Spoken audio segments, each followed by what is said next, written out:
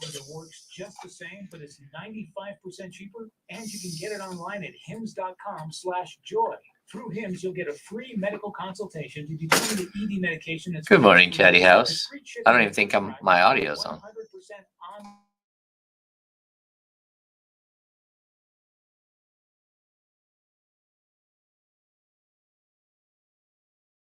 Or name. There we are. Good morning, everybody. Our name's on there, Kyle. Oh, because I was messing with it yesterday when we were doing Yahoos. Oh. Got it. Good morning. Good morning. Who else said good morning this morning? Steven, good morning. What's up, dog?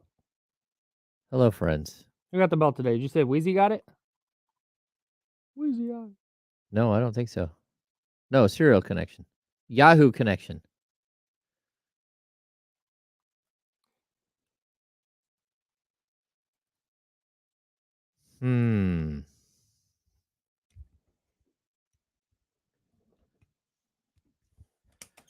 All right, what's going on?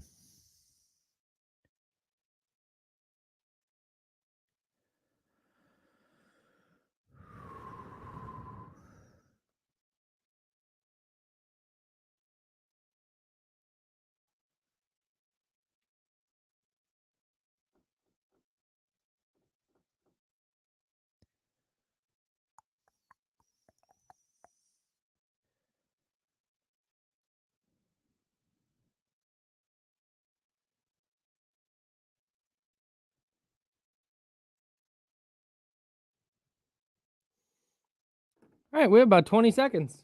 Let's have a great day, everyone.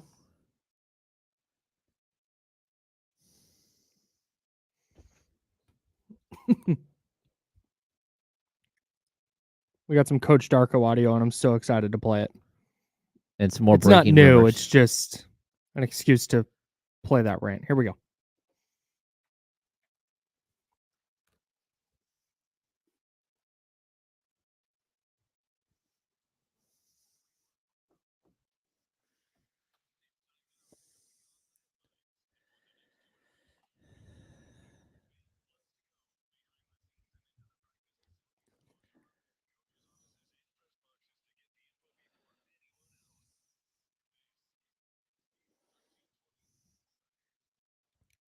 It's always a great day when you're driving into work and you're mentally prepping for a show. You're going, man, Kings didn't play last night. It's not the NCAA tournament started, but it was the first four, which I refuse to acknowledge. Yeah, I don't acknowledge it. I do not acknowledge them as part of the tournament. No. Bro, I guess the first round. No, it's not. It's not. No, there's 64 teams. It's a money grab, which is fine. Do that. Get your don't go, wow, hey, every team except these four had first round buys. No. That's not how it goes. That's not how it goes. But then you get in there and you start looking at things, and you and I start kicking around some ideas, and then all of a sudden we have an enormous show, which I am really excited to get to. The Kings are in Toronto tonight, and yeah. If you've listened to this show, even for a little bit, you know what that means. This is completely BS. It's a complete crap. And a new one. Scotty Barnes. Yeah, baby. Scotty Barnes. You know what time it is. Scotty Barnes. Not playing tonight. We'll dive into that a little bit later. We had a super fun Timberwolves Nuggets game last night. Ooh. We have... You haven't filled out a bracket yet? Nope. We're going to talk about that. And then you dropped an interesting question in my text message inbox last night. I was going to open up talking about the MLB regular season opening this morning at 3 o'clock. 3 o'clock this morning. In the morning. 3 o'clock in the morning. You know, that makes sense, Kyle. Because no one gives a rat's bleep about... You can say ass. Oh, I can. No one gives a rat's ass about Major League Baseball. Okay. I said it. All right. I said it. I love baseball. Yeah, our Padres fell to the Dodgers 5-2. It's a tough one. We'll dive into that in a second. I need to talk about Brandon Ayuk just real quick. You could spend like 4 minutes on this. I don't care. No, it's not even Brandon Ayuk specific. It's just that's what's in my orbit. So I'm going to pick that as the jumping off point for this larger topic. Okay. A reporter who covers a team, let's pick a team, the Steelers. says, yeah, the Steelers would give up a first-round pick for Brandon Ayuk, is not a rumor that the Steelers and 49ers are in talks about Brandon Ayuk. Brandon Ayuk did tweet at Mike Tomlin yesterday saying, hey, people say we look alike. What do you think? This is the whole cycle. This is the whole process. And maybe Brandon Ayuk winds up going to the Steelers. Maybe he winds up going to the Jags. But right now, on March 20th, there's no incentive for the 49ers to do such a deal. It might get there closer to the draft. But we're going to see this. Brandon Ayuk's going to unfollow everybody on Instagram. He's going to take all the Niners photos out of his Instagram. He's going to take everything off of his Twitter bio. He's going to tweet about this guy. He's going to do eyeball emojis when the Bears pick Caleb Williams or whatever it is. Everything is going to be there on social. That doesn't mean that every single thing needs to be run with as, oh, report. Oh, the latest rumor, breaking rumor. Wait till somebody comes out and says, yeah, hey, the Steelers and 49ers are in substantial talks about wide receiver Brandon Ayuk, because the Steelers picking up the phone and calling John Lynch and going, hey, that really good player who you either you are working on extending and if not, you're probably going to trade him. What's the deal there? Does not constitute trade talks. It's not. These conversations happen all the time. Yep. And I promise they are happening about Brandon Ayuk with more teams than just the Jags and Steelers. More than those two teams have called the 49ers about Brandon Ayuk. I promise you. Save the freak out. This is not to say Brandon Ayuk is for sure suiting up for the 49ers next year, because that is not the case. If Brandon Ayuk wants $30 million, which he might, you see Jerry Jeudy, who has done a fraction of what Brandon Ayuk has done as a pro. You see him getting 3 years and $58 million from the Browns. Oof. You see Christian Kirk getting 18 a year. Yep. You see Mike Evans at 31 years old. And granted, again, Mike Evans has accomplished more than Brandon Ayuk has as a pro. 1,000 yards every season. He has a Super Bowl ring. We all know all that. But Brandon Ayuk's going to look upwards of $23, $25 million. If he wants north of that, the 49ers at some point have a number. I don't know what the number is. Maybe it's 25, maybe it's 28, maybe it's 30, where they're going, hey, we just can't. We're not doing this deal. But that is on the table. That could happen. Just save your freak out. Save the latest rumor that is Brandon Ayuk going to the dude, save all of it for when the stuff actually goes down, and not all the typical stuff of, oh, he's flirting with this team online. Oh, and he followed this guy from this team. Oh, wow. Did he just like Trevor Lawrence's post? Whoa. We don't need to dissect all of it and call every single thing a rumor and breaking news and breaking rumor or whatever. I think I'm going to read into everything and just ignore everything you're saying, Kyle. That's fair. Everybody's going to. I'm waiting for the tweet where he tweets Andy Reid, I think we look alike. People say we look alike. I'm sending that tweet, actually. You're sending that tweet? There it is. No, I dude. And again, this is just because I am in the Brandon Ayuk orbit. I'm sure there's somebody in Cincinnati saying the same thing about T. Higgins right now. Oh, yeah. The T. Higgins situation is crazy. Right. Yeah. So this is just, it's the ebbs and flows of an offseason. And part of it for me is because I see Brandon Ayuk trending on Twitter. And again, with Niners Wire, like that's something that jumps out to me. Have you ever trended on Twitter? Have I? Yeah. No, God, no. I am not important. I don't break news. I don't do anything worth trending about. That would be fun. So Kyle is trending. My goal is to never be the main character on Twitter. Ever. I don't want it. Okay. I don't want any parts of that. But I go click on it and I see all these Steelers fans like, oh, Brandon Ayuk, good day for Brandon Ayuk to become a Steeler. I'm like, oh, that's kind of interesting. See the morning roast at our sister station, 95.7. Hey, what do you guys think about this Brandon Ayuk to the Steelers rumor? I'm like, oh, this rumor, who reported this? Jonathan Jones, CBS? Is it Ian Rappaport? Is it Adam Schefter? Oh. Is it Matt Mayoko, Matt Barrows? One of our esteemed 49ers beat writers? Nick Wagner, friend of the program? No. It's the Brandon Ayuk tweet to Mike Tomlin and that Steelers reporter going, yeah, the Steelers would give up a first for Brandon Ayuk. Which is what the 49ers would want in a trade anyway. So that's not... Yeah. It's not like, oh, yeah, they're hoping to get a third, and then the Steelers would give them a first. That's kind of interesting. But if they're moving him, it's going to be minimum for a first-round pick. And I promise the Steelers aren't the only team that would be willing to move a first-round pick for a receiver who, as you noted earlier, just turned 26, coming off back-to-back 1,000-yard seasons, was, I believe, 7th in the league this year in receiving yards. 7th? something like that. He was top 15 in receiving yards and not even top 30 in targets. He is super productive as what is effectively the fourth option in the 49ers not pass-heavy offense. Yeah. No, I mean, I think he's really good, and at the same time, I hope the 49ers hold on to him. You know? Yeah, I think they want to. Yeah. And it's not about they think George Kittle or Deebo Samuel or Christian McCaffrey are better now or in the future. It is just a matter of finances, and the cap is going to keep going up and this and that. But at some point there's a value that they are going to look at and say, okay, we believe not just Brandon Ayuk, but any wide receiver, we are willing to pay up to X amount of dollars. I'm going to say 30 million just for the sake of a round number. We're willing to pay up to $30 million for a wide receiver, any wide receiver. But if he wants more than that, then we value whatever draft capital and / or player we would get back in a deal for that. Yeah. He did finish 7th in the league in receiving yards. 35th in targets, I think. I don't have targets, but and I don't have how many catches he had on the season, but I don't think he had a ton of catches.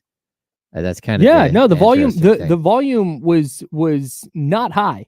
Yeah. So, yeah, he's a really good player, and teams are going to be interested, and the 49ers are going to want to keep him. I promise, this is the thing.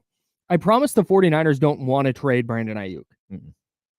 Because, look, they are looking at the same thing that you, James, me, Kyle, and you, 49er / fantasy / football fan.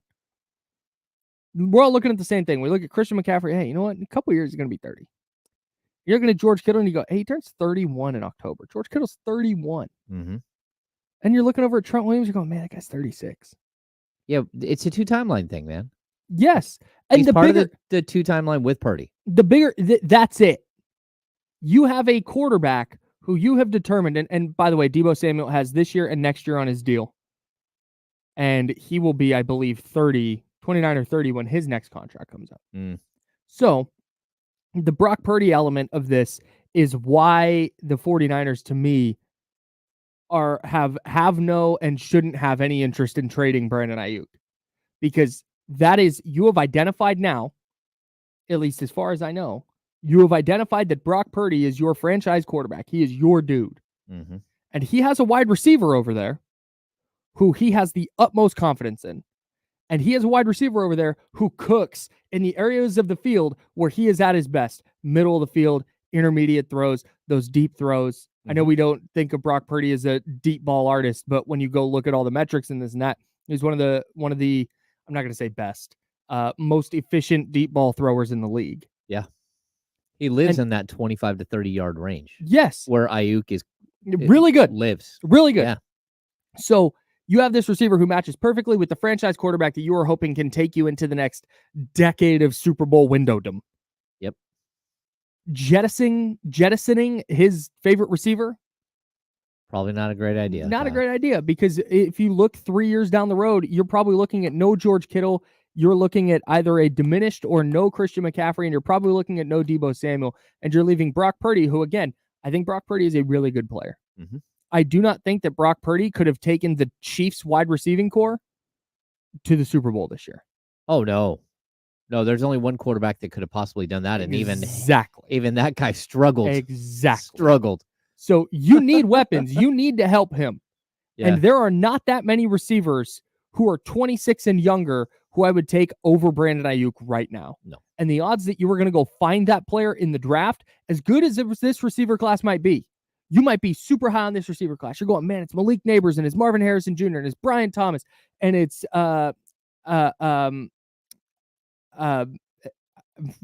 Adonai Mitchell from Texas. It's this stacked group of receivers. Are you that confident that one of them is going to be as good or better than Brandon Ayuk? No, because I'm pretty confident 2 of them will bust. Because that's Right, that's what just- first round right. wide receivers do. Right. There's Like, going to 2 be a of them couple who are don't gonna be work out. horrible. Yeah. There might be a couple who are awesome, and then there's going to be some who are just okay. Yeah.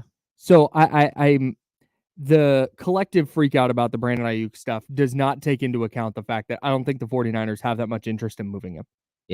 No, I'm with you. If I'm the Niners, I'm not moving him at all. No. I didn't mean for that to take the entire first segment. But Yeah, I here we said are. 4 minutes. You took 8. My bad, dog. What do you want from me? Give you an inch, you take a mile. All right. We got Kings-Raptors tonight. We'll talk about that next, but we'll also talk about a really fun game in the West last night. You asked me a super interesting question I want to get to. The Major League Baseball regular season has officially begun, and the NBA might have a real problem on its hands come playoff time. We will talk about that as well. Packed show coming up. We're hanging out with you till noon. We're the Insider, sponsored by Jiffy Lube on ESPN 1320, Sacramento Sports Leader. Clear. Hello, everyone. We didn't even tease the biggest thing of the day.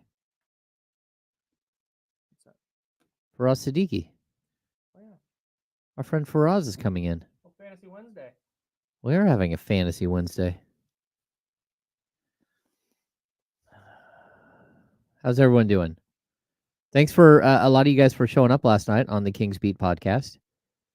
We had a huge crowd for something that we did not promote at all and like literally sent out a link. Yes, hi Spencer. Long time no see.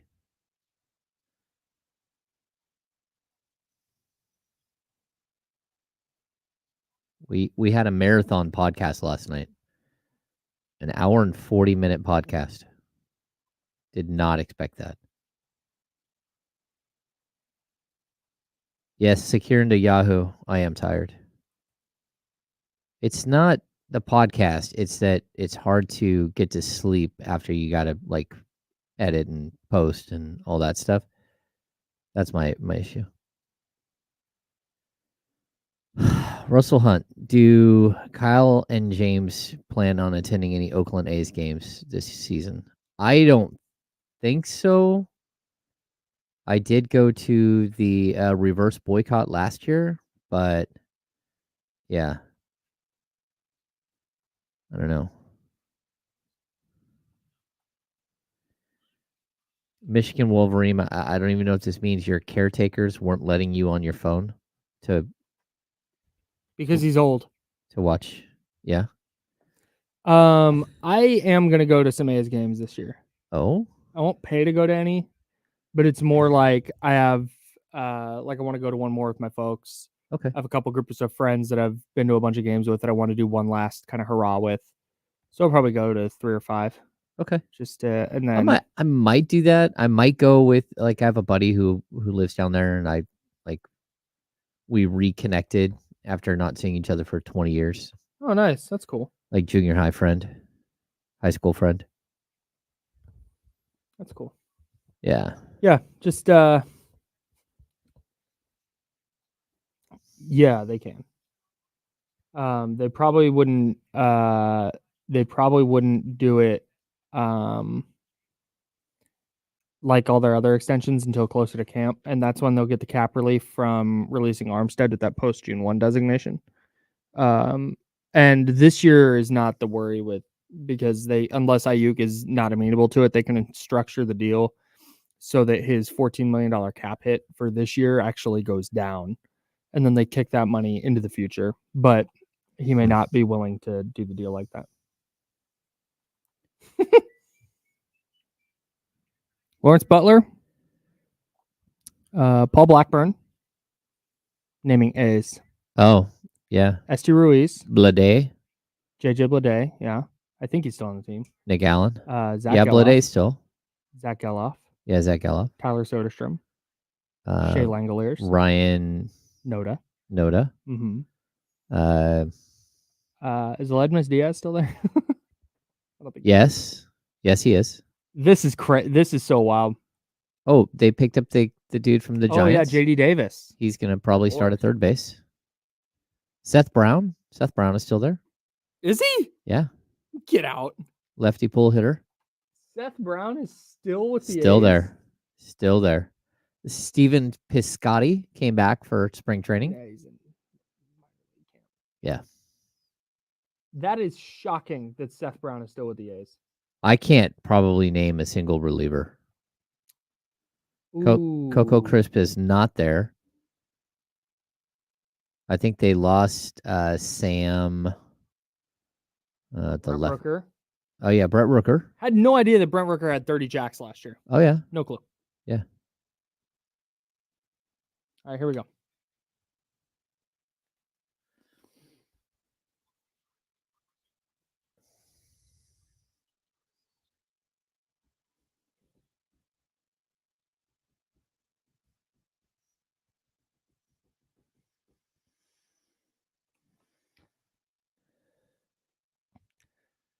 The Kings are in the 6. They're taking on the Toronto Raptors tonight, this evening, this afternoon.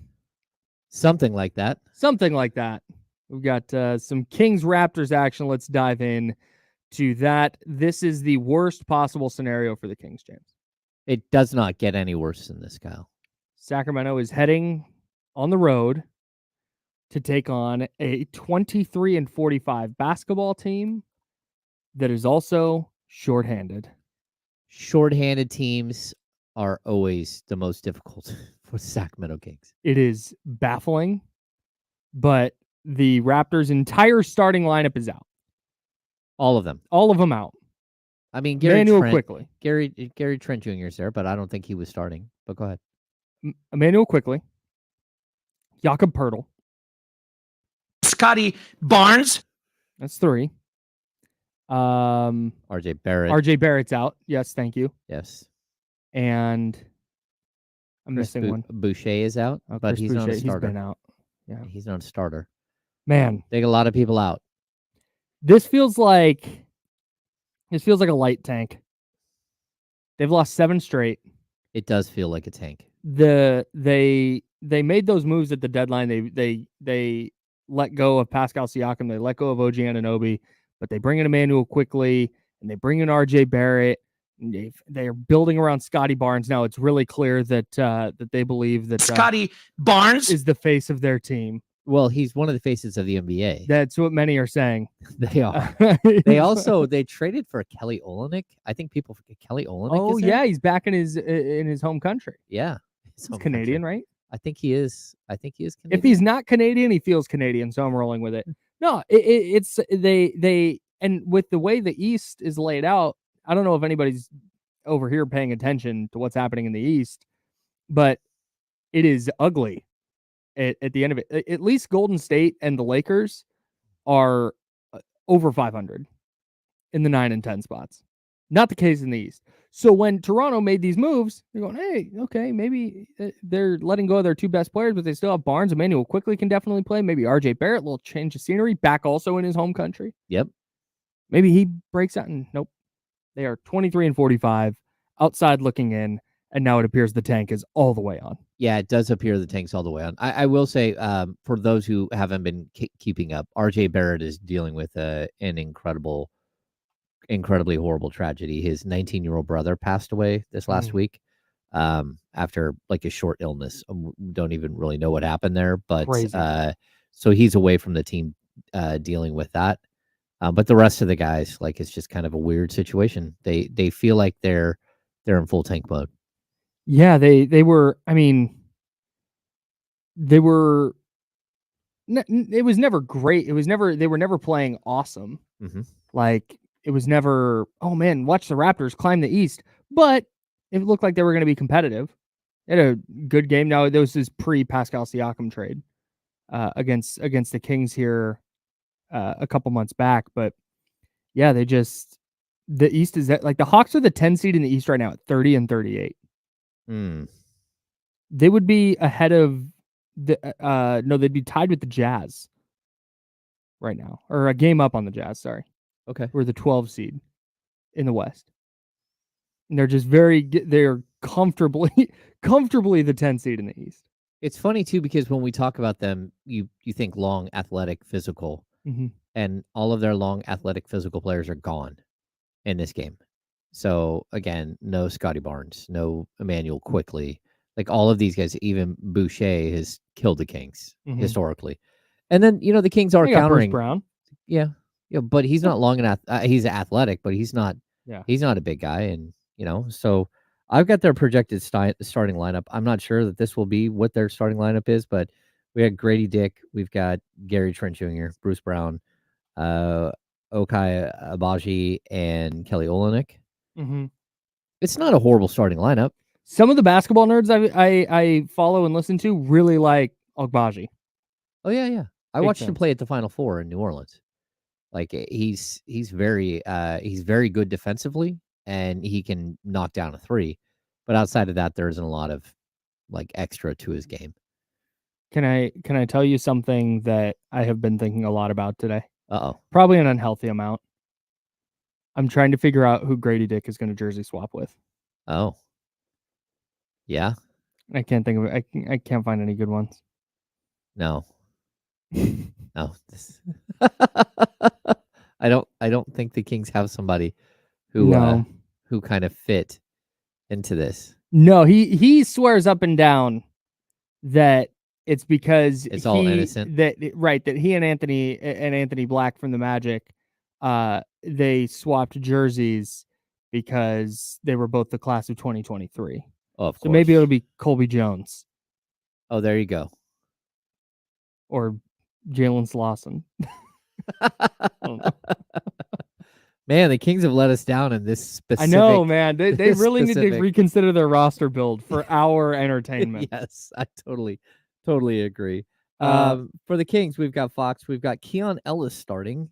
We've got Harrison Barnes, Keegan Murray, Domantas Sabonis, of course.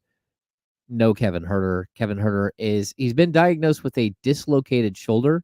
That could mean a million things. It is as vague as it possibly gets. So we don't know yet the extent of the damage that was done with the dislocation. Right. It's not, at least not all the time. It's not, shoulder dislocated, pop it back in, throw some ice on it, get the swelling down, and you're good to go. You could be dealing with tears. You could be dealing with things that have you in a sling for 8 weeks. Yes. So, I like you said, a shoulder dislocation, okay, that's great, but what that means for him is the same as not really knowing anything. Yeah, we realistically, we don't know anything. So, and it wasn't even, they haven't press released anything yet. It's just on the NBA injury report. It says dislocated shoulder. It does tell us that, it wasn't a separation. A separation is much worse than a dislocation most of the time. Mm-hmm. It's just, did he do damage in the dislocation? Right. When the dislocation happened, did he, damage tendons, whatever? This is purely just vibes and going off of other experiences with this. Mm-hmm. It's usually not good when a team is super vague, but also it might just be because the team hit the road and that was the last game of a road trip and they're still doing some testing to figure out exactly what it is before they come out and say. It's just very strange that this happened 2 nights ago and we're still... Yeah, we don't even know if Kevin got on the team plane and went on the road trip. Like, we don't know. Yeah, we have no idea. As of right now. So, no idea. Yeah, it's definitely a tough situation for Huerter. You got a matchup of the game real quick? Yeah, Sabonis versus Olynyk. Sure. Like, these two battle. Like, it's two ground-based guys. Mm-hmm. And this is the type of guy that Sabonis historically has had a little bit of trouble with, although... A couple of zags, right? Yeah, when he was with the Jazz earlier this year, Sabonis did not have any issues with him. But historically speaking, this is the type of guy that you can't push around. Mm-hmm. And those are the guys that really tend to give Sabonis trouble. He's a great passer, good rebounder, can hit the 3 ball. Yeah. Yeah.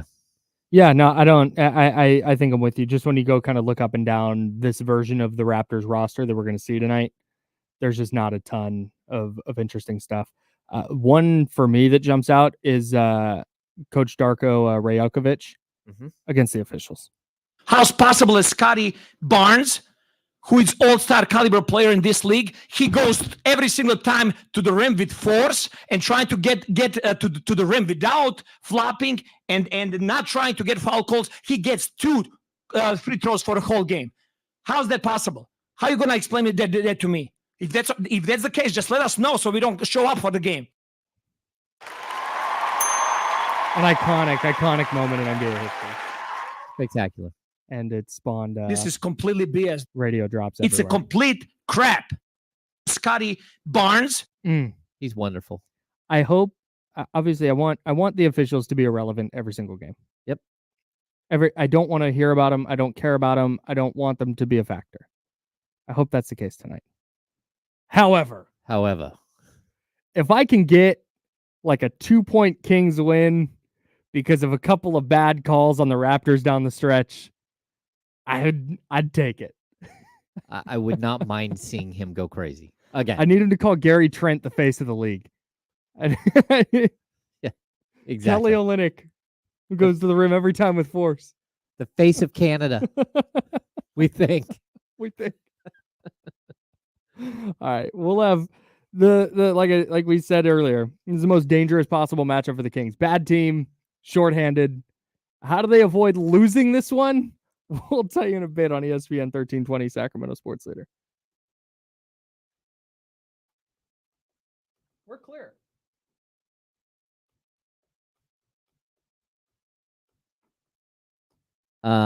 People are asking about Sasha. Sasha's listed as questionable. We'll get to that in a little while, but he's listed as questionable. We don't know if he's going to play or not. He is working his way back into shape, but he has been at some shoot arounds and a little bit of practice lately. So it's a good sign. I know, what's her name? Why am I drawing a blank? Someone was in the chat earlier. Ellie? Yeah, I think it is Ellie. My goodness. There are a lot of you. There are a lot of you guys in here.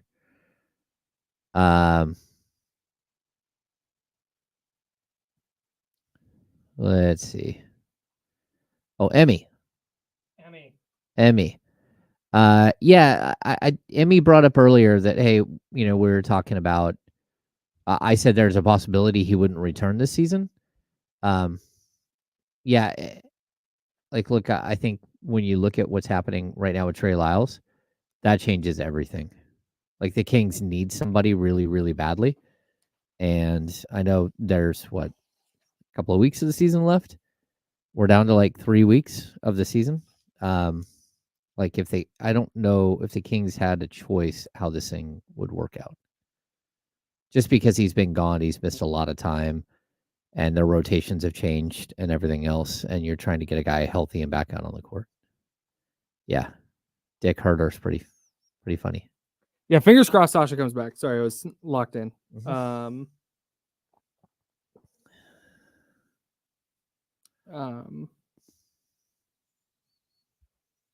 Yeah. Especially if Kevin Herter's out. Yeah. Now or never.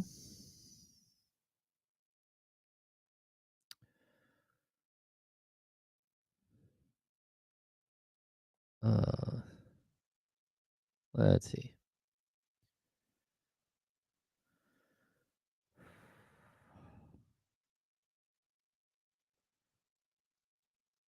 What's up, Drew Down? We are a couple of yahoos.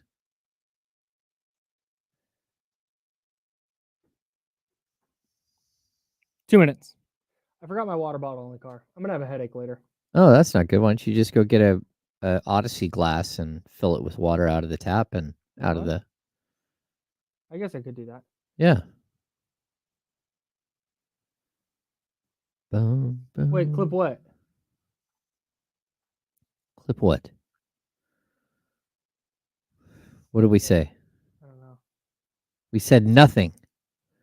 Kyle with the locked in pocket. I don't know. Weird stuff happening. No idea. Yeah, we'll talk about this. A lot of angles we could cover on that.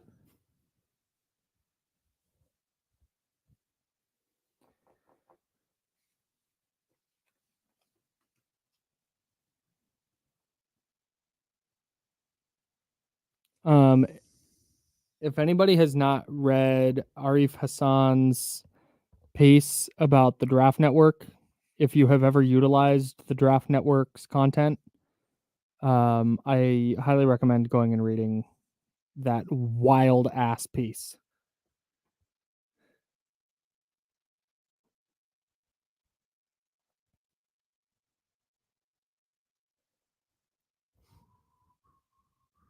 Also hit the like button while you're here. We have this. His MC. I looked. It's already almost 10 days that Trey's been out. I think it's 8 days.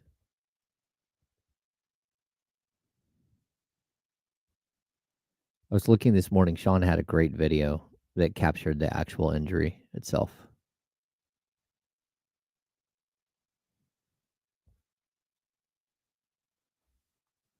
All right, here we go.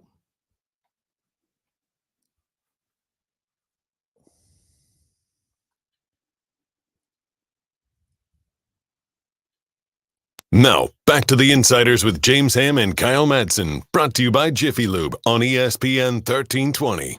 You haven't filled out your bracket yet? I have not.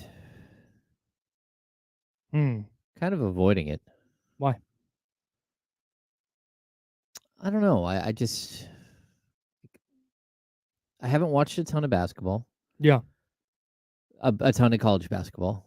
Sure. You know, like between this show and covering Kings, I'm like Yeah, pretty yeah, yeah. inundated with all that Yeah. stuff. And I just haven't really had time. I started, I got like maybe 8 picks in last night, and it's just sitting there open. Dude, I don't know. I always try to do, if I didn't watch it all, like I typically don't, I try and do some cursory research. Mm-hmm. Hey, it's a good 3-point shooting team. Hey, this is a really good defense. Hey, this team rebounds the heck out of the ball. Whatever it is. Oh, this team has 2 top 5 NBA prospects. Whatever it is. Oh, I'm taking Tom Izzo and I'm not taking Rick Barnes. Like those are kind of the rules. This year I just went vibes. It took me 90 seconds to fill out my bracket. That's it. That's A lot of chalk. A lot of why not? Kind of picks. I wonder how quickly I could fill it out. Like if we did it right now. Yeah. I don't know. We should do it as like a team. Okay. Like everybody, like with the chat and everybody. Sure. Okay. I love that. I love this idea. Houston or Longwood? Houston. Longwood. you're just trying to screw up my bracket. No, Houston for sure. Nebraska, Texas A&M. Nebraska. They have Japanese Steph Curry. Oh, that's right, they do. Yeah, bro. I loved. I love the video of that. Wisconsin, James Madsen. Ooh. As bad as I want to take the Dukes, I'm going to go Wisconsin. Okay. Again, I've watched 0 seconds of any of these teams. Duke, Vermont. Duke.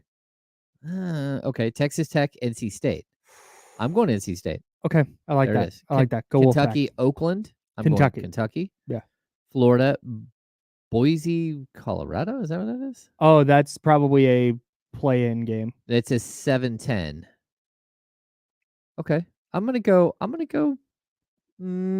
Florida. Marquette, Western Kentucky. I kind of want to pull the upset. Is that a 3-14 game? That's a 2-15. Oh, yeah, no. Marquette. Okay. Not feeling a 2-15 upset this year. Okay. So that's one. We'll just do one every once in a while. How Okay. about that? I love that. Perfect. All right. We're getting there. You need to hit Ramsey because Ramsey's just all about it. He's locked into college hoops. Ramsey, but then what I don't want to do is steal somebody else's picks. Like, oh, that's your upset. Yeah, it's tough. Like, You ever seen those people that have the perfect brackets?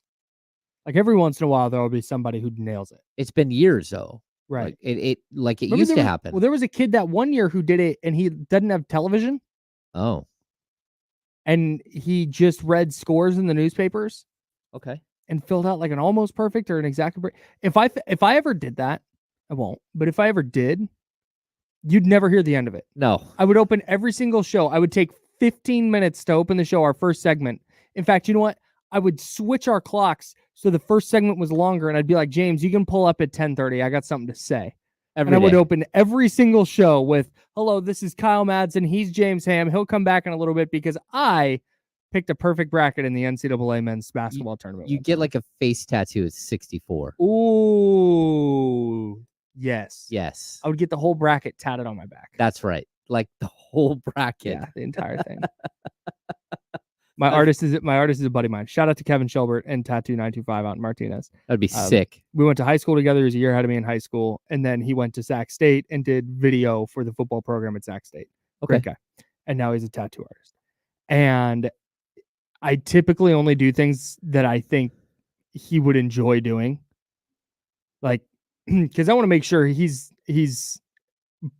part of it. Yeah. Because I am not an artsy type. He is.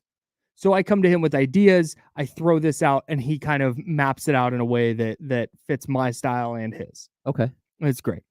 I would be like, bro, I'm sorry, this is going to be very boring. It's going to be a lot of lines and a lot of word work, but I need the entire bracket, start to finish. On my back. And not a little one. No. Oh, I bet you could do like every shirt I had a stamp. Yeah. every shirt I had would be clear in the back. Cut out. Every shirt has a cutout. Yeah. With your bracket. With my bracket on it. Oh, that's sick. Yeah. That's my plan in case that ever happens.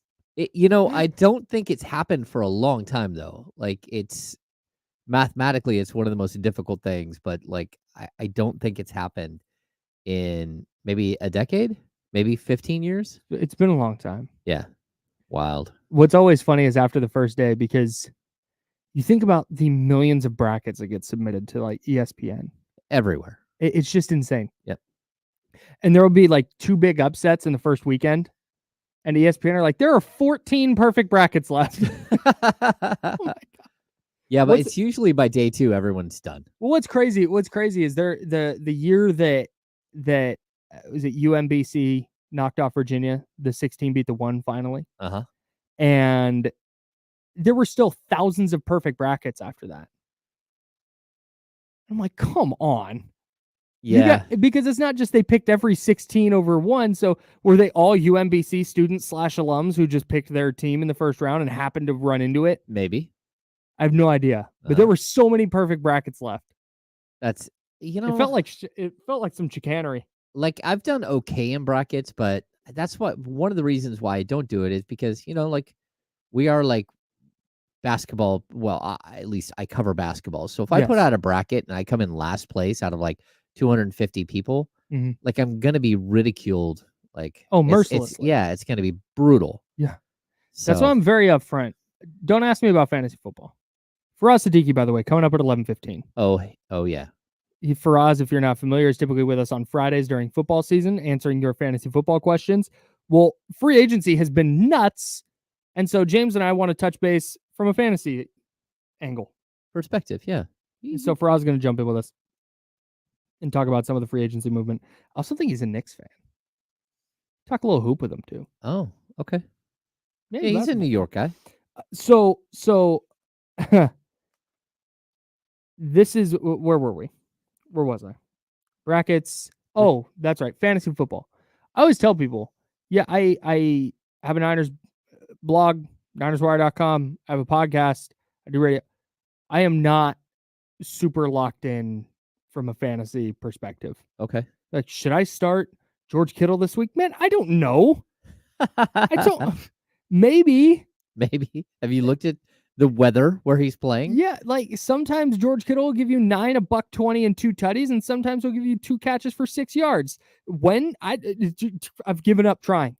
And that's where, like, when we bring in Faraz, he starts saying, well, the Broncos are 22nd in the league against defending, tight ends who line up on the right side. Yeah, and then of course, Kittle is the best tight end in the league against 2 deep coverage, and they run 2 deep coverage 43% of the time, so there's going to be plenty of opportunity. You were like, what is happening? Yeah. And then Kittle will go out and have 2 catches for 6 yards because God knows what Kyle Shanahan's doing. But anyways, I'm the same kind of way. Friends like, hey, jump in my fantasy league. I'm like, dude, no. Because I'm supposed to be the smart one, and I am not. Like, you guys, I promise, pay more attention to fantasy than I do. Well, I think I last season I got asked to join a fantasy basketball league. I hadn't played fantasy basketball league, a fantasy basketball in well over 20 years. Yeah. And I made the playoffs, but like my team wasn't good that I inherited. My keepers weren't great. This year I've been a juggernaut. Babe. Yeah, I'm excited to. I'm in the playoffs. I'm in the second round of the playoffs now, and I'm hoping to win this thing. And so again, I don't look like I don't know what I'm talking about. Big time. Either way, I think I've already proven. Like, hey, I can play. Yeah, I know what I'm doing. Yeah. I hate fantasy football so much. I love it. It is unequivocally like it's a good time. Yeah. But man, it's one of those things that typically if I'm bad at a thing, I try to not do that thing. Yeah, but you can't do fantasy football. I am bad at, what am I bad at? Making bread. I tried multiple times to make some bread. For whatever reason, I'm bad at it. I think I didn't knead properly. Whatever I was doing wrong. Too much salt, too much this, too much, not enough that. Whatever it was. I just stopped. Like, I'm not going to be a bread guy. Okay. And I did that with fantasy football for a while. I was like, I like this so much more. Then I got a friend hit me up. He's like, hey, I need one more in my league. Can you jump in? It's $25 buy-in. I'm like, $25 to be in a group chat with my friends, I guess, is what I'm going to do. I was burned out. I was burned out like after like 28, 29 years of playing fantasy football. And I was ready to stop and walk away. And then my son, I said, hey, do you want to join and split my team with me? And we've had the best time ever. Right. Like that sounds like a great time. Been like why I got reinvigorated with fantasy football. That sounds great. And he plays in like 2 or 3 other leagues. Sure. But just our league, it's our money league, and it's a little father-son time. Yeah, we do. That's we great. sit and watch football, and we talk trash, and we have Mahomes jerseys, and we buy ourselves rings. We've won 2 Super Bowl. You buy rings for yourselves? You haven't seen? No. And is that league purchased? Oh no, we purchased it with our winnings. No, and they're sick. The problem is we've lost 2 Super Bowls. So we've won 2, we've lost 2. We made the playoffs once, and then all 5 years that he's played with me, we've been really good. Yeah, sure. But we go buy rings, and we had rings picked out this year, and we ended up losing the Super Bowl by nothing. We were very upset. We're always very upset when we lose the Super Bowl. Well, yeah. Yeah, it's not about it's probably money. It's probably because you picked out rings beforehand. Well, you jinxed it. Maybe this year we didn't. The year before we did. I told my son we're not going to jinx it. We're not going to go pick out rings. Either way, like we do well. We do. Yeah, and when you fall backwards into Patrick Mahomes being your quarterback every year, like that's great. Yeah, but he wasn't good this year. We still made the Super Bowl. He was fine. Fantasy wise, he's like number 8 or number 9. It's just a top 10.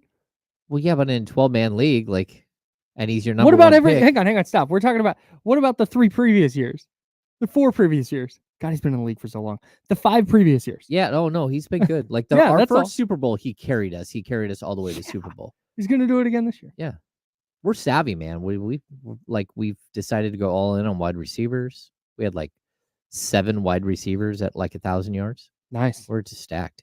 Cool. I think the NBA has a problem,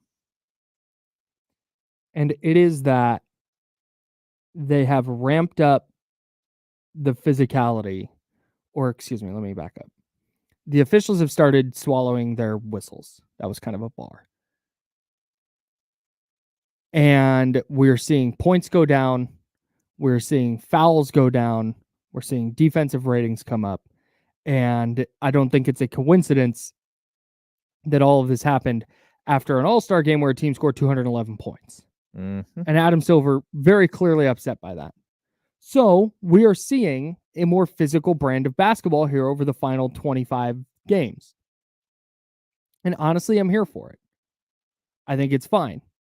I would prefer to see flow of the game over guys being rewarded for grifting fouls. I would rather see a couple of fouls not called that are fouls than see guys rewarded for rip-through moves and throwing their head back and little touch fouls and stupid stuff like that. Okay. I wonder, though, because you brought this up the other day about the Kevin Huerter injury and how that really started early in the game when Desmond Bane didn't like the way that Huerter was defending him, smacks the ball out of his hands, then he gets a hard foul on the other end. And we're starting to see increased physicality around the league. We're starting to see increased chippiness around the league. Are we going to get to the playoffs and the refs are going to call even less? Or is this just what it's going to look like? Because either way, I think the officials have not done a good enough job of really controlling games here, where you get a team playing each other 7 times in a 2-week span. I think you're going to have a real problem. Here's my issue with all of this. It's clear that something is different. It's clear that there is a mandate. Yes. Make the mandate understood. Make it public. Yes. So then that way everybody feels like, okay, I get it. Don't be weird and secretive and have the mandate without confirming the mandate. And so now you have your players going in and like half the teams figured it out quickly and the other half didn't. And some teams are looking around like, what is happening here? It's like, what's happening is we stopped your foul grifting and we're just playing basketball now. But what I think we're going to see is a continuation of like this elevated like angst on the court. And I do believe that this is going to lead to some hard fouls, but also it's probably going to lead to some fights. Like it's one thing to do it in the playoffs when everybody knows that that is exactly how the playoffs are officiated. Yes. It's another thing to quietly do it in the regular season midway through the year. If you would have started the season day one and said point of emphasis, which the NBA always have their points of emphasis, point of emphasis, we're not going to allow foul grifting and we're going to allow for more physicality, hand check rules, we're going to be a little lax on all this stuff. Like, okay, that's fine. But that's not what you did. So basically it's like you're calling a baseball game and for the first like 5 innings, you give them the high strike, and then all of a sudden you take away the high strike. And everyone's looking around like, what is going on? And then next thing you know, you start having people chirping at each other. Well, that's kind of what they're doing here. And to me, it's very strange that just the approach, like if you would have done this early on, fine. I think, to be honest with you, the Kings have adapted as well as anybody. I agree. You know why, Kyle? Because they're used to not getting any calls. They are. Sure. They're used to it. They're used to being frustrated with not getting any calls. And like they went through this early in the season. It's like play on. Yeah. So all of a sudden you're going into games and like there are fouls being called because Sabonis went 13 to 15 from the line. It's just he's getting beat. Like you can see like the red marks on his face, on his arms where he's getting fouled nonstop. There has to be some sort of happy medium because usually the playoffs are the cream of the crop, right? It's the best teams in the league. And when you take away the element of, all of these stupid fouls that we get, it just becomes like more of a pure game. And I enjoy it like way more. Like I would much rather, I don't want to see this regress back to like 90s basketball where we're talking about 95 to or 82 to 79. Like that's not fun. Anybody telling you that basketball was better in the 80s and 90s is lying. No, they are. Yeah. Or there's a nostalgia element to it for them, and that's fine. But it is objectively a more visually pleasing game now. Oh, I totally agree. But I do think we got to a point where some of this stuff is just trash. Like I agree. I don't want to see Trae Young like step in front of a player and stop short. Like the worst. Yeah, the worst. He literally is George Costanza's dad. He just stops short like all the time. Yep. Like that to me is just like, what are you doing? I don't want to see Luka Doncic not only throw his head back but then bitch and complain to the officials for an entire game. Yes. We're talking 48 minutes of him whining and crying. Like, take it out of the game. I don't agree. Like, so I'm good. Again, Austin Reeves throwing his body up in the air. John Morant with the ponytail swish thing. Even like I watched Jalen Brunson tried to foul grift in the first quarter. The officials are like, not doing it. And he just kept looking at, are you kidding me? It's like, Mhm. yeah, bro, you didn't get fouled. Like, Mhm. move on. Mhm. And what does he do? He responds and torches the Kings. Mhm. So I think if the teams, the players that respond to it and figure it out quickly, they're going to be just fine. Yeah, I am with you. To me, though, this is going down a path where it's almost I don't want to say an overcorrection, but here's what my ultimate concern here Okay.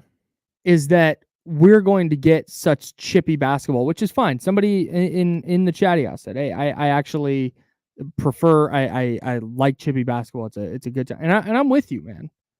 Having those little the okay hard foul underneath, little jawing session, it's like ooh, it amps up the tension and the urgency of the game a little bit. Mhm. But they're setting a precedent. They're setting a standard where, dude, you're going to have a fight, like a full blown fight, where you are now altering a playoff series because 7 dudes are suspended for a game. And it started because there was zero consistency with how the game was called. You have an expectation going in as a player that, like, yeah, hey, 65 games were officiated this way, and this is how it's going to go. This is how I'm going to play. I'm going to conduct myself accordingly. And all of a sudden, that rug is pulled out from underneath them. And you're right. It's on the player to adjust and to continue playing because that's the sport. But at the same time, I get it. I get if you're a player who all year, if you're Shai Gilgeous-Alexander, and all year you dribble right, you get the guy on your hip, you lean in a little bit, fall to the right, you fall on the ground, you throw your shot at the rim, you've gotten that call all year. Well, now all of a sudden you don't. Now that frustration is going to build. And now you have that frustration, that tension building for 25 games or however many games it's been.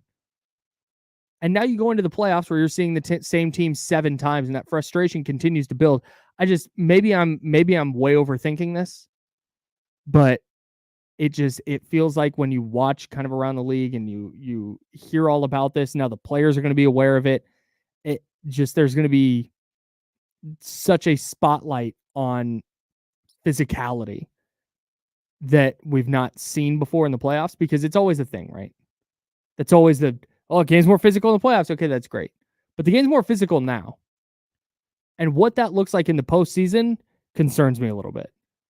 No, I get you might be going overboard at that point where refs are going like, okay, well now, hey, we have to up the physicality or let them up the physicality from where it was. So we're just not going to call anything.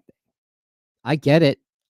But at the same time, I think the biggest issue is if you would have had transparency with it, if you would have just told the players, hey, this is what we're doing. Yes. And we're tired of it. Yeah. We're tired of watching the offense. Like, the offensive rating is fine, but we're so tired of watching the grifting. Mm-hmm. We're tired of watching the game slow down because of all these stupid fouls. Mm-hmm. We're going to call it differently. If you were transparent with it, because I think some teams, they figured it out like 4 games in. They're like, hey, we can get away with murder. Mm-hmm. Like, really? It's like, yeah, look, I just hit that guy and no one said anything. Yeah. Like, I just fouled him 4 times and I got nothing. So let's do this. Mm-hmm. And I think the Kings were one of the first teams to figure it out. Like, again, I think the Kings figured it out because they're like, well, this is weird. Like, this never happens to us. Yeah. Yeah, we don't get these calls. And then all of a sudden they're getting these calls, or the whistle's just going away. You're like, huh, all right, game on. To me, it's better basketball. Yeah. It is so much better. I would so much rather go, oh man, they missed that call. Oh, like dang, he got his arm. But the game goes on. I would so much rather that than the game has stopped 6 times in 14 seconds of game time because player A and B continue throwing their heads backwards every time someone breathes on them. Every single time. Yeah, I want to do the math. It's embarrassing if you're a ref, dude. Yeah. Post All-Star game, 13 games. Shai Gilgeous-Alexander's averaging 8 free throw attempts per game. Okay. That's where he's at right now. Oh my gosh. I don't even want to tell you how many free throw attempts he took before the All-Star break. It's probably a lot. He was at 9 per game. He took 480 free throws before the All-Star break. Golly. 480 free throws in 53 games. So it's only one less per game, but that's pretty substantial. Like when we think about the overall, like how many times he typically gets fouled. So yeah, I mean, like, look, it's a better brand of basketball. It fully is, and you can see Shea is down exactly 1 point per game. Yeah, which is his free throw that he's not getting. Wild. All right. Speaking of physicality, the Kings are in Toronto tonight to take on the Raptors. It is a shorthanded bad team, which means the Kings are in for a doozy. How do they pull off a victory? We'll tell you next on ESPN 1320. We are clear.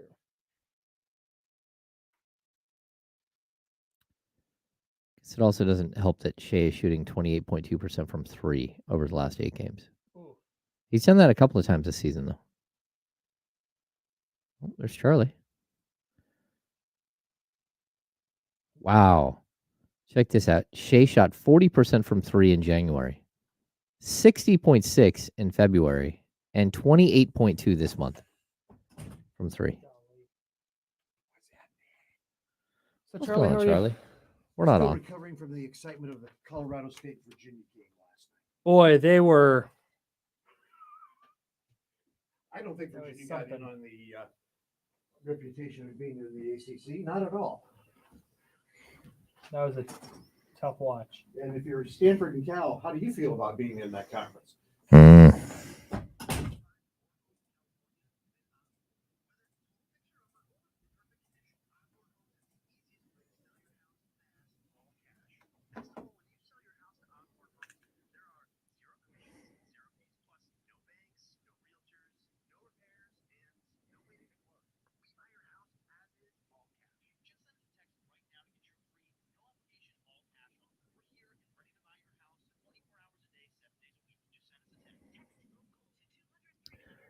Are you seeing this?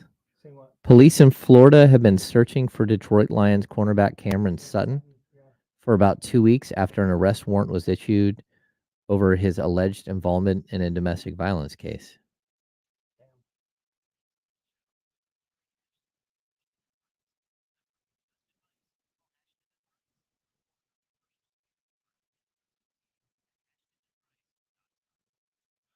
Damn it.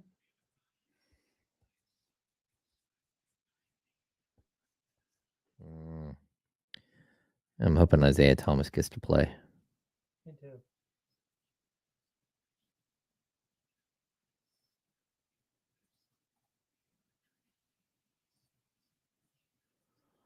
Jason Thompson is going off on Twitter with a rant about roles. Warriors legend? Yeah. What's he ranting about? He's the all-time leader in games played in Sacramento Kings history. That is banana. Bench players want to be role players want to be stars. Star players want more shots and money. Make it make sense. I like JT, but I also tell you, like, year 7, he was still waiting for the point where he was averaging 12 shot attempts per game, which was never coming. He didn't get that for Fenerbahce. I know it always gets more physical during the playoffs, and that's kind of my point. Is you've allowed the physicality to ramp up now. Like, what does it look like? Does it ramp up again? Yeah.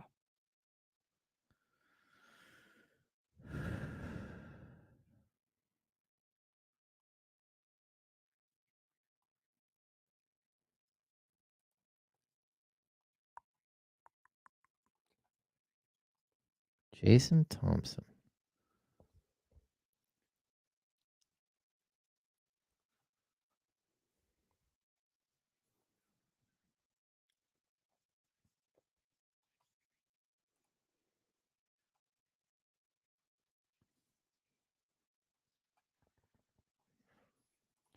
Domas has gotten very good at this.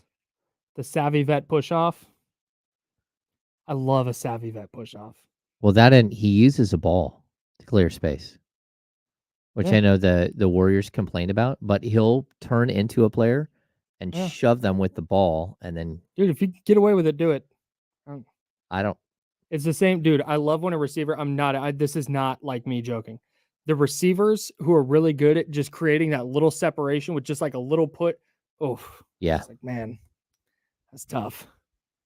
It just requires a level of like skill that I don't know. Mm-hmm. Love the Savvy Vet push off. T. Higgins, by the way, brought up T. Higgins, very good at the Savvy Vet push off. Yeah. Well, he's a big body receiver. He knows how to clear space. I couldn't remember why I clicked on De'Aaron Fox. So I clicked back.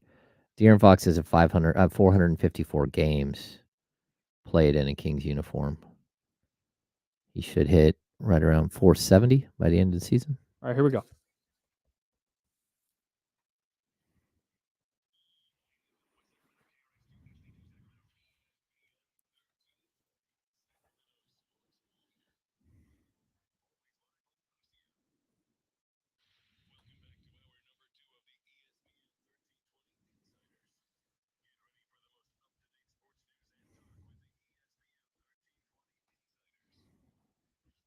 Hour number 2. That's James. I'm Kyle. We're hanging out with you until noon. Then we'll give way to D'Lo and KC coming up in about 10 minutes. Faraz Siddiqi of Upper Hand Fantasy. That is an Odyssey original podcast. You can find that on the free Odyssey app or wherever you get your podcasts. Terrific stuff from him on the fantasy football side. Not talking draft or anything, just kind of trying to get a lay of the land after an insane NFL free agency period where running backs are moving teams and you can see receivers moving teams and there's new quarterbacks. Kirk Cousins, what does that mean for all the Falcons dudes who we've been waiting on? Bijan Robinson, Drake London, Kyle Pitts. We will dive into that with him coming up in about 10 minutes. That should be a really fun discussion, as it always is, with Faraz. The Sacramento Kings are in Toronto tonight, taking on the Raptors. And James, we've talked about it a lot.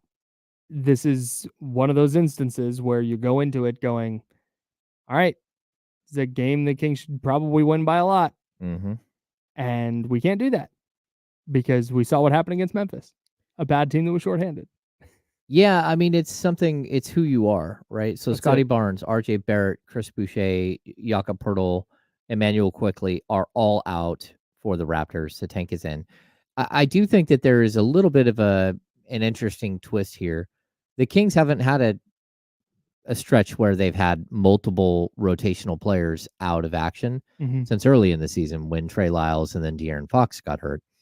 So this is maybe the counteract thing. The formula for success for the Kings is that they have Kevin Huerter out with a dislocated shoulder, and Trey Lyles, of course, is out with an MCL sprain.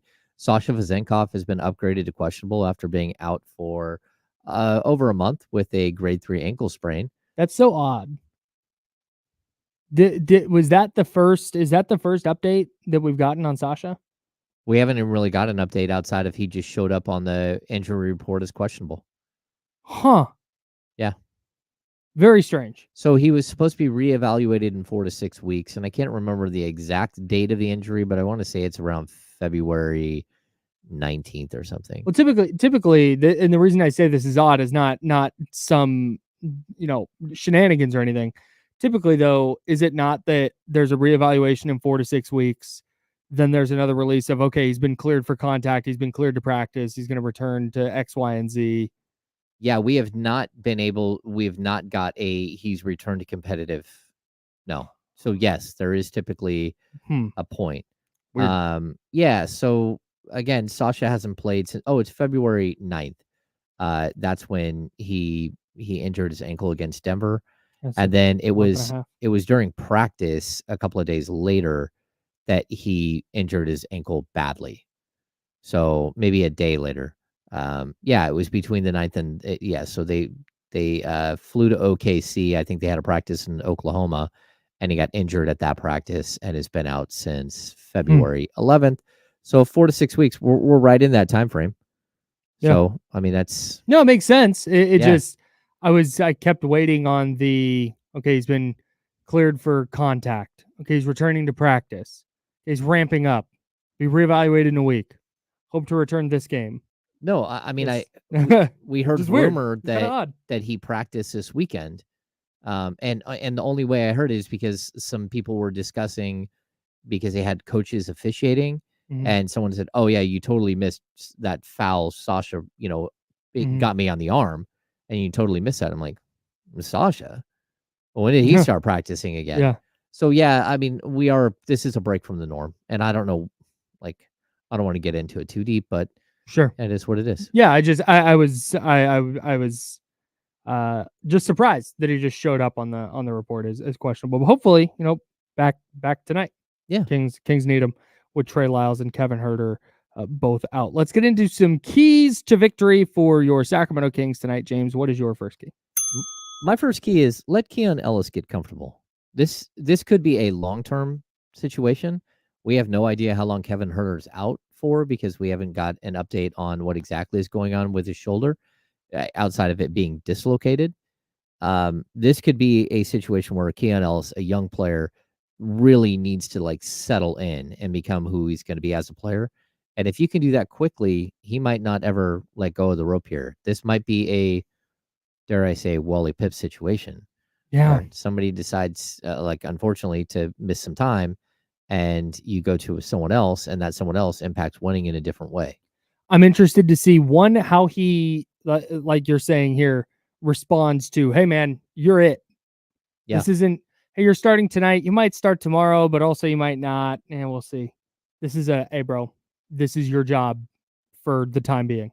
We need full For tilt. the foreseeable future. Yeah. So that'll be an interesting response. And then, yeah, what if Huerter is out for 8 games and the Kings go 7-1 with Keon Ellis in the starting lineup in those 8 games, now they're 13-1 when he starts. Be interesting. Yeah. I'm fascinated. Number 1 for me, I'd like some urgency in this one. I'd like the Kings to play this game like they are clinging to the number 6 seed, trying to avoid the play-in tournament.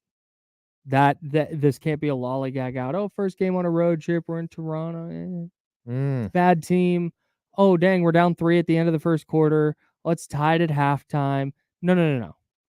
Just hit the gas early. And maybe Toronto hits a bunch of threes and they're in the game, but I don't want to see any lollygagging. No, this Some is of the urgency. This is a team that isn't very good, and you need to come out and you need to pop them. Number 2. Number 2 for me is, of course, I've lost. Oh, reignite the offense. The Kings' offensive rating since the All-Star break is number 7 in the league, which is great.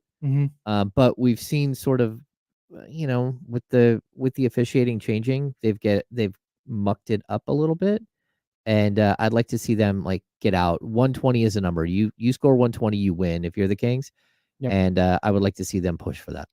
Yep. My number 2 is maintain physicality. We've talked about it a lot. The refs swallowing whistles. The Kings have responded well to that. I would like to see them continue that on the road, even against a lesser team. Go out and be the more physical team. Take it to them. You're probably going to be playing a bunch of guys who are getting big time opportunities for the first time, or for just the first time, or maybe one of their first few times getting a real opportunity to play NBA minutes. So you're going to have to match that. They're going to be going hard. Yep. Number 3. Put them to bed early. Kings have back-to-back tomorrow in Washington, and I don't think the Washington back-to-back is all that difficult because Washington is probably the worst team in the NBA. They stink. Yes, but leaving Toronto, going through customs, getting back stateside can be a grind.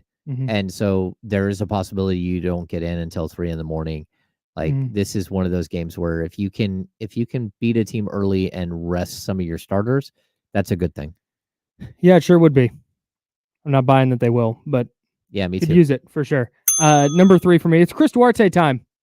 Oh. I think you're going to see a lot of Chris Duarte tonight, and I'm interested to see what extended Chris Duarte minutes look like in the whistleless version of the league. Yeah, I would also like to see Chris Duarte be able to play physical and not have the whistle blowing the whole time. Right, that's what I'm saying. Yeah, if you give him an opportunity, I'm with you. Yeah, so maybe we get a better version of Chris Duarte, and one that the Kings were hoping they were getting when they signed him earlier this year, because I think he's the guy. He's the one who's going to see an uptick in minutes with no Trey Lyles, with no Kevin Huerter, Keon Ellis in the starting lineup. And whether Sasha Vezenkov is playing or not, I think you're going to see plenty of Chris Duarte. So it's Chris Duarte time. Those are your keys to a Kings victory. You're welcome. There it is. We're fired up. All right. Round 2 of the first 4 from Dayton is coming up. We've got 16 seeds Grambling and Montana State. Shout out to the Big Sky. And then we will have the 10 seeds Colorado against Boise State. The BetQL model, by the way, BetQL, an Odyssey company, they like Boise State plus the 3 points and the over 143.5 in that game. So that should be a fun one to tap into. Make sure you're listening here on ESPN 1320, Sacramento's sports leader. Faraz is here. Oh.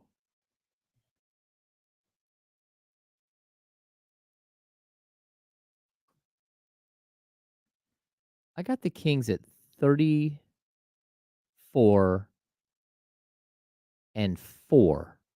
when they score 120 or more. What's up? Hey, Oh, I guys. Can you guys hear me? Can you hear me? Can you hear me? can't hear you yet. No. Okay. Oh, you can't hear him. How about now? Hello. How about now? There it is. Hey, what's up, What's up, guys? Good man? to What's see you. It's been a minute. happening?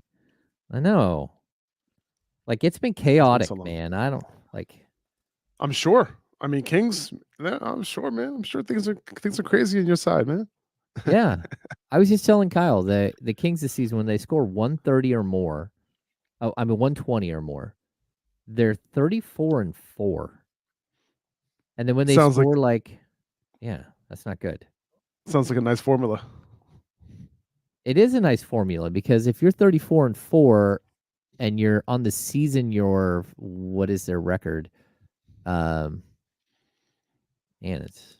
that's really bad actually. You're 39-28 on the season, so if you don't score 120, you're 5-24. Jeez. Ooh. So yeah, there is a formula there for us. Yeah, if they score 101 or less, they have lost every game this season. Ouch. Hey, Faraz, I can't hear you. 0-10. Hey, buddy. I have to listen to commercials because of where I'm sitting now. You'll notice my seat is different. So I'm in the big studio now, but I'm still running the board. And there needs to be somebody with the station in their ears at all times, and that's now me. So Yeah, he's in the big room. appreciate you for pulling up. I can hear you, for us. He can't hear you. We got like 2.5 minutes still. Okay. I'm gonna go get some water. All right. I'm dying. Sweet. You're dying. All right. Sweet, man. So how have you been? Everything good? Yeah, man, things are good. You know, off season, full gear. Free agency was absolutely crazy, kicked my ass. But things are pretty good though so far. So, and the draft's right around the corner, right? So in the middle of getting those prospects all lined up, we got our our rookie draft kits coming out and all that kind of stuff. So we got a bunch of stuff, happening this off season, which is a lot of fun. Senior Bowl, Combine, was there for those events, covering that stuff. And okay, so you did get to go nice. to Senior Bowl and to yes, was in okay. Indy for just when quarterbacks, running backs, and wide receivers were on the field, just for that day, because that's what matters for fantasy. Oh, totally. So, You're right. So but yeah, no, these prospects, these wide receiver prospects are, this class is looking absolutely ridiculous. Running backs, not so much. We got a couple good guys, near the top, but overall the class is a little underwhelming. Wide receivers, though, definitely make up for it, for sure. Yeah, the So, wide receiver it's gonna be class fun. is amazing. Yeah, so I don't know, outside of the top 4. I mean, I haven't done a lot of work on it just because it's my NBA season. Yeah, but 100%. yeah, but Marvin Harrison Jr. and all that stuff. I like it. It looks Mhm. it looks really, really good. So yeah. Oh yeah. Kyle, he was saying he was at the combine and Oh, he was nice. at the Senior Bowl. So Sick. just watching wide receivers and running backs and quarterbacks. So Smart. I think it's a good. Not tapped into the kicker workouts? Yeah, no kicker Nah, workouts for us. just I just decided that wasn't my thing. You know what I mean? I love how make this is gonna be a running joke, forever. This is great. That is. Hey, make sure that you promote whatever it is when we get on the air. Make sure you promote where people can get your whatever info it is, your draft guide. Oh that yeah, you've sure, got. 100%. Yeah. I appreciate So, that. Yeah, definitely yeah. will do Sweet. for sure. Yeah. Everything else Right. good? Life is good? Yeah, man. Thanks for asking. Things are pretty good. Just trying to enjoy as much as I can with the family and all that before the season begins. Because I don't talk to them at all between September and January. So, Yeah. but yeah, no, things are really good. Things are really good. Yeah, my neighbors think that I move. They're like, where have you been for like 6 months? And I'm like, yeah, I've been covering a basketball team. That's what I do for 6 months out of the year where I'm gone completely. So, Oh, here we go. Exactly. oh, here we go.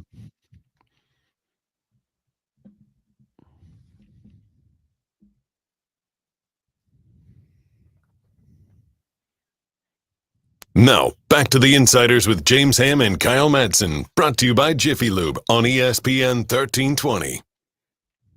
Yeah, James Ham, Kyle Madsen, and Faraz Siddiqi. That's right. Upper Hand Fantasy. He is with us every Friday during the NFL season. He does a great job as we break down the fantasy football angle of the NFL. But we were looking and we were talking free agency, and James went, yo, all this running back movement, wide receiver quarterback movement, and then we gotta get Faraz in here. I gotta figure out what's happening fantasy wise. So I hit Faraz, and Faraz was nice enough to make time for us here on this Wednesday. Faraz, what's going on, man? Not much, man. Actually, there's a lot going on. Okay, free agency is going on. Trades are absolutely bonkers. You know what I mean? This has been one of the busiest free agency periods that I can remember. Yeah, it's crazy, man. It's absolutely wild. For me, Kyle said it in the intro there, the running back switches are just out of control. So, like, when we get to fantasy football season, that guy who just shows up with his magazine that he hasn't cracked and he's got to borrow a pen, like, that dude is done this year. Oh yeah. Like, I don't I like if you're looking at this. I'm sorry. I just saw a lot of running jokes around that thing. Like that those one or two guys in your league who don't study at all until it's draft day or a day before. They're gonna be like, what is going on? Like they're just gonna be drafting guys who are on the completely wrong team. And it's gonna be great. Yes. When you look at that though, which one of these stands out, or maybe like which one of the multitude of them, how many of them stand out that are going to be earth shattering for the team that they're going to? Because it does feel like there are so many moves, whether it's Saquon, whether it's, Josh Jacobs, whatever it might be. But like, how do you put them all in perspective? Because it does feel like 8 or 9 starters, not reserves, not some dude, but 8 or 9 legitimate starters are going from one spot to another. Yeah, 100%. I mean, I think Saquon is probably one of the biggest, obviously. And here's the thing. DeAndre Swift was on this offense last year, but there is going to be a little bit of a shift in scheme, right? Like we have a new offensive coordinator there, right? And Saquon is going to be able to take advantage of there. He's going from one of the worst offensive lines in terms of running the football to one of the best graded, rushing grades in terms of offensive line. So we're looking at a big improvement for Saquon potentially in the run game. He already had the explosiveness. We saw that last year. He was one of the most explosive running backs in the situation that he was given. So now behind a good offensive line, even without Jason Kelce, this is going to be one of the best offensive lines in the NFL, and he's going to be running behind that. Now, there's still going to be the tush push. Okay. I know a lot of people think that Jason Kelce, without him, they're not going to run it as much. I don't think so. I think they are going to run it just as much. But Saquon is going to get his opportunities regardless, even if it's not necessarily at the goal line all the time. I still think he's going to be able to do that. He's one of the better, short yardage running backs. I don't know if you could say the same about DeAndre Swift. So we might see a little bit more of him, at the goal line. So he just go into a better offense, right? That's amazing, right? Now I look at someone like Derrick Henry, right? Gus Edwards with the Ravens last year, he tied with Raheem Mostert for the most number of goal line carries for a running back, right? And you think of Lamar Jackson, like, oh, well, Lamar's going to take a lot of those rushing attempts away. Like, not really. They don't really do that, right? And in Baltimore last year, same offensive coordinator, right? Nothing's changing there. They're going to hand the ball off to the running back when they get to the goal line. And we saw that with Gus Edwards last year. That was his only relevance. And now you get someone like Derrick Henry, right, who is like a touchdown machine, who's going to be getting all those opportunities on a very good offense, right? So I think Derrick Henry is, again, in line for 15 plus touchdowns this year. And then you have Josh Jacobs, right, going to Green Bay. They cut Aaron Jones. AJ Dillon's back there, but who cares? This is Josh Jacobs' backfield, right? Completely every down back type of situation. So, he was extremely inefficient last year after his monster 2022 season, but opportunity is king in fantasy football, and he's going to get a whole lot of it. Faraz Siddiqi, Upper Hand Fantasy and Odyssey podcast. You can find it on the free Odyssey app or wherever you get your pods. Breaking down NFL free agency. We'll do a little draft as well from that fantasy football aspect. Is there a more impactful move in terms of fantasy football this year than Kirk Cousins going to Atlanta? Because that is not only Kirk Cousins, I know he's coming off the Achilles, but it's Kirk Cousins changing teams, but you've got the impact on Kyle Pitts, the impact on Drake London, the potential impact on Bijan Robinson.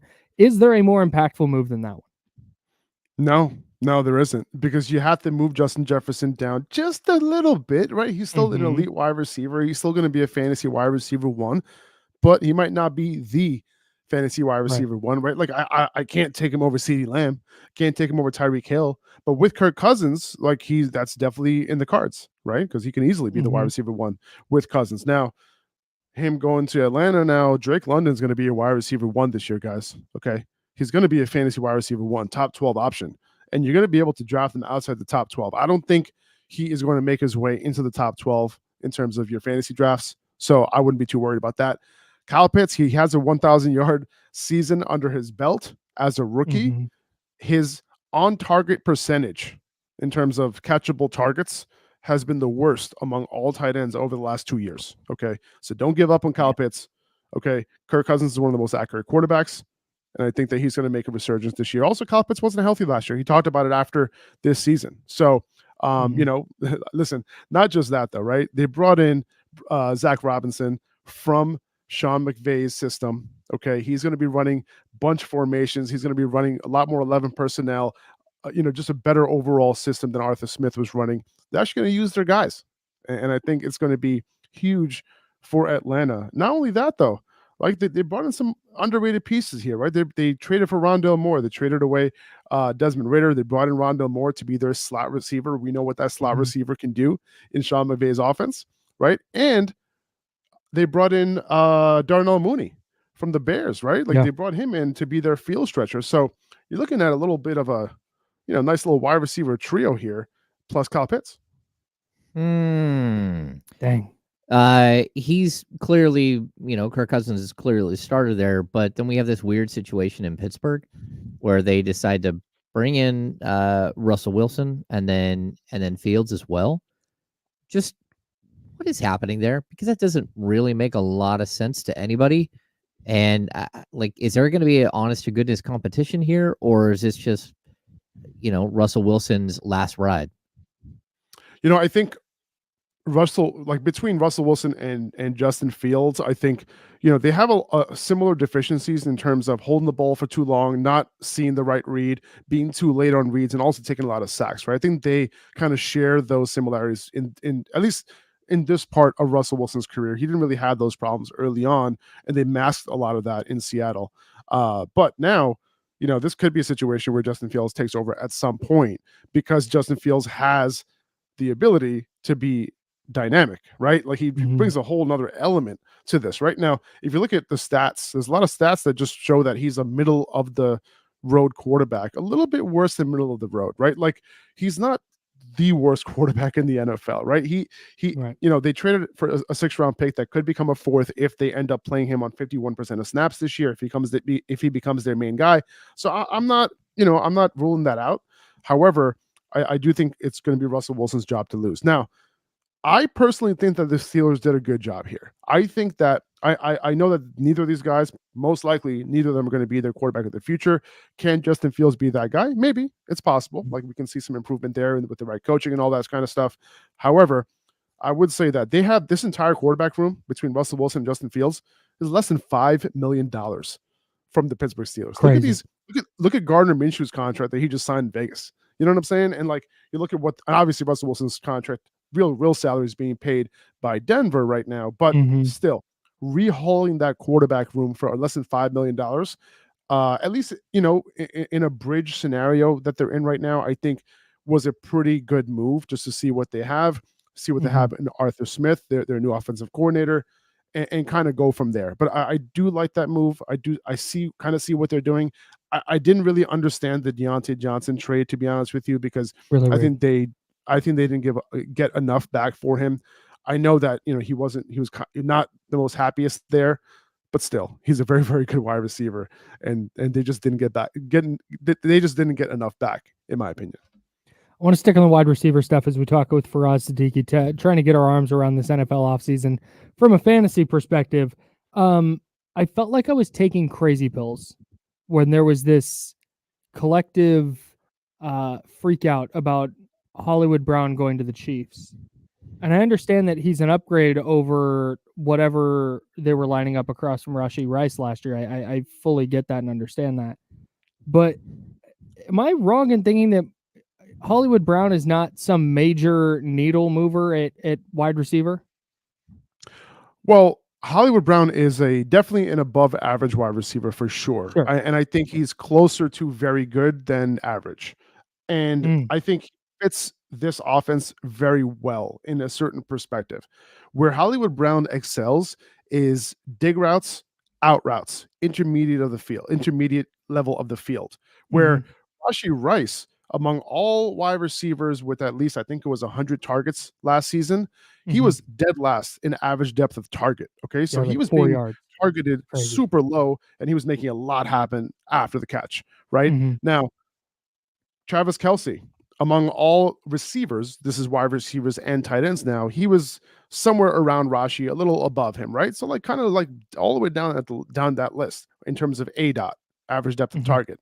So now you have somebody who is going to make sure that the safeties can play a little bit higher, right? He's going to kind of get that intermediate part of the field going, and he's really successful on post routes. And by the way, I'm getting all this from Matt Harmon's Reception Perception. You got to go check that out in terms of if you're trying to figure out what wide receivers do well and where they don't do well, right? Where the success rates are.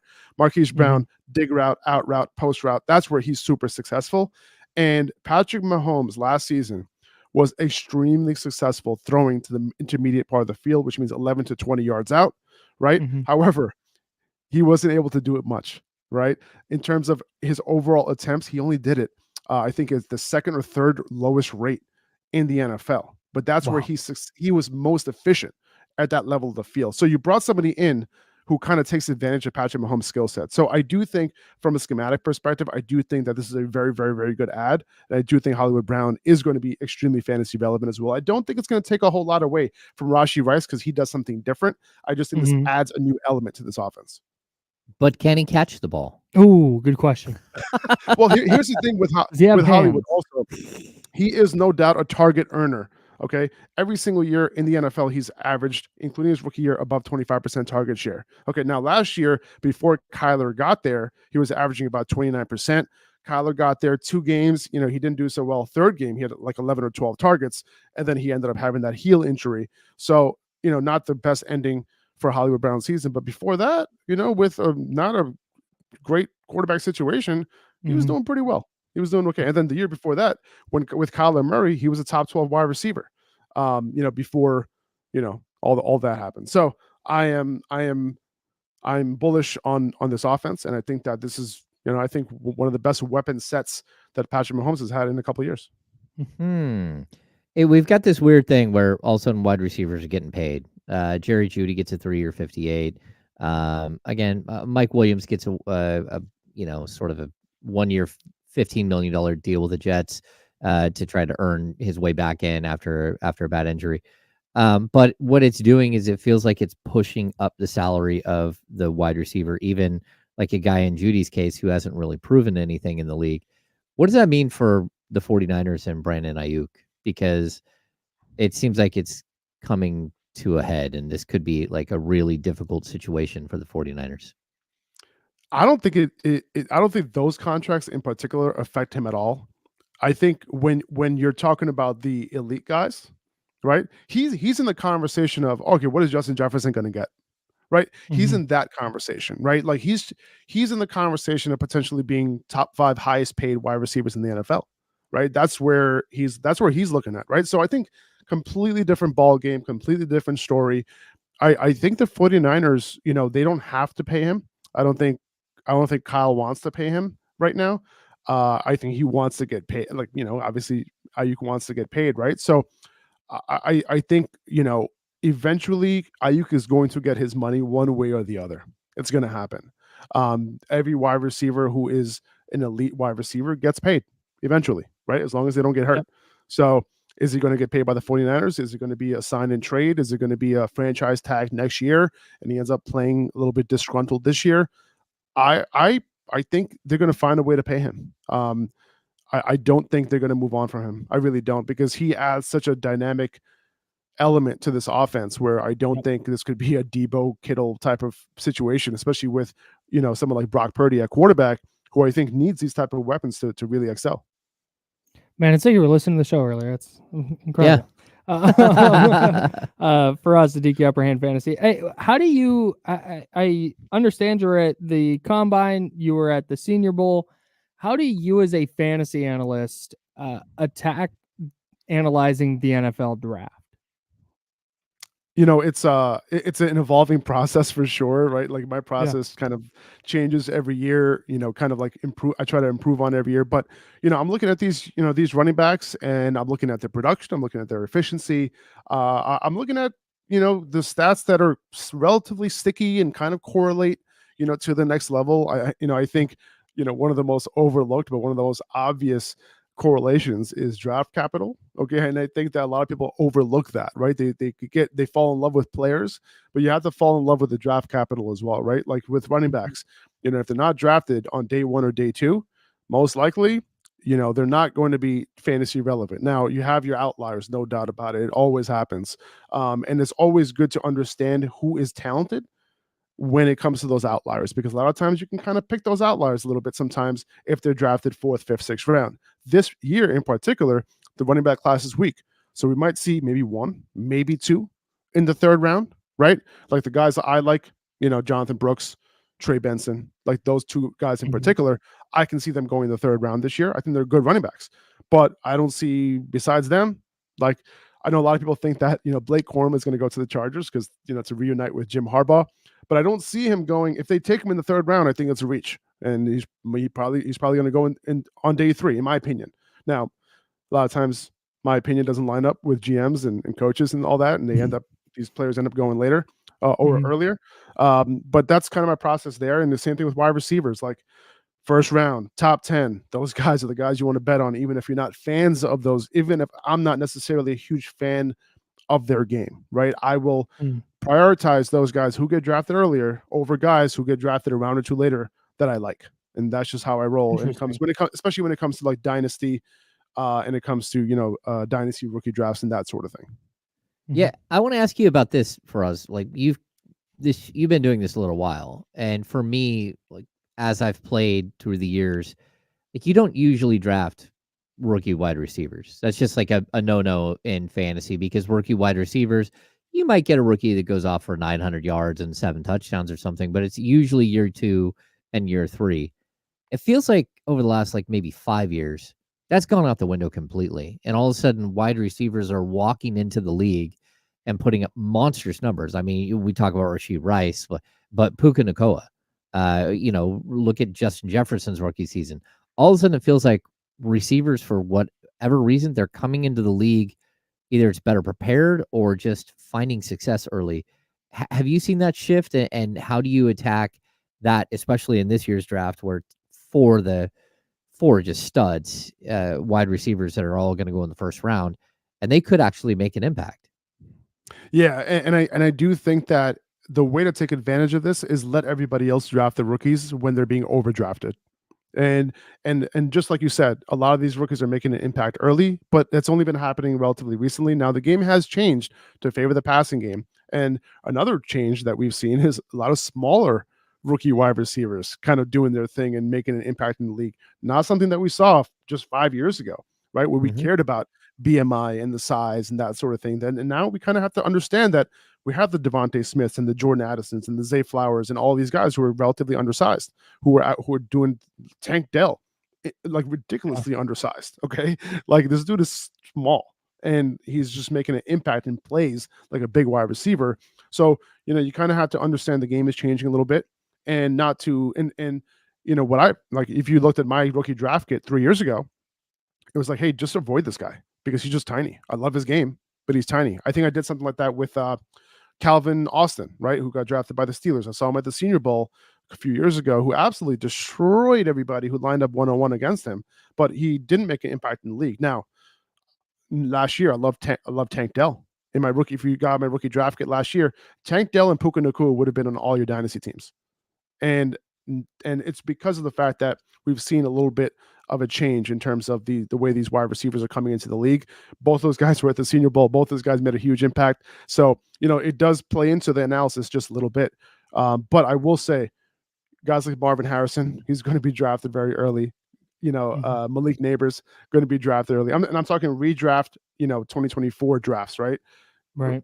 Odunze, he's going to be drafted early. So you might want to take advantage of that and maybe draft like a Lad McConkey later on if he's in a decent landing spot. These good wide receivers who don't have the big name appeal, who could still end up making a year one production, but you can get later in drafts. Faraz Siddiqi, Upper Hand Fantasy, taking a look at this NFL offseason from the fantasy perspective. Just got about a minute left here for us. How much does a player's landing spot affect where you want to draft them in Dynasty?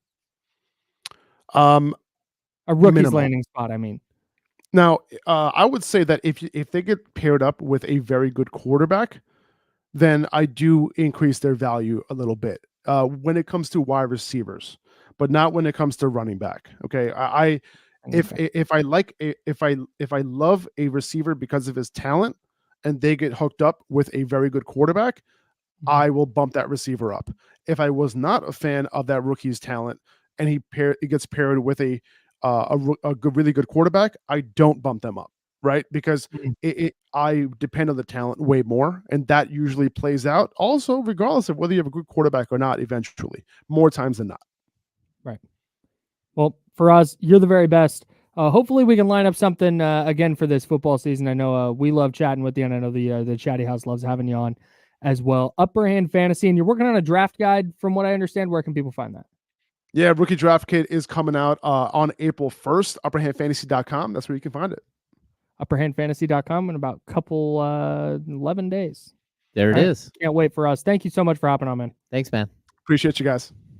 Faraz Siddiqi, Upper Hand Fantasy. It is an Odyssey original podcast. You can get that on the free Odyssey app or wherever you get your pods, and upperhandfantasy.com. That rookie draft kit coming out on April 1st. So make sure to check that out. He's the best. He is awesome. Yeah, really enjoy talking football with Faraz. I want to have him on during the summer at some point and just be like, hey, what are you interested in? Let's talk about not fantasy football. Yeah, because he's a cool dude. Great dude. Really good dude. We need to just bring him out, have him come out Fly and him hang out out with us. Odyssey will do that. Yeah. Yeah. Odyssey will just fly him out here. I think that's what we do. Hop in studio. Have a weekend. Like, I'm thinking like cigar bar and whiskey. That's what I'm thinking. I was thinking of the radio show, but that too. Yeah. Cigar bar and whiskey as well. Yeah. Also after the radio show. That's right. Let's take a look around the NBA from last night. The Kings did not get any help, alas. And one of D-Lo or KC will be in here for the handoff as well. That's coming up next on ESPN 1320 Sacramento Sports Center. I'm going to fire up this other computer. Clear.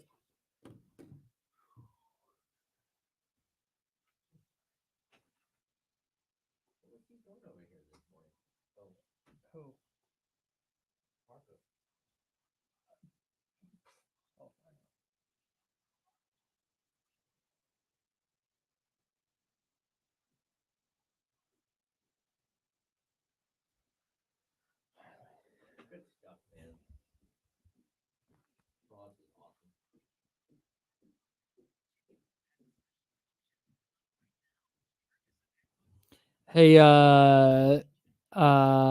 Manny, are you fired up for Caleb Williams? What's up, David?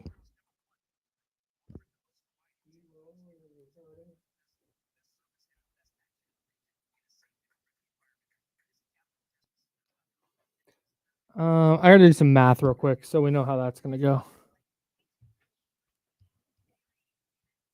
James, come talk to the people while I do this. 60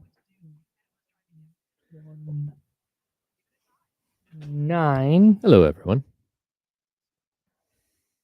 Oh, you gotta do math. Yeah. Make sure we get out on time.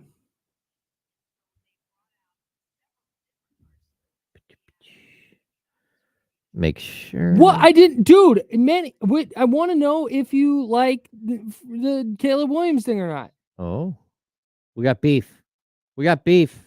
The chicken katsu I posted on Twitter last night was from a restaurant called Tatsu, Tatsu, in Walnut Creek. Oh, is that close to you? How far is Walnut Creek from you? Like half an hour. That's not bad. To half an hour, 40 minutes, depending on side roads and traffic and stuff. All right, is that where you like go to when you go to movies and stuff, or no? No, there's a movie theater in Brentwood. Hmm. I have a movie. Yeah, it's 10 minutes from my house. Oh, okay. But yeah, if we want to go like we don't want to go all the way to the city, but we want to go have a nice dinner and maybe go to a bar afterwards. Walnut Creek's Walnut good Creek, little vibe. Concord. Yeah. Yeah, my buddy lives in Walnut Creek. What street is it on? Ignacio Valley, I believe. Bro, it was so good. It's legitimately, I eat a lot of katsu. It was the best. It's the best katsu I've ever had. Huh. It is, and it's so much chicken. Yeah, it looked like a lot of food. It is so much. I eat one half of it, and I have another half that I will eat as an entirely a separate meal. Oh. The other thing I like about Tatsu is, well, one, apparently they have really good sushi. I'm not a big sushi guy, but everybody I know who likes sushi swears by it. They don't give you, when you go to a place and you're like, wow, it's a lot of food, but it's 85% rice. You get a scoop of rice. It is the correct amount of rice. I don't love rice. Okay. I'm a big white rice guy and brown rice. Prefer brown rice over white. But, I'm back to math. Hang on.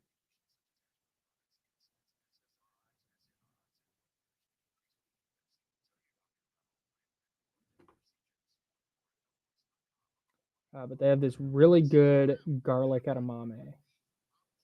And if you order like $20 or $30 worth of stuff, you get free gyoza. So we had a couple apps last night, had some chicken katsu, wife had some sushi. Good way to spend an anniversary. I love gyoza. Oh, I forgot it's your anniversary. How'd it go? It was great. Awesome. We had a great time.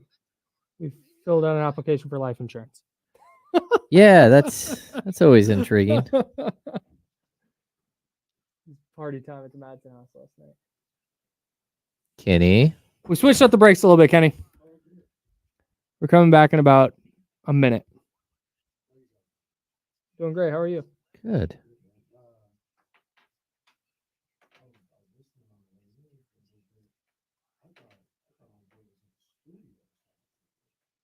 Oh, Faraz? Mm-hmm. Oh, yeah, I think he just plugs in with his whole podcast setup. Yeah, I thought he sounded good.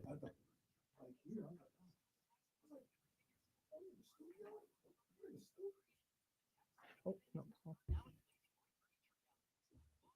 No, we're about to right now. Hey, this is facts, David.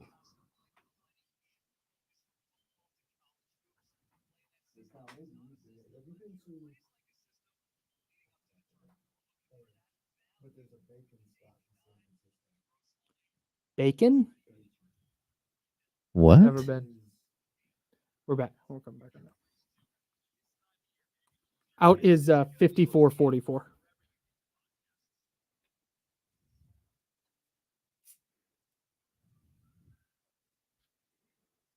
Now, back to the Insiders with James Ham and Kyle Madsen, brought to you by Jiffy Lube on ESPN 1320. All right, it's time for the handoff. D'Lo and KC coming up in about 10 minutes and 15 or so right here on ESPN 1320. Kenny Fairway in the building. Yes, sir. Wearing that Mets hat. Got sunglasses on. You're peeking.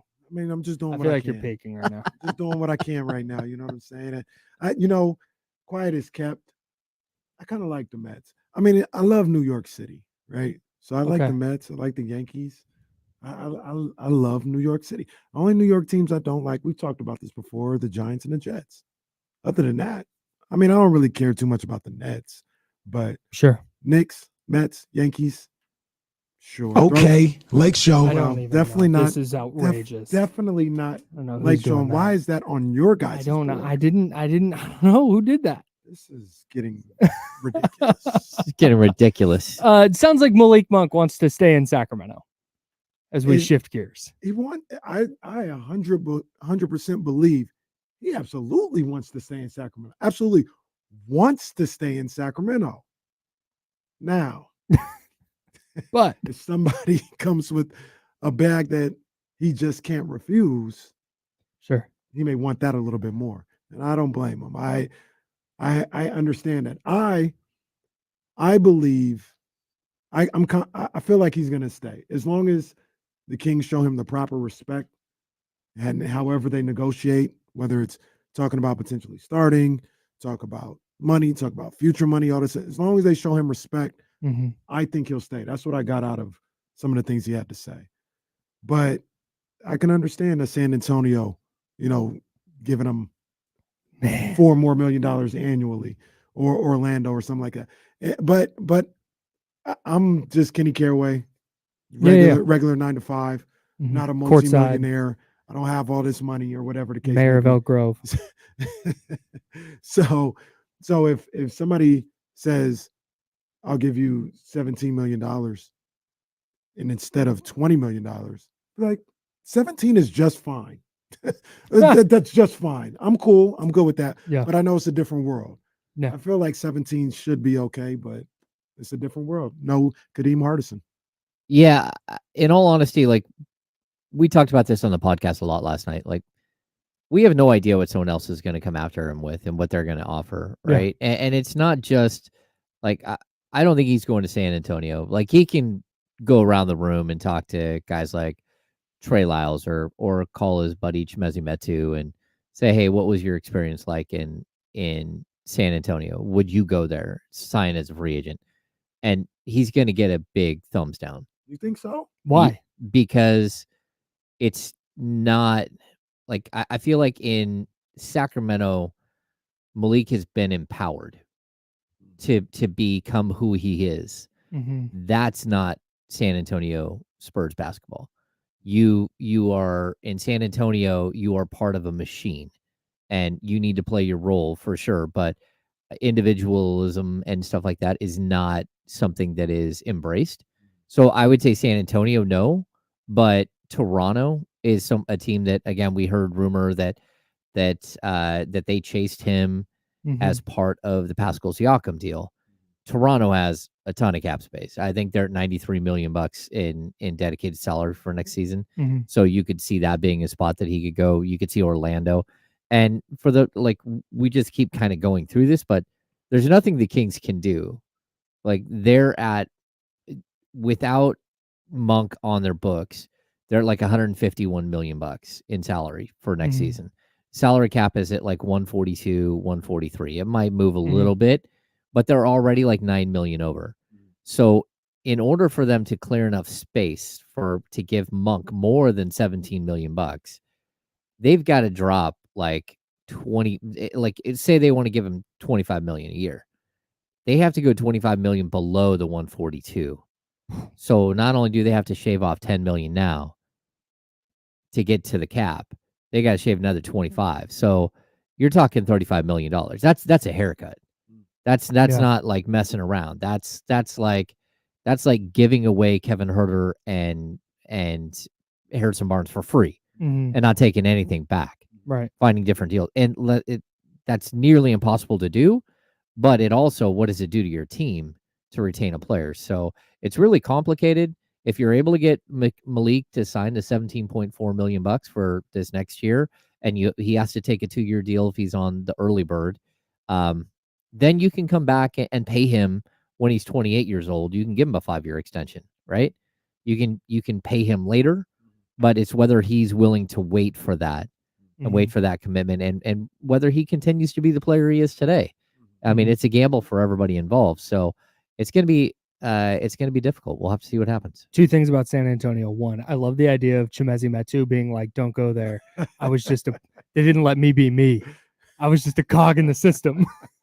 I would tell you though, no, And then because I've tried to I'm go gonna- to them Sure. to ask them about their time to write a story about, the Spurs when big things were happening, and they're like, yeah, no comment.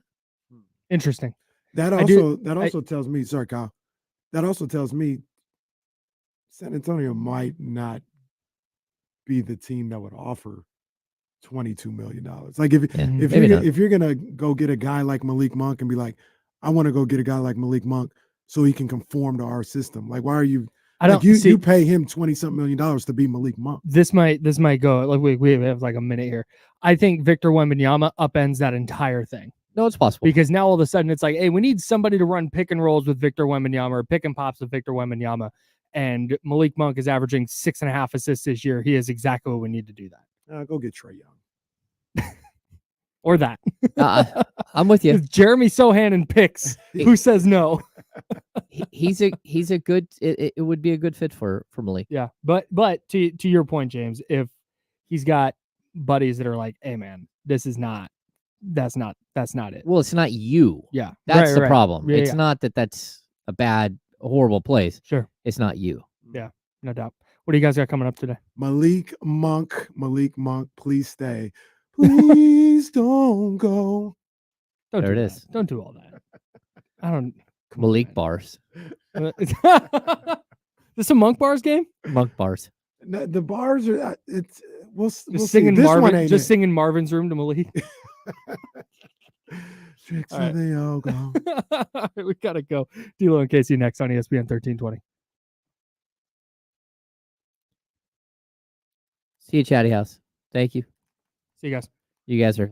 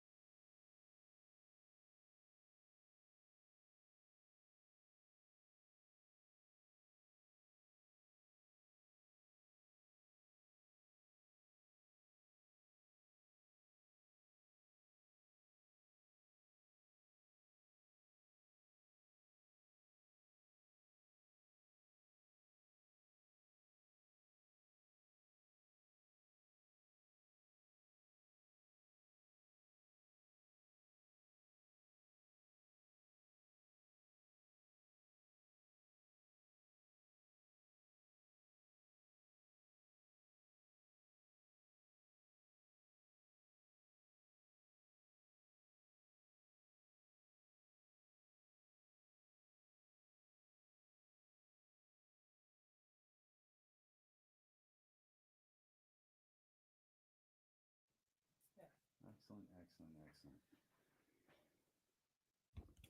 How's Heather? Good. Thanks. That's good.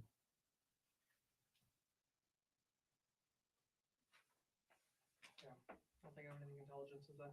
Yeah, me neither. I normally don't. I know. Chilling there.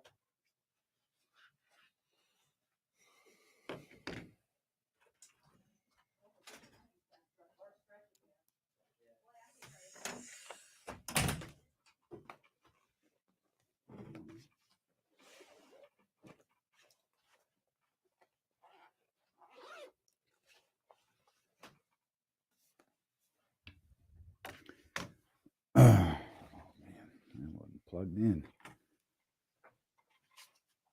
There we go. What's up, everybody? I'll show you something real quick. To get to the phones, call control. It brings up that screen.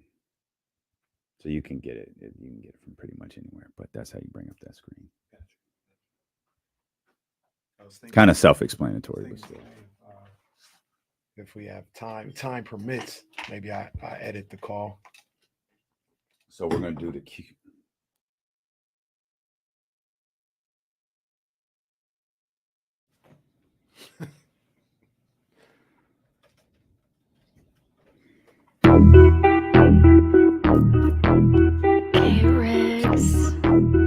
Yeah. We got them screaming D-Lo, KC, D-Lo, KC, D-Lo, KC, D-Lo. We got them screaming D-Lo, KC, D-Lo, KC, D-Lo, D-Lo. We your number one spot. We your number one spot for some sports, huh? Got the city going crazy when we work, huh? We top two, but we ain't two, we in first, huh? And when you need the real, we is who you search, huh? D-Lo, KC, D-Lo, KC, D-Lo, KC, D-Lo. We your number one spot. Yes, indeed. Come on, man. Let's get on the spot. Come on, man. One more time for the beautiful weather. One more time for the beautiful weather. James Ham got that camera over here looking like D-Lo and his little buddy KC. Did you see the inside the NBA when it was like a week ago when they got on Joe Mazzulla because the camera? Oh yeah, The camera was basically. That's what KC's camera looked like. Man, we in here. Come on, man. One more time just for fun. What's good? Welcome in here to the Wednesday, March 20th edition of D-Lo and KC. I'm Damian Barling. The ultimate needle mover in God mode himself. He's the Kenny Caraway. Yes, sir. Acknowledge me. Man, and we in here on a game day, baby. We'll be taking you all the way up to. We got purple and black after this. Yeah, we'll be taking you all the way up until Psych. It's game time after that. We got first four action after this. Oh, okay. We got tournament action. Okay. Yeah. Man, my boys Howard, they lost last night. Shout out to Anheuser-Busch. We got tournament action today, baby. Y'all know what it is, man. But we'll take you all the way till 4:00 to get you ready for the Sacramento Kings and the Toronto Raptors. Lots to talk about, man. Kings need to get the job done tonight because the other teams in the conference are holding up their end of the bargain. They're out there fighting for this position. Pelicans continue to win basketball games. Like it or not, the Dallas Mavericks continue to win basketball games. And that, of course, puts pressure on Sacramento to do the same, to get the job done against a very depleted Toronto Raptors squad who, according to the injury report that KC read yesterday, apparently is playing nobody. Oh, wow. I'm not exactly clear who is playing for Toronto tonight. If they literally played nobody, I'd still be nervous. No, it's fair enough. It's fair enough. If it was 5-on-5 with all Kings, I'd still be a little concerned. Somehow this thing might go wrong. Grizzlies and Warriors tonight, 76ers and Suns. Those are the other games that we are keeping an eye on. Well, it's time to go out there and do what you're supposed to do. You did it on Monday. Yeah. Now you've got the Raptors, and tomorrow you've got the Wizards. You have to do your job. One of the things that Dallas is doing, and New Orleans doing a little bit more, but Dallas aside from that Denver game, Mhm. they're just winning the games they're supposed to win. Played who they played? Detroit last week or something like that.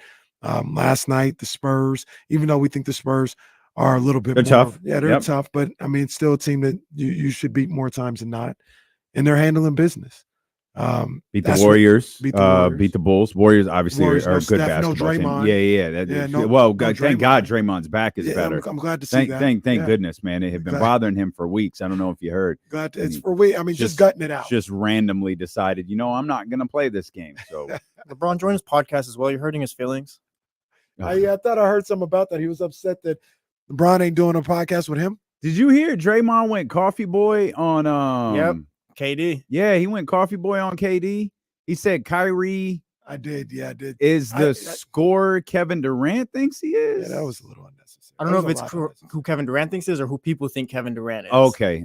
Maybe that's what it was. Okay, dude. Stop. He's a top 10 scorer of all time. Kevin Durant. What the set hell to- are you talking Stop. about? I think guy. Kevin Durant is set to become 8th on the all-time scoring list this week. By the way. Yeah, Come on, this man. week, like tonight. Yes. It's just stupid ass Come out on, of here, man. man. Who gives this dude Hey, a yo, whose platform? mans is this? Exactly. Paul George, save us. Please. But you said what you said about Dallas. Their games before Sacramento is Utah. And they're probably going to handle business. You could be looking at this team winning 2, 3, 4, 5, 6, 7, 8. You could be looking at this team winning 8 of 9 by the time they walk into that game with Sacramento. Feeling good about themselves. And that's going to be the Kings' job to bring them back down to earth. Now, Sacramento has Toronto, Washington. It's not exactly, death row of the 90s right there. And then they have Philly the night Philly, before, right? yeah. So that potentially could be 2, 3, 4, 5, 6 out of 7 for the Kings. Could be 2 of the hottest teams in the league right there. Utah Maybe is 7 out of 8. Actually, I think I forgot Orlando. Utah is Orlando's this weekend. That's right. I forgot Orlando. I messed that whole thing up. That's right. Orlando is Saturday. Yeah. Yes. Yeah, because they play Monday. Mhm. Unless they're playing the first ever 3 Well, nights in a row. Well, and also the cross country back to back. That would be Well, fitting. That's how they it do would the Kings. It would be. Utah is also playing on the second night of a back-to-back, by the way, for that TNT game against the Kings. Dallas is. Dallas. What'd I say? You said Utah. They're playing Utah in Utah on Monday. Isn't that the one that James usually says it's just a loss when you have to come from Utah to somewhere else? When Utah's the first leg of the back-to-back, it's like, oh, that second one, basically a loss. I thought it was going to Utah. That was the L Maybe. on the second night. Maybe. I don't know. Let's just write a new NBA rule. Yeah, like to the list, I guess. Yeah, there's a long list of NBA rules and scheduled losses and all of that stuff. This from our main man, Sean Cunningham. Sasha Vezenkov will not play tonight in Toronto when the Kings visit the Raptors, according to league sources. He didn't experience any setbacks, Sean adds, still progressing to a return to action soon, possibly as early as tomorrow night in Washington. Again, that's from our man, Sean Cunningham. So there's no Sasha Vezenkov tonight, no Trey Lyles tonight, no Kevin Huerter tonight. Okay. All right. I mean, doesn't change a thing. No, you've got the majority of your guys there. Toronto does not. Scotty Barnes is not playing tonight. Scotty Barnes not playing. Boucher isn't playing. To the best of my knowledge, Kawhi Leonard's not playing for the Raptors Kawhi tonight. Leonard's not playing. DeMar DeRozan, Kyle Lowry, none of those guys are playing for the RJ Raptors Barrett, tonight. Manuel Quickly. Tracy McGrady's out as well, I heard. T-Mac's out. Doug Christie's out. Doug Christie he'll be there though. He'll be there. He'll be in attendance. Yeah, but he'll be there, but he's not playing. Damon Stoudemire being a nice isn't drive playing. Marcus Camby's not playing. Hakeem Olajuwon. Didn't Can he we play for the Raptors? check the Charles status? Oakley. Can we check the status of Vince Carter? Do we know Vince Carter's availability for Toronto? I'll check that. He might be on TNT. He's out. He's out. Del Curry ain't playing. Well, Del Curry. Alvin Williams ain't playing. Del Curry might be working tonight. I can check for you. Jerome Williams ain't playing. I can do Raptors knowledge all day. Apparently, why is that? What's his name? Andrea Bargnani. Bargnani? He's not playing. Chris Bosh ain't playing. Skip to my Lou ain't playing. I heard Chris Bosh might suit up though. Oh, He's questionable. He's questionable. He's questionable. He's not out. It's a good call, Ramsey. No more Morris Peterson. One of the greater, I think, game-winning shots of all time. Or send him to overtime, I think. Send him to overtime. That's a When the good dude thought he was into the game by knocking it down. And he hit it right to Morris Peterson. Shout out Morris Peterson. He thought it was a Hail Mary.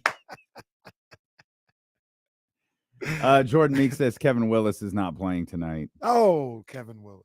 Master P is also out. That's a good call. Good, good call from That might be Stephen the winner right there. Master P. Yeah, the bit's over when you drop a Master P reference. That's solid work right there, Stephen. Well done. That's a good call. Well Does done. anybody know who the first Toronto Raptor was? I'm assuming. I know Damon Stoudemire was their first draft, but I don't know if they had the expansion draft before the regular draft. Let's just take Damon Stoudemire out of it. Who's the first Raptor after Damon Stoudemire? I don't know. I don't either. Oh.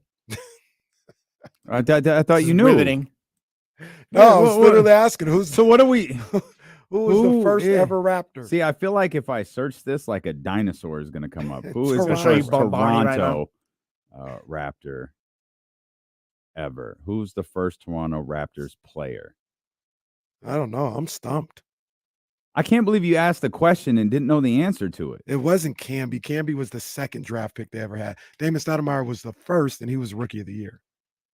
Is there at all a possibility? And if we're talking real Raptors, the Utah Raptor was the oldest Raptor of all the dinosaurs. Yeah, Utah Raptor. I don't know how to find this out. Is there at all a possibility that it's our guy? Doug? Yeah. There is a possibility. There is. Let me see. I can't. Why would you do this? Why would you do this? We're stuck. How are we going to find this out? Well, this is okay. Let me see here. Okay, I got it. Okay. It wasn't that hard. How- You're much better at research than I am, but I still got you don't on this see one. it. Okay, who is it? From the Chicago Bulls. Okay. Oh, you Toronto go, Raptors took you go with the expansion draft. BJ Armstrong. Oh wow. NBA, He was the number one overall in the expansion. NBA agent BJ Armstrong. Well, this was what, 95, 96, 95? He was number one overall. Number two to the Vancouver Grizzlies was Greg Anthony. On that first team, you had BJ Armstrong, Tony Massenberg, Doug Smith, not Doug Christie, Willie Anderson, Ed Pickney, John Sally, the Big O, the other Big O, the literal Big O, Oliver Miller. Yeah, the very little Big O. Tony Massenberg sounds like a name where he's like he was in that 90s Brawl for All in the WWE or something like that. that's a WWE name right there. Probably knocked out the Godfather. Going against Bart Gunn at WrestleMania. Picked third for the Vancouver Grizzlies, Antonio Harvey. This is shoot. Very nice. From the Los Angeles Lakers. Did you ever find that random player in the 84 draft? We stumbled across this in a previous era of my life. There's go to the 84 draft, the 84 NBA draft, and just see if there's any particular player's name that stands out. I don't know why it made me. It's even funnier when you look up the individual, but you got to venture away. Yeah, you got to venture away from the top of the draft. Just peruse through some names and see if anything stands out. Let's see. In terms of the 1984 draft. Of course, famous for John Stockton, Yeah. Otis Thorpe, Charles Barkley, Michael Jordan, Is Hakeem it Leon? Olajuwon with an A. Leon?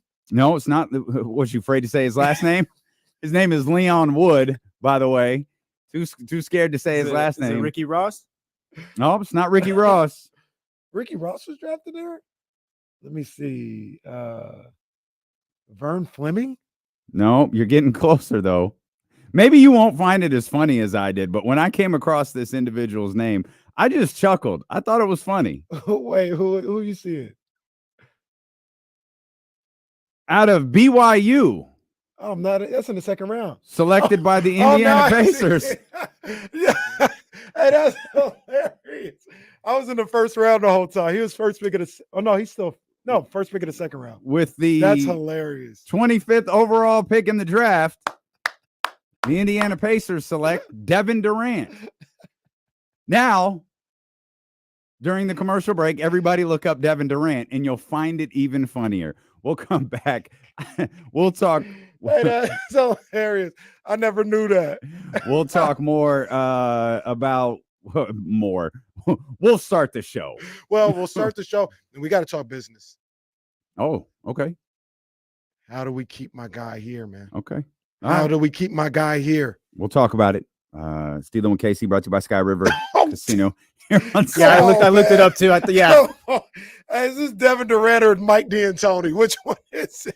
ESPN 1320.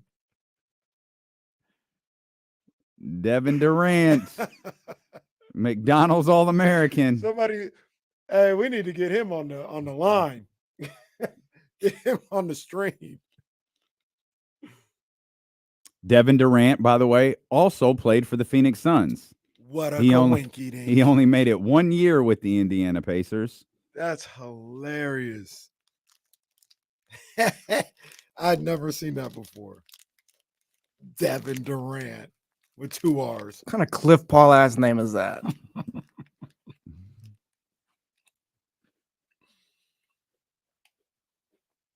don't know why, but I'm bothered by this trash can being in here. They got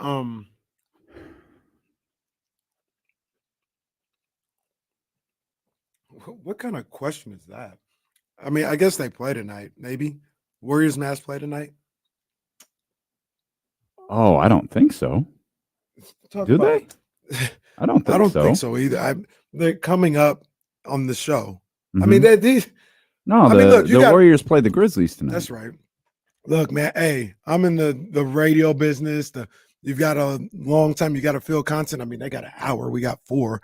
But the question was, coming up, who's got a brighter future in the next 3 years, the Warriors or the Mavs? What the hell kind of question is that? And for what? These hoes are silly, man. These hoes are silly. Oh, man. But what I was going to say is, how can we work the Warriors or Luka into every conversation? They there's Careways out there with 2 R's. Carrraway. Story goes, there was a Caraway split along the way, and to differentiate themselves from the 1 R Caraways, they added another R. This is what's been told to me. Who knows? Have you ever done the bit we were talking about yesterday? The ancestry No, but I stuff? would though. I would know where my lineage is.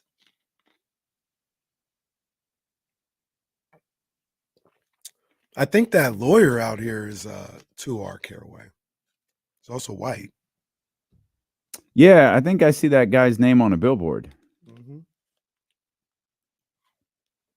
My cousin. Mm-hmm. Distant.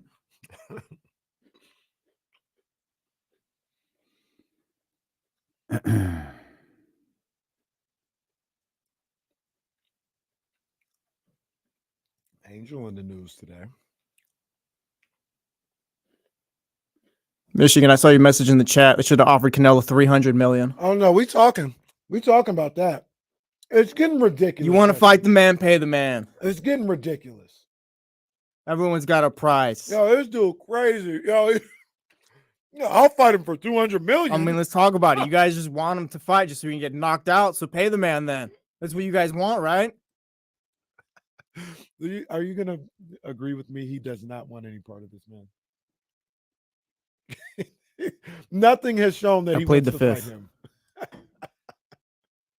Y'all hit the thumbs up while you're here.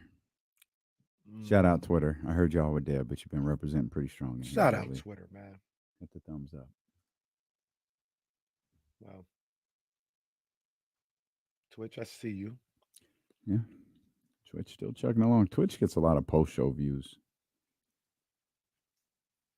Twitch low key is like the best spot because it has like all of our videos as far as like what goes on Twitter, YouTube, like Twitch has everything. Yeah. Shout out Facebook. Yes, indeed, Drew Down. We're working on that. We're working on that.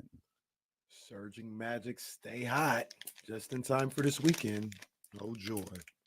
Well, stay hot till then, and just be like, "Whoa, man, they really cooled off in Sacramento." Sacramento party destination. They were out at the Sawyer all weekend, and Well, they're in, they can get they're up in to Orlando. They could get up to 4. Oh, that's right. The game is in Tomorrow Orlando. gonna be there. Yeah, right. They're a half game back from New York right now.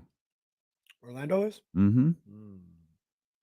Yep, I'm 2.5 back from Cleveland. This is for you.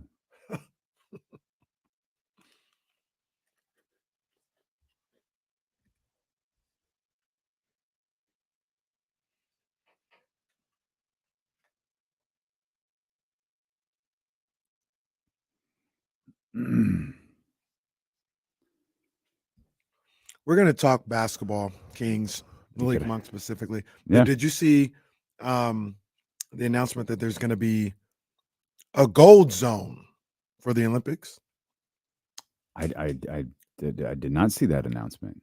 Not red zone channel, a gold zone channel. I like it. Yeah, they're treating it like red zone basically. I like it. Yeah. That's cool. that's I like, fire. I like that too. That's fire. I'm 100% on board with that. Yeah, I don't. Is it on the premium Peacock? Well, maybe. You got like a premium Peacock. You gotta pay extra for that, pal. It will stream live on Peacock for the first time during the Paris 2024 games. Now this might be so Paris. So I don't want to get too deep in the woods. Is this live? I don't. That's always the thing with. That's always the thing. Right. With I the hope Olympics. it is. I'm sure they'll do it live, but they might do like a replay with how they do where like it's the gold zone, but just a replay of the gold zone from the middle of the night. I guess. Right. I like that. Yeah, I I'm like it too. I'm 100% on board for that. I'm with it. And this is look. I don't mean to disparage anybody. I think we've talked about this before, but for me, the Summer Olympics don't start till week 2. Swimming is cool. No, I'm track and field. Though. No, I'm with that, but that's a little bit of slander because basketball goes on for the whole 2 weeks. Basketball. Yeah. But yeah, it's swimming to go watch. When Michael Swimming, Phelps and was I around, think gymnastics too, right? I do like gymnastics. Yeah, that's first week. Don't do that to the first week of the Olympics. Come on, man. It ain't the second week. No, I'm with you there, but it's don't disparage the first week of the Olympics. It's a solid watch. Hey, are you gonna do anything Olympics related when it comes to America? I feel like. What do you want me to get an American like, flag woman dressed like Beyonce? Like what are you talking about? Finish your Get the story. Cody Rhodes tattoo? maybe our intro is just Hulk Hogan's theme song for the 2 weeks or for however long the Olympics are. What do you mean? No, you're gonna go to anything or try to. Oh, go when to it's here. Yeah. I might. I wonder how hard that process is gonna be. We how might- difficult that process is gonna be. Yeah, we'll see how some situations on the basketball Well, side shake hey, out. I better be courtside. Well, I can't promise that, but like, yeah, I need to be court. I got people in high places. that's the one event we could go to for sure. If things go our way. That's the. I should get the D-Lo and China treatment. And be able to go to game. Yeah, Go over to the men's side. That could get a little dicey. That could get a little dicey. I think we could get into the women's games with no problem. Well, that's gonna be dope. Yeah, no, it's. I forgot all about that connection. Yeah, hell yeah, I know people in high places. You do hopefully. Still can't get no book ones, but well, I can get into the Olympics. well, Keep talking about Don Staley all the time. yeah, man, yeah, go Yo, ahead. look at this snitch. Yeah, no, that's a good call. No, keep popping off at the mouth. Yeah, hey, cut all these clips, and we'll save them for 2028, and we'll see what tune Kenny is singing about. South Carolina. I still got time to change my bracket. That's what I'm going to do right now. man. By the way, getting our bracket challenge if you haven't already. I got to send an invite to Guru. He said he told me somebody hacked his email. Cowboy Lover come on. 1 or whatever I it said, was. come on, Goo. Come on, man. I was like, hey, yo, what is this? Goof funny, man. That's my dog right Goof's there. funny. That made me laugh. That text exchange made me laugh. Yeah. Laura, we got Kings basketball tonight. If you're just tuning in, Sean Cunningham tweeted Sasha Vezenkov will, in fact, not play tonight. It certainly felt like he was in Sean elaborated, he is progressing towards a return, and it could be as soon as tomorrow. It just won't be tonight. It could be one of those things where maybe we don't want him coming back on a back-to-back, and we'd rather have him for the second game than the first game. I'm not really sure. Maybe he's just not ready, period. But after going through a full shoot-around the day of the Memphis game, what was that, Monday, I thought for sure he'd be back tonight. But obviously he's on the trip. Haven't really gotten an update on Kevin Huerter. Yeah, we know he's not they, playing. Did they put something official out, or was it I just never the got reports? any. No, I don't have anything. Like well, I mean, obviously they got the people who are reporting it got it from the Kings. The injury. Well, no, I think they got it from the. I think they got it from Just the the injury injury report. Yeah, because he was ruled out, and then I'm just like looking at like Jason's tweet came out because that was, Jason just tweeted about Kevin Huerter. Obviously, that was the one everyone was kind of locked in about. But Frankie tweeted a couple of minutes later the full, hey, Trey Lyles is out. That's all stuff we knew. And then I pulled up the injury report, and it's like, oh, this might have just come from the injury report. Yeah. What we haven't been able to find out is Huerter even on the trip, or is he here? Yeah, because that'll tell us a lot. Like if Herter's on the trip, they're pretty comfortable with where he's at, and he has an opportunity to play within the next handful of days. If he's not, then there's probably some things for him to figure out. I was trying to think, is there anybody on this trip? Probably not, because they're probably going to go on the next trip. Any reporters? Oh yeah, I was wondering the same thing. I was thinking about that. Right back to the East Coast in like a week. Yeah, something like that. So. Chris and Biederman and JA have been pretty split. Like they've been on virtually all of these trips. I didn't check in with either one of those guys to see if they were on these trips. Given the fact that it's 325 out there now, shoot around has come and gone, and we haven't really gotten anything from that. I'm going to guess no, but that is 1,000% a guess on my part. Yeah, just kind of putting the pieces together here a little bit. Jay, if you're listening, take a break from power and answer us. JA, I think, listens on delay. I think Jason. Well, maybe not that on delay. I think Jason catches up with us when he can. Oh, yeah, I think he catches up with us when he can. Either that or he just waits to text me stuff. So it could be either. So expect, again, no Sasha tonight, no Kevin Huerter tonight. We know that for sure. There's no Trey Lyles tonight. Expect a lot of what we saw the other night. Keon Ellis, I'm sure will slide right into that starting spot. I think we're going to see a lot more of Chris Duarte. And then it's your boy. It's our guy. It's Malik Monk. Yeah. That's where, that's where the Kevin Huerter minutes are going to come from right there. That's where the production, the time, all of that stuff, it's going to come from, I think, those three guys. Yeah. And truthfully, we've seen Keon close a lot of games. It was, what was the game before Memphis? The Knicks. Keegan was, Keon closed that game in place of Keegan. Last Memphis, it was Harrison. Yeah. Keon closed in place of Harrison. Yeah. So those guys, Keon's already found his place in the closing lineup. But yeah, watching how Mike navigates the rest of the game. Obviously, you got the start. You probably have the end already well in mind. Well, I mean, do you though? You know what I mean? Like, what do you? I think everybody been so focused on the starting aspect of Keon should start, all this other stuff. We've been saying for a long time, who's finishing? And if Keon's in there to finish, another variable in there is Malik almost always finishes. So one of Keegan or Harrison got to go out. Yeah. I feel like in that aspect, don't you push Harrison to the bench? Maybe just given you got two solid defenders in Keegan and Keon. You would think. Well, you think Mike feels that way? But he did. He just did it. He did it. But we talking about this is what we're doing every night. But that's not what Mike does, though. That might be a fluctuating position. Because fluctuate with Keegan. Well, he just did it. He just did, and it could be well.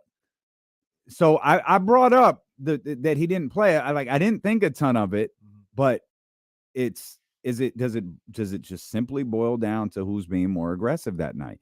if Harrison is having one of those nights where he's, or one of those days where he's 1 of 4, 2 of 4, hell, he could be 4 of 4.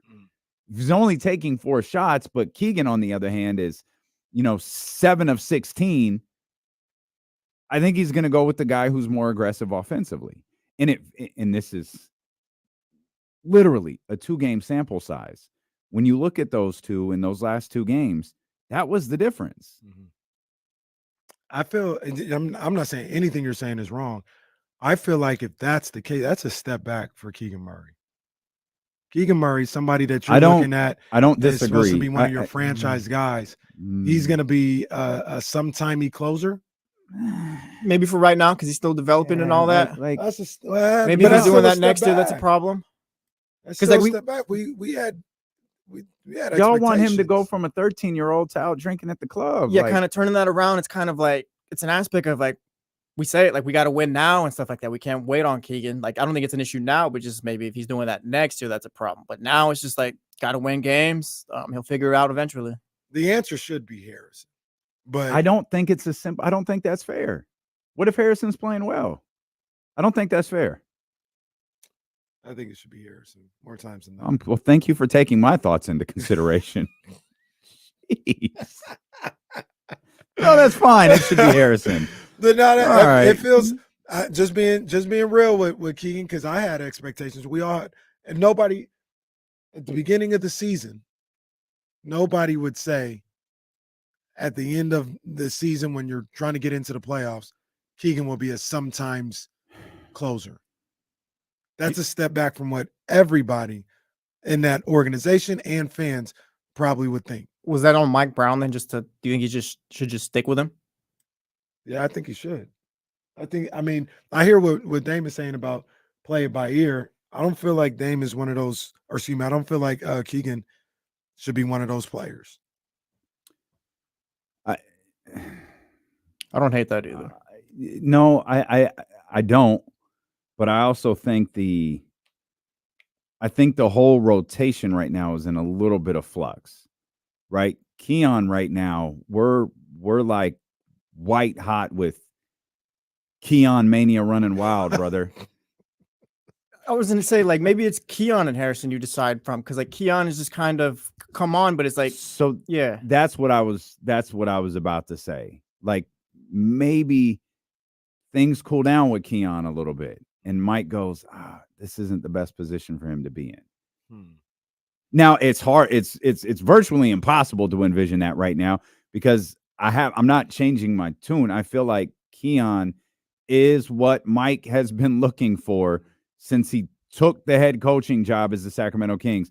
He's really what he's been looking for since this offseason, when he started talking about physicality and increased defensive intensity and being better defensively and all of these different things and all of these things that the Kings need to do better to get where they want to go. But he's still, in terms of, and Keon's played a good chunk of games. Like, don't let this recent stretch fool you to think Keon, fell out of the sky, 2 weeks ago. He's been playing basketball for the Sacramento Kings. He's been in and out of the rotations for sure. But he's played a good chunk of games, and there's games where he's played quite a bit of minutes. Obviously, Mike is comfortable with what he does. So I don't think he's falling off. But I don't think Keon also has a solidified spot there at the end of games. Okay. I do think it could be, and I understand you don't agree with this, Harrison, Keon, and Keegan. No, I agree. I think that could be the case. And I just went to look, and it could be performance based that night. It could be matchup based, right? So I'm looking at Orlando. They play Orlando on Saturday. Mm-hmm. I'm just assuming. Maybe sometimes Cole Anthony's in there, Markelle Fultz close, whatever the case may be. They may have a different closing lineup, but I'm just, for argument's sake, going with their starting lineup as their closing lineup. Okay. And it's Jalen Suggs, Gary Harris, Wendell Carter at the center, Paolo, and Franz Wagner. If you've got Fox and Malik already in there, Keon probably isn't a good matchup for Franz Wagner.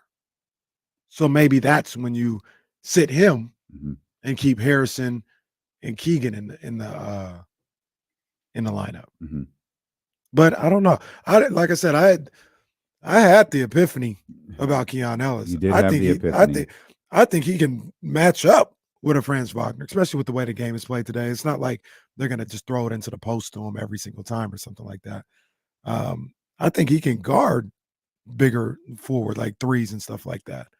But maybe that's where the game-to-game situation comes into play. I was a little unfair to Harrison. Harrison was 5 of 11 in that Grizzlies game. So I think you're meaning he was he was being aggressive.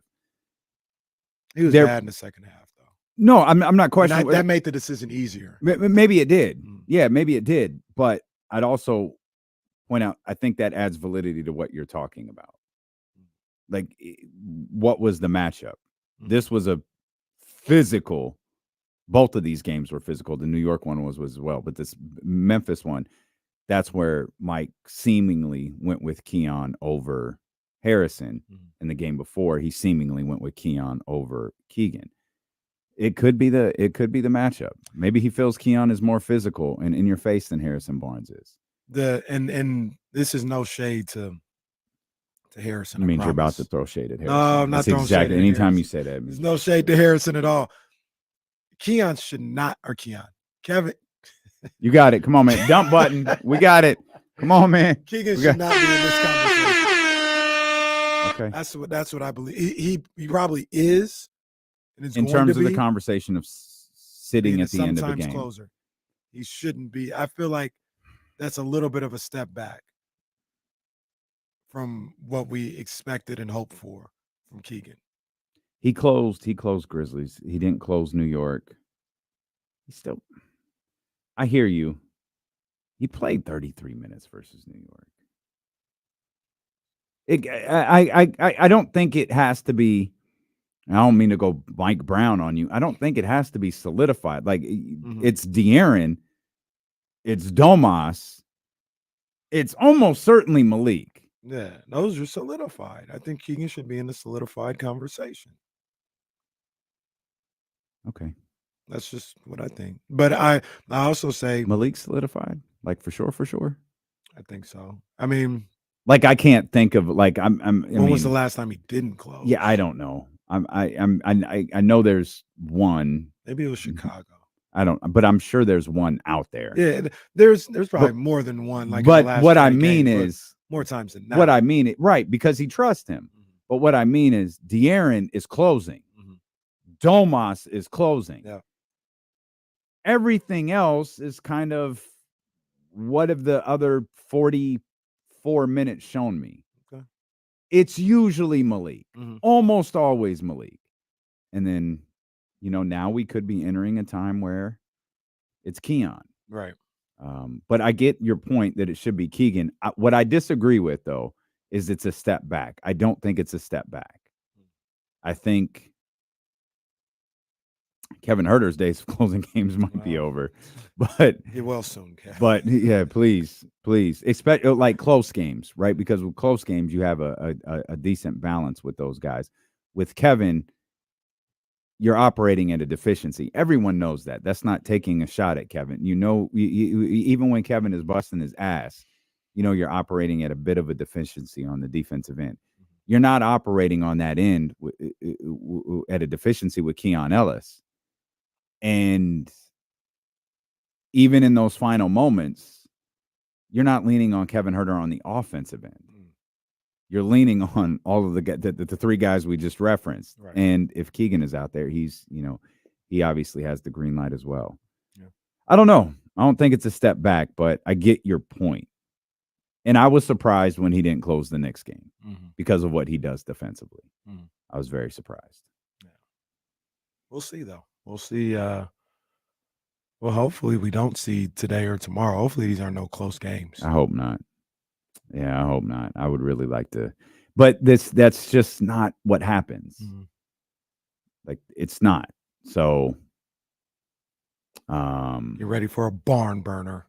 Probably. You're ready for Gary Trent to go for 32. Get ready for a triple overtime. Everybody's going to bed at 11:15 tonight. Hey, why does the Kings gutted it out in Canada? Why does Austin Rivers look like an overworked Wall Street agent? He looks disheveled. That's what I'm He does look disheveled.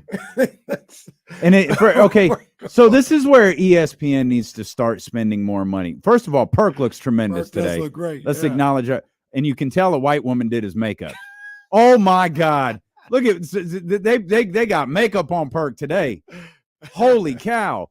But Austin can't dress. Like Austin Reeves should not have a tie that big. Like, why is his tie so big? Should have seen him yesterday. You're huh? So you should have seen him yesterday too. Oh man. Yeah, he looks like somebody off the Wolf of Wall Street. I was gonna say he looks like Charlie Sheen during that winning era. Come on, man. And these ESPN people, hire stylists for these dudes. Someone help Austin out. Yeah, he looks the other terrible. day on CBS. Get it. Why they got Perk? Come on, man. They got Perk's eyebrows like that today. Windhorst looks like he's ready to fall asleep. Windhorst always looks like he's about to fall asleep. The other day on CBS 13, that was the first time I kind of like, oh man, I could have used a little makeup. Yeah, them lights hit different, don't they, buddy? Man. When It's a little different. When you're in When it's studio, crisp. them lights hit different. You start seeing every beat of sweat. Kenny in 4K just sweating, talking about the tournament. Wasn't that one time Hey. when Charles was sweating a lot on Inside the NBA and he didn't get the makeup in time? And he was- Oh yeah, that was tough. Yeah, that's tough. It's never good. Like, so what you do, just Jazz, we need to go to Sephora or whatever. Have Jazz take you to one of the little makeup spots, and you walk right in. Ultra. Fine. Yeah. You just walk right in and say, "Hi, I need makeup for television," and they'll give you exactly what you need. Sounds like a humble brag, but they know they're okay. I got you, no problem, and they'll help you. Might have to do it. I don't know if I'm gonna get it before. Well, you're gonna be in tomorrow studio or, go or Saturday. go make the stop today. Yeah, you're gonna want it. Don't wait to get a text message like I did from Ken Rudolph. Hey, bro, take your ass to Sephora and get some makeup. Yo, you're shining on television. Thanks, Ken. Probably could have approached that differently, but I got you. Appreciate you. You say we got Sam on the line? Oh, my man, Sam. Sam out there winning at the slots. Yeah, man. What's up, Sam? Hey, boys, if it makes you feel better, I got my glossy purple lip gloss on. Oh, there you go. That looks good. Okay. I'm Looks trying good. to fit right in with the conversation. I didn't dust my cheek, but my lip gloss looks real cool. All right. I'm with it. Hey, boys. Hey, listen, when is it time to I'm going to save the Kings money. You know, if you can't get Kessler Edwards in 5 to 8 minutes when all the injuries we have at that type of a spot, why even bring the guy on the trip? You know, I think it's time that we got to step up some of our scrubs and, suck up a few minutes that Sasha's not there, Lyle's not there. And Herder, I'll tell you, when they showed that picture of his arm when he got up, that looked pretty brutal. If you went back and looked at how that arm was flailing in the wind, I thought he broke his arm, but maybe he didn't. But that didn't look good. But what about the scrubs? Is there anybody that? Well, Sam, we got to stop calling them scrubs. Sam. Sam threw that out there twice. I was like, all right, we'll let the first one go, and then we'll talk about it later. He's like, hey, what about the scrubs? Just so casual too. Just super casual with it. There's no scrubs on this basketball team. The end of the bench guys. Yeah, there's guys who just don't play as much as the others. These guys work their ass off. I like Kessler Edwards.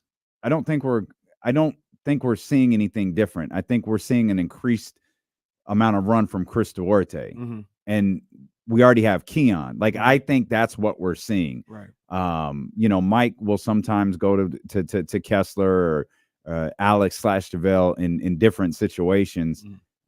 But I don't think we're seeing that. Like, as part of like a rotation. Right. I think Sam said 7 to 8 minutes or so. I don't think that's happening. No, I don't think there's any need outside of foul trouble or something like that. And I'm talking like Duarte foul trouble. Duarte and Keegan foul trouble. Because the rotation right now is the 5 put Keon in there, Duarte, Mm-hmm. JaVale, Alex, Davion. That's all you need. And it's not even JaVale Alex. It's JaVale / Alex. Right. That's It's what, one that's of what I'm it's saying, one or the other. Yeah. Maybe if you want a 9-man rotation, but it doesn't feel like this is the time of year for a 9-10 man rotation. No. Unless tonight's game goes the way that we all hope. Man. But we know it won't. Right. So we'll get you ready for a barn burner. Does Toronto have a G League team? Everyone has a G League team. What are they called? Oh man. The Triceratops. What are they? Man, I feel like I should know this one. I feel like I did, but I don't. G League knowledge bad. Do some Mo if you're out there. Who are they? We'll come back. Obviously, we'll the talk. Raptors 905. Raptors 905. I knew it was not. I knew that. They do a lot of numbers. I'm not mad at that. That's a horrible name. I'm not mad at it. Was that Sounds like a soccer club though, or an AAU team. But Should the Stockton Kings be different? Everybody else is different. The Knicks might be the same. Stockton Royals would have been fire. We'll play on that or something. Yeah. Okay, I guess. We'll come back. Stilo and KC brought to you by Sky River Casino here on Sacramento Sports Leader, ESPN 1320.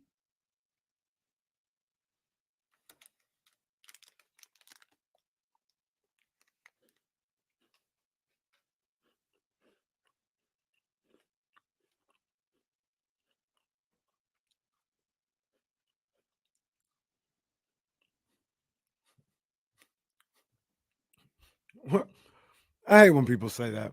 No shade. No shade, Kyle. I'm not trying to. Do you really want to bet against Steph Curry? Yes, they're not winning it shit this year. They're not. The team ain't good. It ain't about Steph Curry. They're not good enough. Only 2.5 games up on the Rockets right now, and the Rockets have won 6 in a row. These guys have a losing record at home. Rocket, you said 2.5? 2.5. And the Rockets are playing good basketball right now. So that means they might even be closer to the Lakers too, then, right? Could be. I just saw the Warriors and the Rockets one. Because the Lakers are in 10. Rockets are playing really good ball. Jalen Green hooping. Damn. Oh, no. The Lakers are in 9 now. The hell? I didn't know it was that close. 2.5. Rockets have won 6 in a row. Rockets play. They play one of our ops coming up. I think it's Dallas. Yeah, they play Dallas March 31st. Mm-hmm. Rockets got easy schedule. They got the Bulls coming up, Jazz a couple times, Trailblazers, Thunder will be tough, Mavs will be tough. Now, if the Rockets catch one of these two, I'm gonna be hella happy. They play the Warriors in April, Mavs again. If you guys could choose for the Rockets to catch, cover your ears, Kyle. For the Rockets to catch the Lakers or the Warriors, who would you rather? The Warriors. Yeah. I was thinking Kyle right here. That's my boy. But I'm a hater. Yeah. I'm a hater. No, hell yeah. I'm a hater. Hell yeah.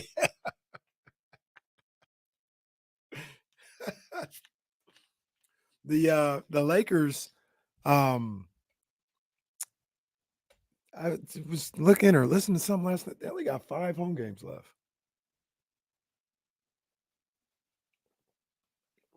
They probably got like 16 games left. NBA really trying to help them out earlier in the season, I guess. Oh, they said Grizzlies. This is probably even the worst question, but they said Grizzlies. I thought they said Mavericks. Well, okay, that's a fair question though. Because they play tonight. That's a perfectly fair question. Yeah. And I actually kind of get the question. Sorry. Jaws return. Like I get it. It'd be better though if they didn't talk about the same teams every day. Well, that's probably, is that their game tonight? Yeah. Yeah, they're on ESPN. Could have flexed that one. Let's see if there's another game they could have put though. I don't know. I mean, they could have won Philly and Phoenix. They could. No, not Clippers and Portland. All right, let me.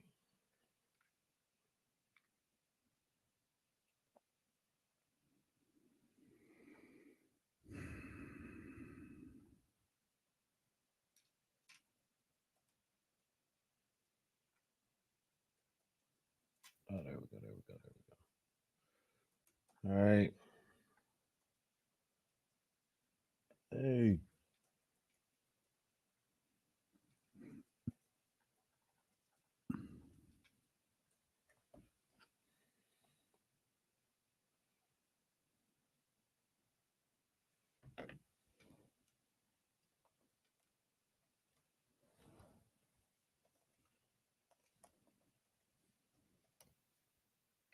Did you hear I'll ask you on the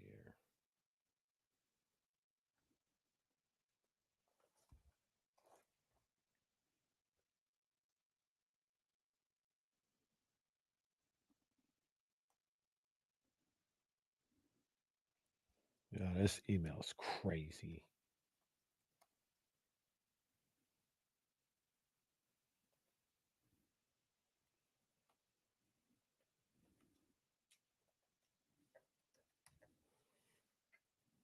Okay. Oh, I sent that one. That was the women's one. I gotta send them both to the men's joint.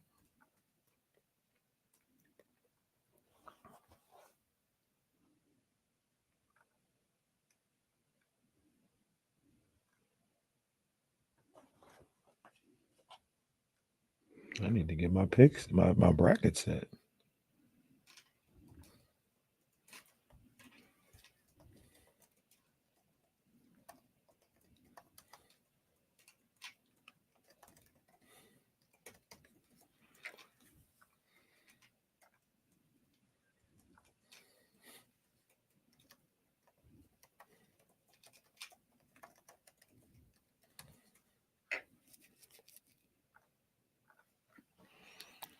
All right.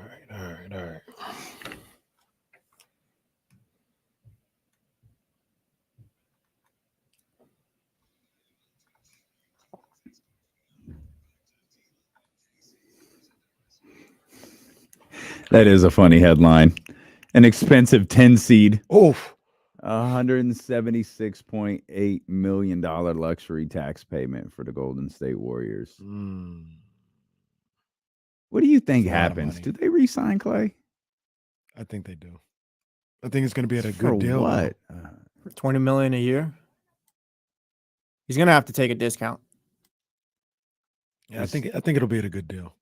Is $20 million a year a discount for Klay Thompson? I mean, it is, but like, well, I mean, 6 men like Tim Hardaway and those guys go for like 18 mil or something like that. You've said that before. Yeah. Malik Monk might go for $20 million. Is that better than Malik Monk? No, he's not. Not right now at this point in his career. Yeah. You think the rest of the league views Malik as like a 6 man? Because you think that could help, not help, but like help the Kings more so with the market and paying him and stuff like that. You think they view him as like a top end player who can like start for them, or you think they view him as a 6 man? The rest of the league doesn't matter. Just need one. Just need one. It's fair. Like, because 28 teams could. And then the Orlando Magic. Yeah, but that one, like, bro, you're because that's going to be the pitch, right? For if that team exists. Yeah. And I do believe it does. Bro, you're not a 6 man.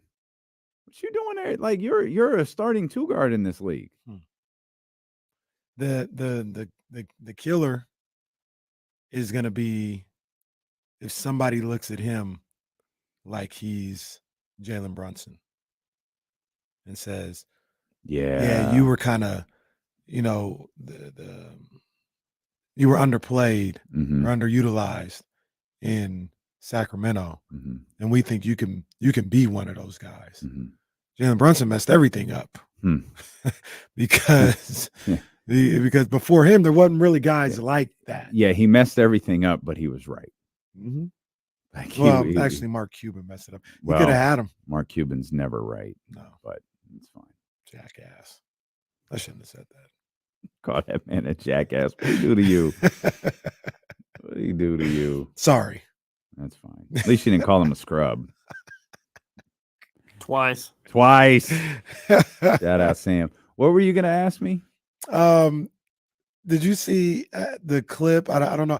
I guess LeBron and JJ's podcast is out. I haven't watched it. It is, yeah. But did I see right that he said that LeBron Iverson and Curry are the most influential players of his life? Like while he's been alive.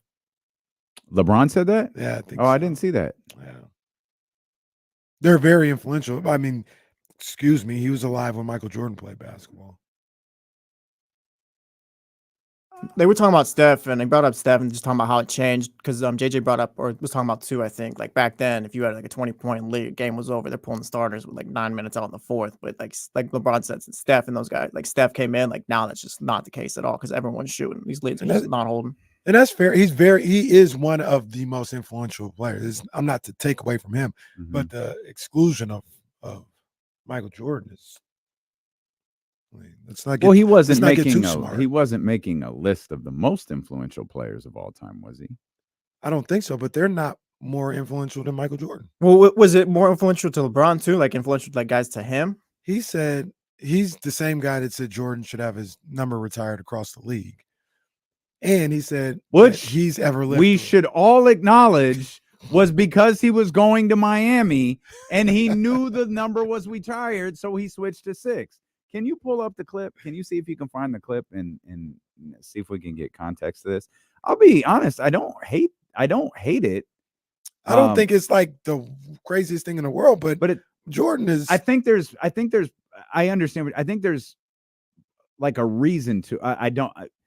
I can see why someone would say that for a couple of reasons. The main one being, no matter what cereal you ate or sports drink you drank, or how many times you ate McDonald's because Michael said he ate McDonald's, like you couldn't be Jordan.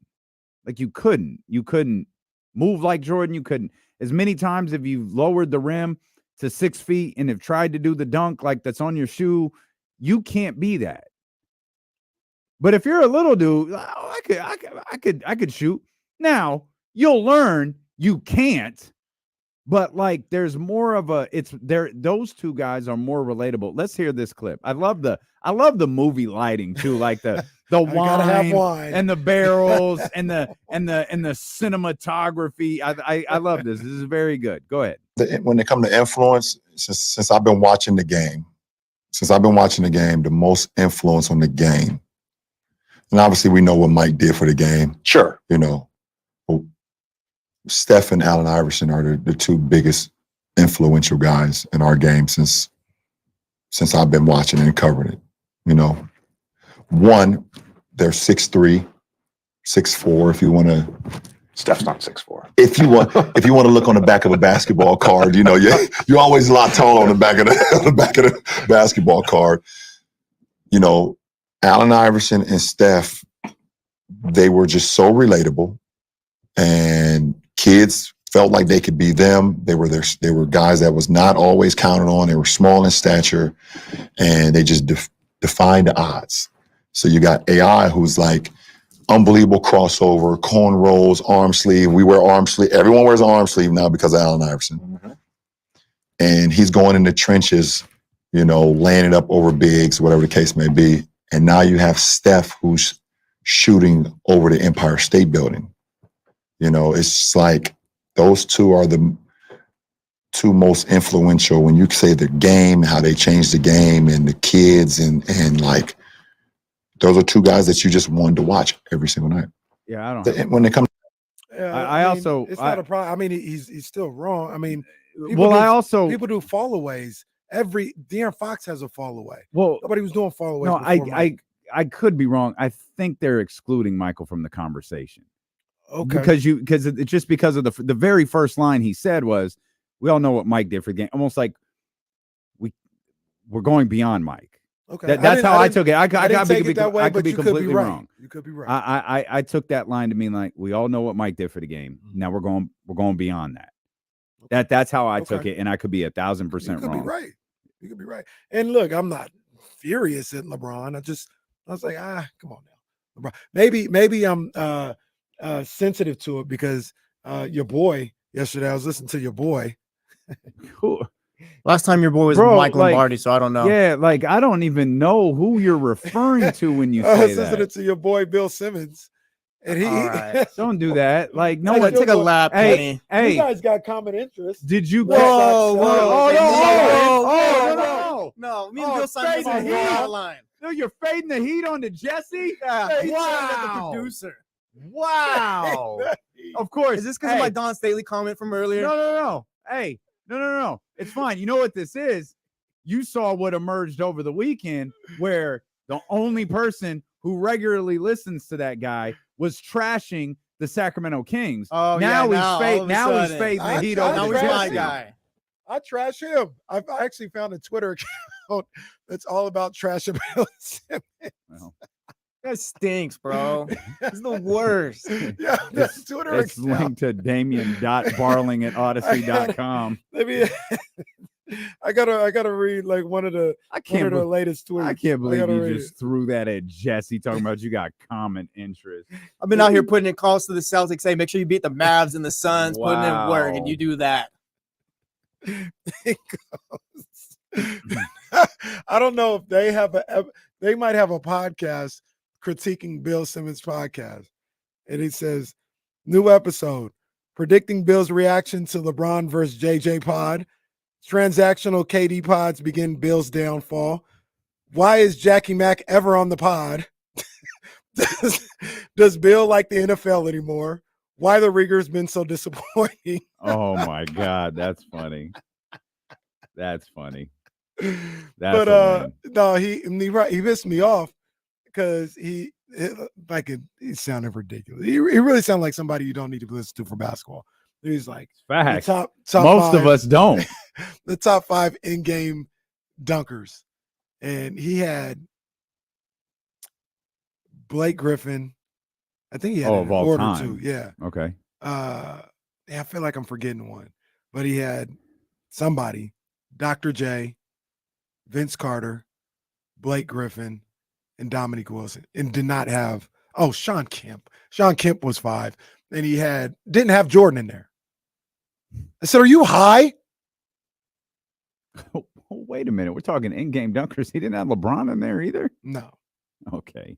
Dr. J was like that as far as in-game dunkers, because I know we see the highlight and all that, but like just confirming again still. Like he was that. I can't. I don't know. say. I mean, watched one 76ers Lakers game during the show, and it was traumatizing. Well, yeah. Like that was They played tough. defense back then, I So guess. yeah, if there was a moment where he had a breakaway, I just missed it in the midst of mediocrity that I was watching during that. It was a finals game we pulled up too, wasn't it? It was. Oh, Everything was on the line. boy, that Everything on the early- line, and then 60-57. They're playing defense like this. They're like just like standing there like they're in line at the cafeteria. Like there's no damn. They're just like standing here like they're like it's pretzel day at the office. No, we got to pull it up for the people. We'll it's run bad. that back. I think it was the 1980. It was the Game 76ers. six, Yeah. Sixers, Lakers. Just any play, any highlights It's you want. so bad. And they're not doing anything. But they, I was like, what the hell are you talking about? What are you talking? Now, Dr. Dre was like that. I don't want to disrespect Dr. because J. the people in his time were they lived by Dr. J. Mhm. So I wasn't around. Game was different. He does have the Oh, I'm sure he way rock the baby to sleep. I mean, that's an all-timer. You know, he's got a couple on Bill Walton or whatever. I get all that. Sean Kemp don't need to be in there. He's got some good ones, but he don't need to be in there. Really? Not above Jordan. Oh no! That's about Jordan. that's ridiculous. And he got Blake Griffin in there. I remember Blake was crazy for a second. I remember that. Part of me wants to put Ant-Man over Blake today. Ant-Man over. Don't do that. Yeah, Don't do Ant-Man's that. got to build his highlight reel. Yeah, still. don't do that. Like Ant-Man got. he was pretty cold. Like he does. He got three. He got three Yeah, iconic joints. Blake was pretty cold though. Blake got 3 iconic joints. So you immediately went to Blake over Gordon? Aaron Gordon? Isn't that what you said? Didn't No, you say I he said, got? maybe I did. I meant Anthony Edwards. No. I'm talking about on the list that Simmons had. Didn't you say he had Aaron Gordon on there? No, he had Vince, Dominique, Blake, Oh, Sean I Kemp. don't know why I thought you and said Dr. Aaron J. Gordon. Oh, okay, yeah, you can't really remove anyone else. Yeah.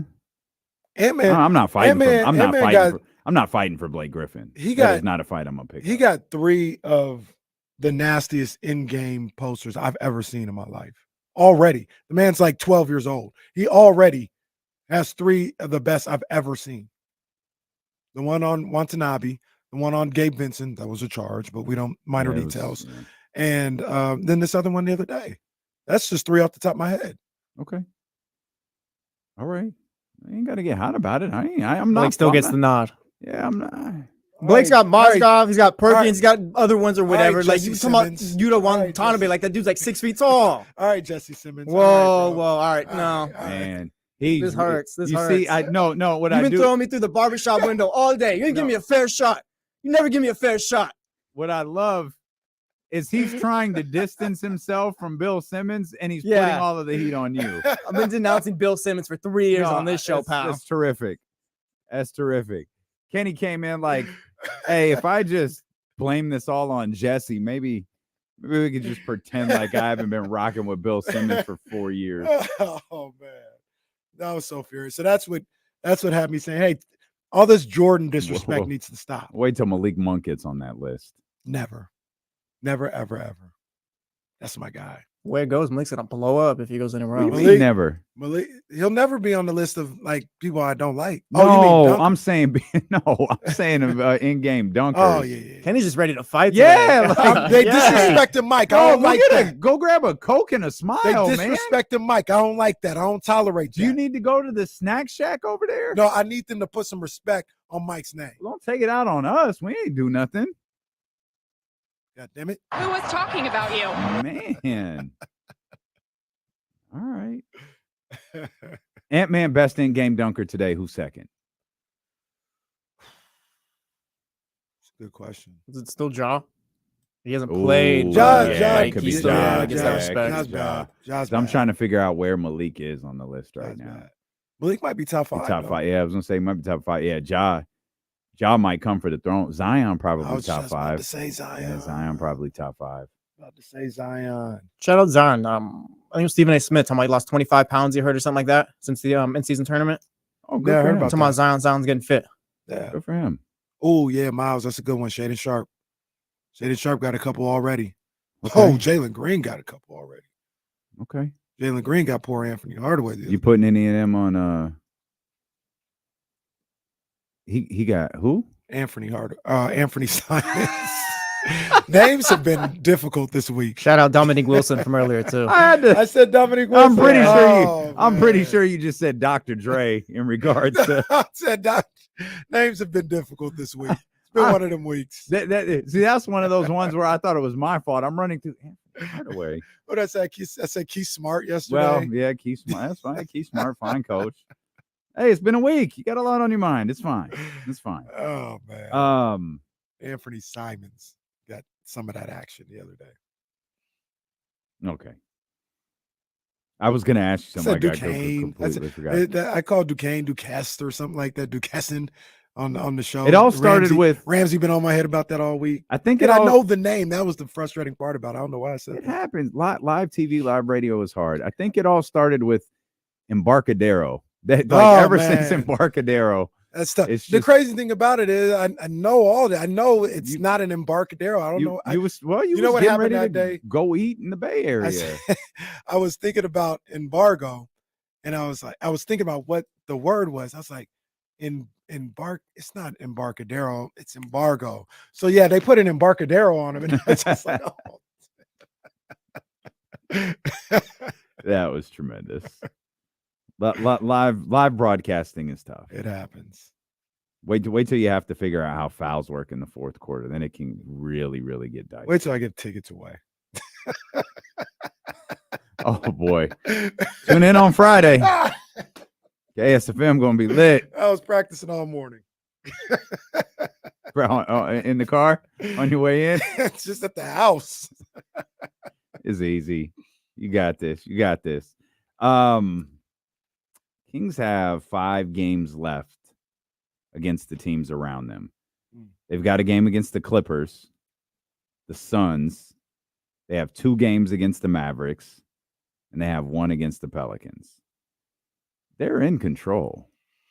Like they're in the driver's seat right now, and it's a meaning they, you talk about how you control your own destiny. Yeah. If you win 16, the next 16 games, you did it, guys. Like, well done. It's a tough ask, but like when there's no like I know the Warriors don't care. I know the Lakers don't care. Steph, I think, said as recently, I think it was yesterday or the day before, where he was like, yeah, maybe a week ago getting to the top 6 was a thing. We know that's probably not very realistic now, but they're not falling out of the playoffs. Right. So in order for them to get to the top 6, though, they would have need to take care of business against the Mavericks and whoever else they got left on the schedule.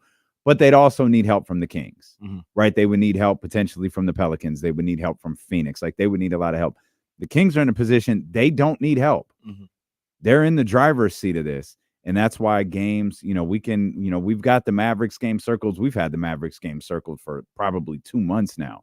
But you've got to take care of business tonight because all of these teams around you just laid this out with the Mavericks perfectly. And we looked at their last stretch with the exception of that Denver game. It was a great win for them that they almost blew.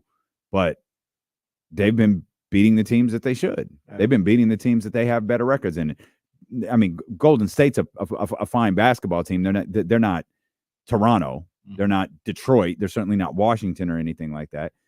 But Dallas has a better record than them, and they beat them. Sacramento's they've got to do that. Real quick with everyone else's. With the Kings too, like you look at the standings, the Mavs have played a game or two more than the Kings. The Suns, I think, a game more. So you essentially right now have a head start too with less games played, and you're already ahead of those teams. So it's just like you said, it's just all right there in front of them.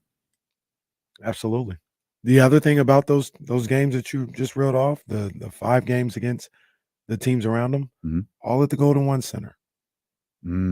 So, I mean, that it almost don't get any better of a setup. Yeah, like I don't want to say it's easy. It's a like better that, setup. but yeah. you can't ask for a better scenario than to have all those games at the crib. And as we mentioned, that first Mavericks game, it's the second night of a back-to-back for both teams. And the Kings, their first night is at home.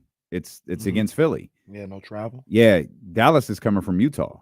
Yeah. So, it's small details, but still details. That too, actually, because we did pose the question, is Dallas going to stay? Because that's a long break between those games. I wonder if the fact that they're playing that back-to-back from Utah into Sacramento influenced, because their travel's already set. I wonder if it influenced what they did. Like, hey, we're flying from Utah to Sacramento. We don't want to get on a plane that night just to get back to Dallas. Let's just hang in Sacramento for a few days and make sure we're in the best position possible. Right. I don't know what Dallas has after Sacramento. Yeah, if I were them, I'd probably be chilling in Sacramento. Because essentially, like with the travel, you'd be losing a day. You'd be losing 2 days. You got to travel there and travel back. Yeah, they stay on the road. Wow, what a weird. Have you looked at this? It's at Sacramento, then it's at Houston. Wow. Then it's at Golden State. That's bizarre. That's a terrible so, schedule. So real quick, that might be the makeup game at Golden State. That's what it is. Because that didn't the Kings have a nationally televised game that night that they took away and gave to this? The Clippers game. Okay. Yeah. I just thought about that just now. You're 100% right. That's the makeup game. Yep, you're 100% right. That's exactly what it is. Which means and they couldn't make it. They had like 5 days off. Yeah, they had like 5 days off that from late in the season. 4 days off. It's from March 31st. Their next game is until April 4th when they play Atlanta at home. Now that's a good call. And they couldn't put it on while they were in Northern California because that'd be 3 games in a row. There's only one game. Right. Yeah.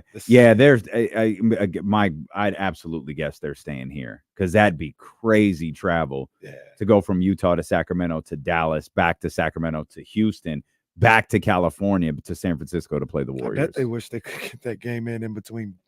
1,000%. Yeah, Well, 1,000%. they couldn't do that. I'm sure the 'cause- Warriors schedule they- didn't allow for it. The only day would probably be Thursday, though.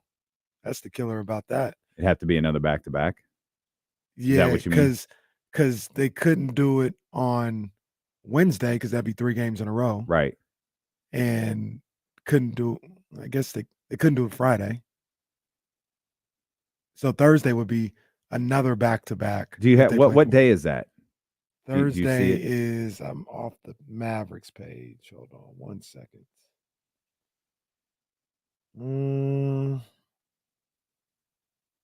Hold on. And I think the Warriors play that. The Warriors, the Warriors aren't even in. They're in Charlotte. Yeah, I that's think, what I'm that looking day. at. That's what I was looking at right now. The Warriors are on a lengthy road trip at Minnesota, Miami, Orlando, Charlotte, then San Antonio. The And that, only day would be the 28th. that runs from That's and they'd have Thursday- to Thursday they'd have the to go from 28th. Orlando to San Francisco to Charlotte. Yeah, that's tough. That wouldn't even work. Yeah, that wouldn't work because they play the 27th and the 29th. So it's kind of a tough break for all of them. Yeah, it got a little hectic. To there. be honest, it's a tough break for all of them. We'll come back. It's Steeling with KC, brought to you by Sky River Casino. We brought up Zion Williamson a minute ago. We should talk about what the Pelicans are doing and what Zion's doing. Steeling with KC on ESPN 1320. I did. Yeah, I did. We should hit up Some good Ant-Man. See if he's free tomorrow.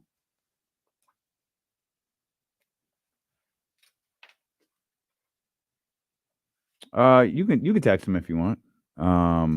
Tomorrow's what day? Thursday. So all we have is Matt.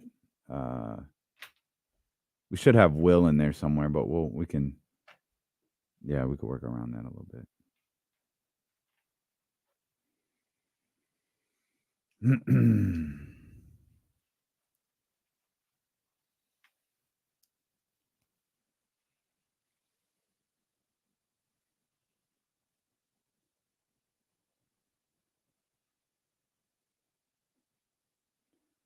Most likely women's college basketball upsets.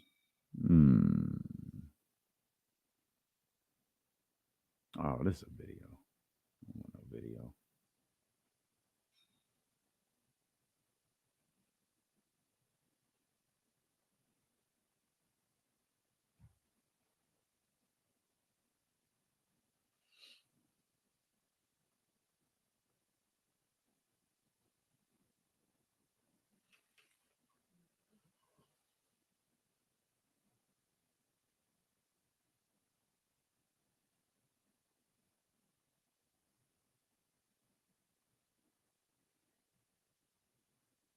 Jackson State versus UConn. Book it.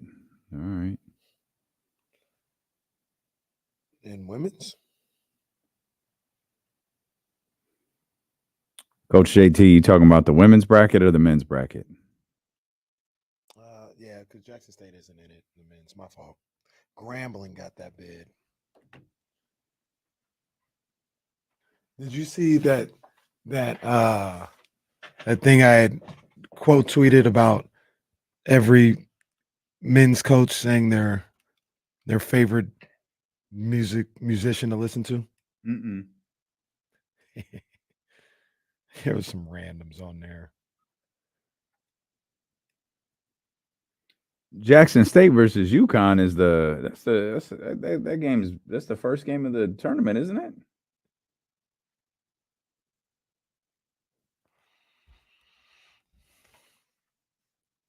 Which king would be best as a wrestler?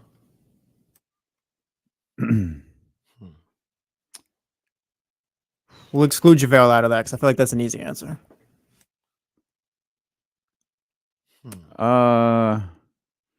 Keegan has the personality of Lance Storm, so I'd go there. Maybe Malik. Yeah, I was about to say Malik. Yeah, Malik has. Malik can probably cut a promo. Malik has the What about biggest Alex Lynn? personality. I like Alex. Alex would be a good enforcer. He'd be a good heater. Like he could walk Shawn Michaels to the ring, just stand there with his arms folded. Trey Lyles with the choke slam. They're saying in the Yeah, chat. We've Trey seen that Lyles. live and in action. Yeah, Trey Lyles with the choke slam. Kessler Edwards could probably dress like Ricky Starks and Kentucky Connection tag team with Fox and Monk would be fire. So Zay mentioned like Mason Jones. He could be like the fourth member of the New Day. Yeah. He can. Mason Jones. That's my boy. That's my boy, Mason Jones. He could take Big E's place. It's a new day. Yes, it is.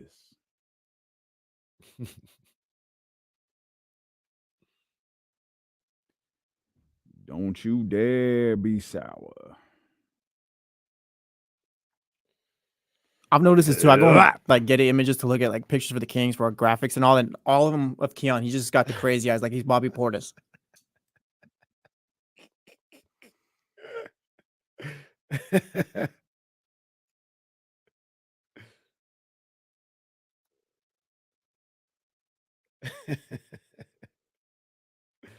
Did you see who was that securing the it was securing the Bagley who posted on Twitter the homepage for the NBA app? The Dallas thing where they got the standings wrong. Yeah. Yeah. Mavs climbed to 6th in the West. No, bitch. They're not. Sit your whole ass down. Okay. Beautiful. Beautiful.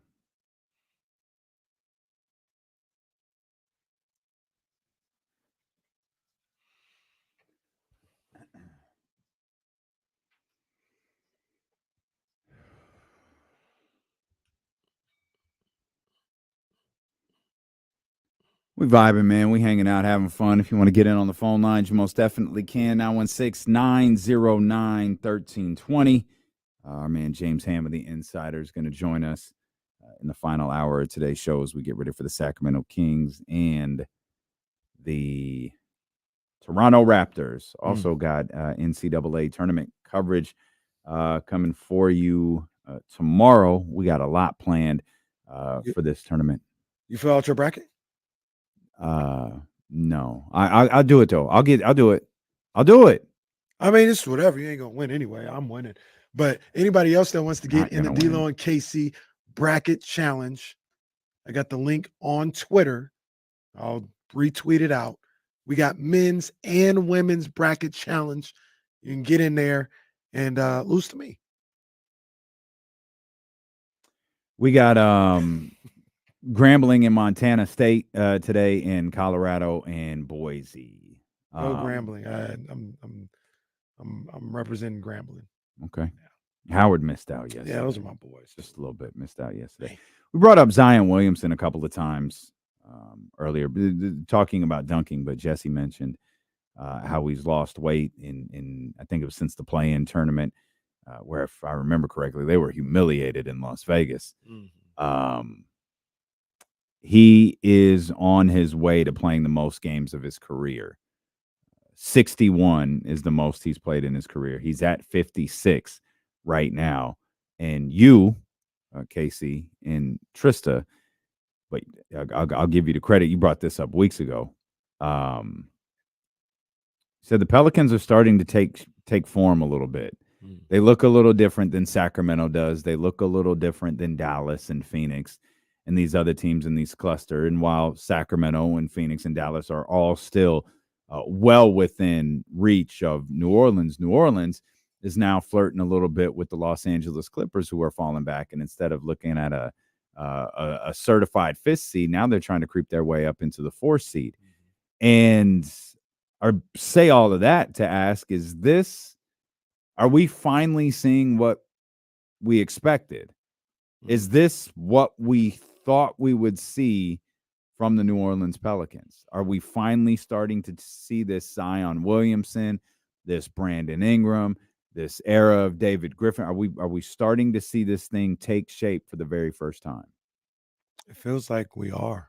I mean, they have a pretty good roster. And one of the last things that I know I wanted to see from them was whether or not Zion and Brandon Ingram could play together and play well together. That was one thing we hadn't seen throughout their run or throughout their tenure together. And we're seeing that now. They have figured it out. They have figured out the spacing on the floor and where to be aggressive and where to be effective in different spots on the floor that complement each other. You put that together with McCollum. You put that together with Man, Valanciunas. you are getting your ass whooped. You're all right, bro. Man, you want to? There's still cake out there. There's I cake think and cupcakes. I think it's just They been still got- sitting out there. To be honest with that's you, not good because that cake was good. I might take a chance anyway. like though. given the fact that Kimberly's not here, I think that that cake was just sitting there. I might take a chance. That cake was good, but that's neither here nor there. Well, I'm just trying to help CJ you. McCollum has been really good. Herb Jones, Murphy has been. He's really good. I really like his game. It's all come together.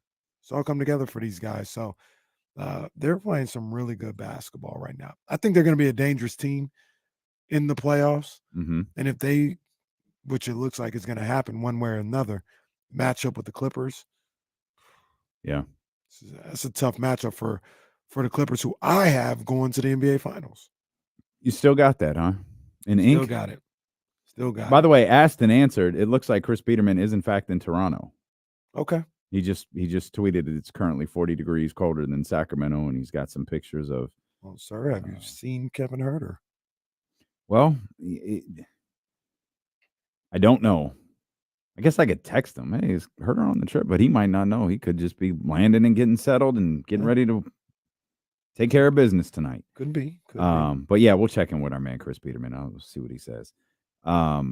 It feels like we could be entering kind of a breakout moment for maybe less the New Orleans Pelicans and more so Zion Williamson, because I feel like this is Zion, fairly or not, or rightfully so or not. He gets a lot of the blame. I think he's going to get a ton of the credit if this winds up going their way. And just hypothetically, we don't have to like go crazy and have them representing the West.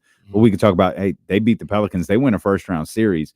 You got Zion playing the entire season. You got him finishing in the vicinity of 66, 67, 68 games played, somewhere around there. You've got the regular season success. Now you got the postseason success. Now all of a sudden, everything we've said about the Pelicans, now it's past tense. Now there's a new version of the New Orleans Pelicans. Like, okay, there's no more what if they figure out. It's a lot like Minnesota. Minnesota figured it out earlier in the season. And it's like, okay, it was always what if with you guys in the way that you talked about this team, and you're prognosticating stuff that's just not real. It's real now for Minnesota. And salute. Mm-hmm. It's starting to become real for New Orleans. Yeah. As Kings fans are frustratingly aware of. That team's really good. But it turns out they might be really good against other teams besides Sacramento. Mm-hmm. And then I was thinking about this last night. It'll be Zion's first playoff games, right? First time we see Zion in the postseason. Yeah, I would think so. He didn't play the year they got in there and Willie Green cried with 12 well, minutes that's to go. not. I don't know why He didn't play then. And I think that's the only time they've been in the playoffs. I think. This group. Yeah, right. Sure. Man, that's what the NBA needs. Zion in the playoffs. That's it'd be good. Yeah. That's big stuff. I mean, all these guys that we talk about, face of the NBA, next, all this other stuff. The one component that a lot of them have and are going or are about to get is you need that postseason. You need the lights of the postseason. You need the scrutiny of the postseason. In a lot of respects, you need the failure in the postseason for people to get invested. That's what's going to make the face of the league, being invested in whether or not somebody wins or loses or succeeds or fails or anything like that. That's also what makes one of the next superstars. And Zion has never had that experience. He's going to get that for the first time this year.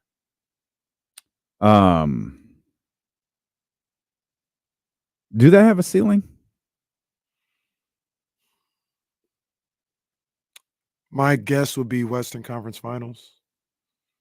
They don't have to have one. Like, you Yeah, don't have But to. I don't see them winning a championship. I don't see them getting to the finals. Like, this year. is But I think they're Minnesota really good? Is Minnesota that much better than New Orleans? Not without Cat. That's fair. Not without Cat. That's fair. I think New Orleans is really good though.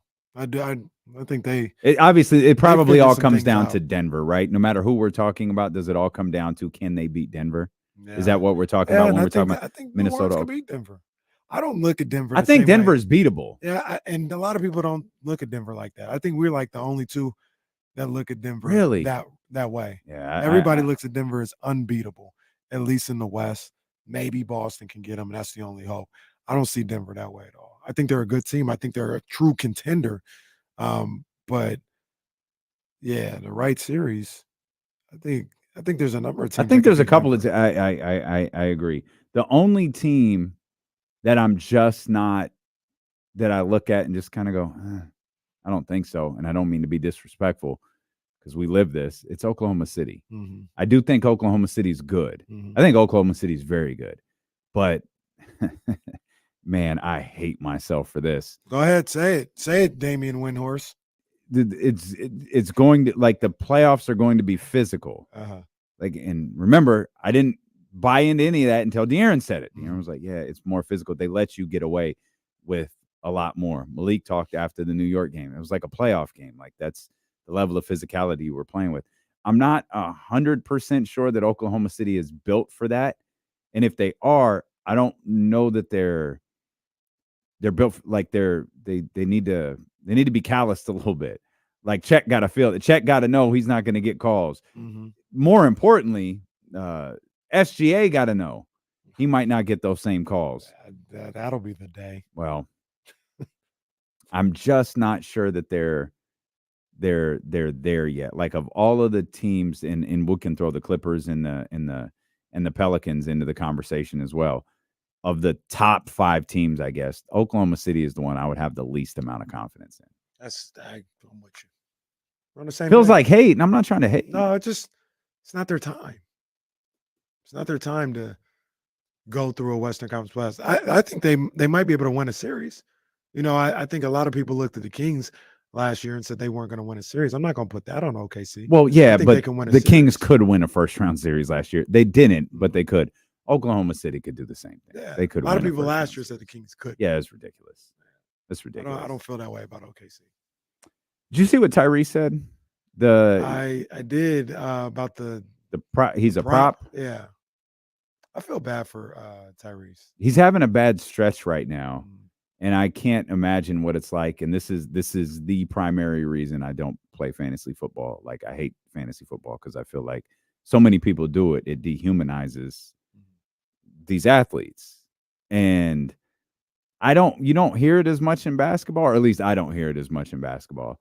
So for Tyrese to say that, and it looked like he said it in a media scrum, like it wasn't like a sit down interview where he's talking in depth about something. Like, clearly he had something on his mind. Something had popped up in his Twitter mentions that day that was weighing heavy on his mind. Yeah. Kind of like us walking in from the staff meeting yesterday. And he was just like, I'm going to address it with everybody. Yeah, something, I forgot, the clip is somewhere circulating around. I thought I saved it, but I didn't. But somebody had asked him about therapy or something. And he says, yeah, I've been going to therapy, not just because of now, but he's like, I've been going to therapy for a while. I think it helps. And he said, you know, you talk those things out because sometimes you're just looked at as like a prop bet for somebody. That's kind of how it came about. And Tyrese, I watched that thinking, you know, Tyrese, I felt bad for him going through what he's going through right now, struggling on the court. And he's super intelligent. And I think he's a deep thinker. I really do. You could tell, for me, I feel that way just by how I hear him talk about any topic, right? Like he spent some time thinking about formulating a thought about whatever the topic is, and he's getting that out in how he's speaking. And sometimes that can be crippling. And I kind of feel like that's what's going on with him right now. He's a deep thinker about everything.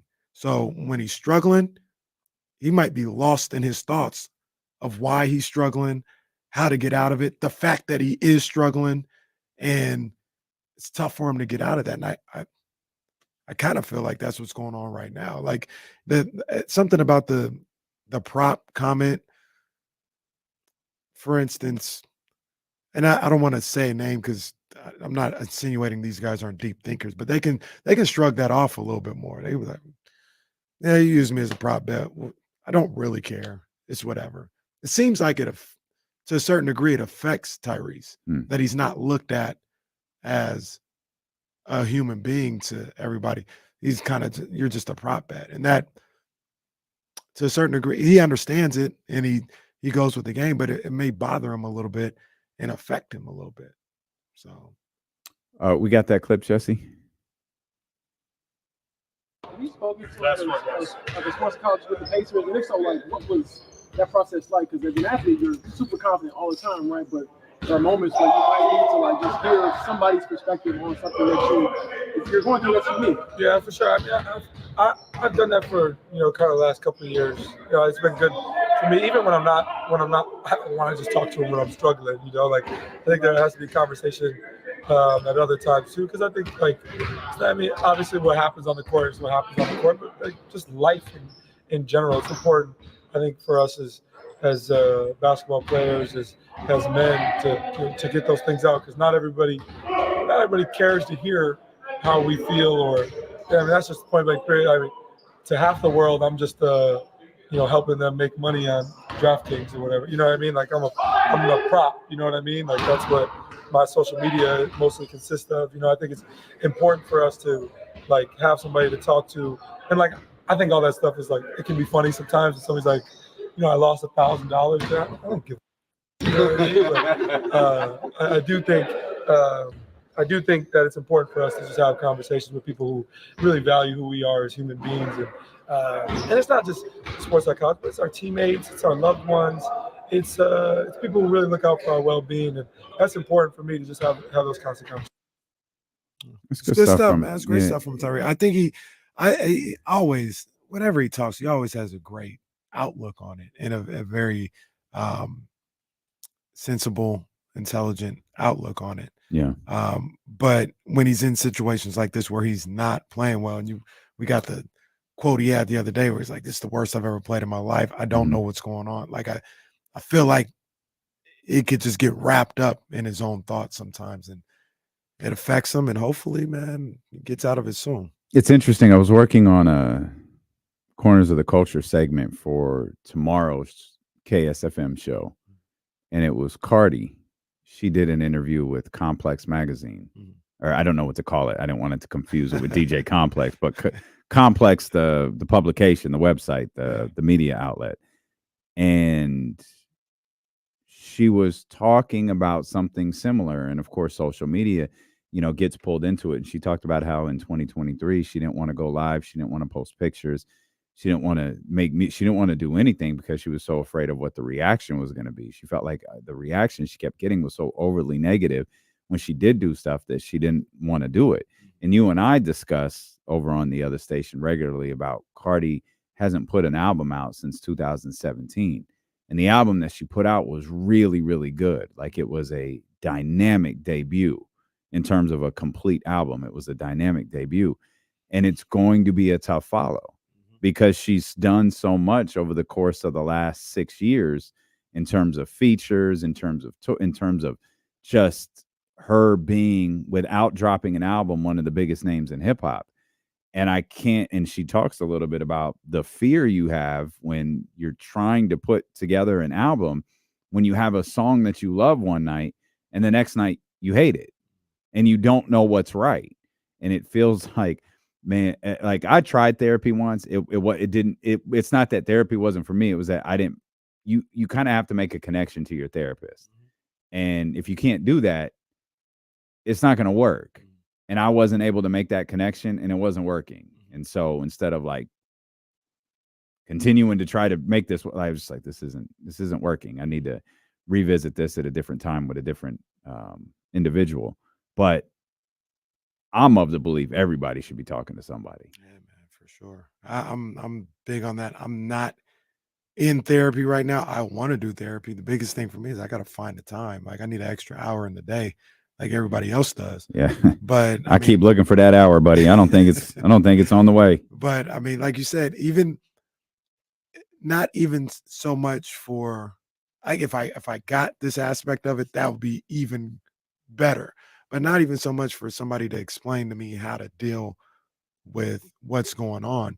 Sometimes just saying whatever's going on in your mind and in your life, they could have no response to it. But Mhm. being able to say it to somebody, that's therapeutic in itself. Yeah. So, at the very least, I'd like to get that opportunity to do that. But I'm of the same belief, man. Like everybody should be talking to somebody, whether it's a paid therapist or a cousin or a husband or wife, like somebody that you can bounce off your feelings and your thoughts and your ideas and just cleanse yourself of it. You know what I mean? I think, you bottle that stuff up a lot of times it could eat away at you.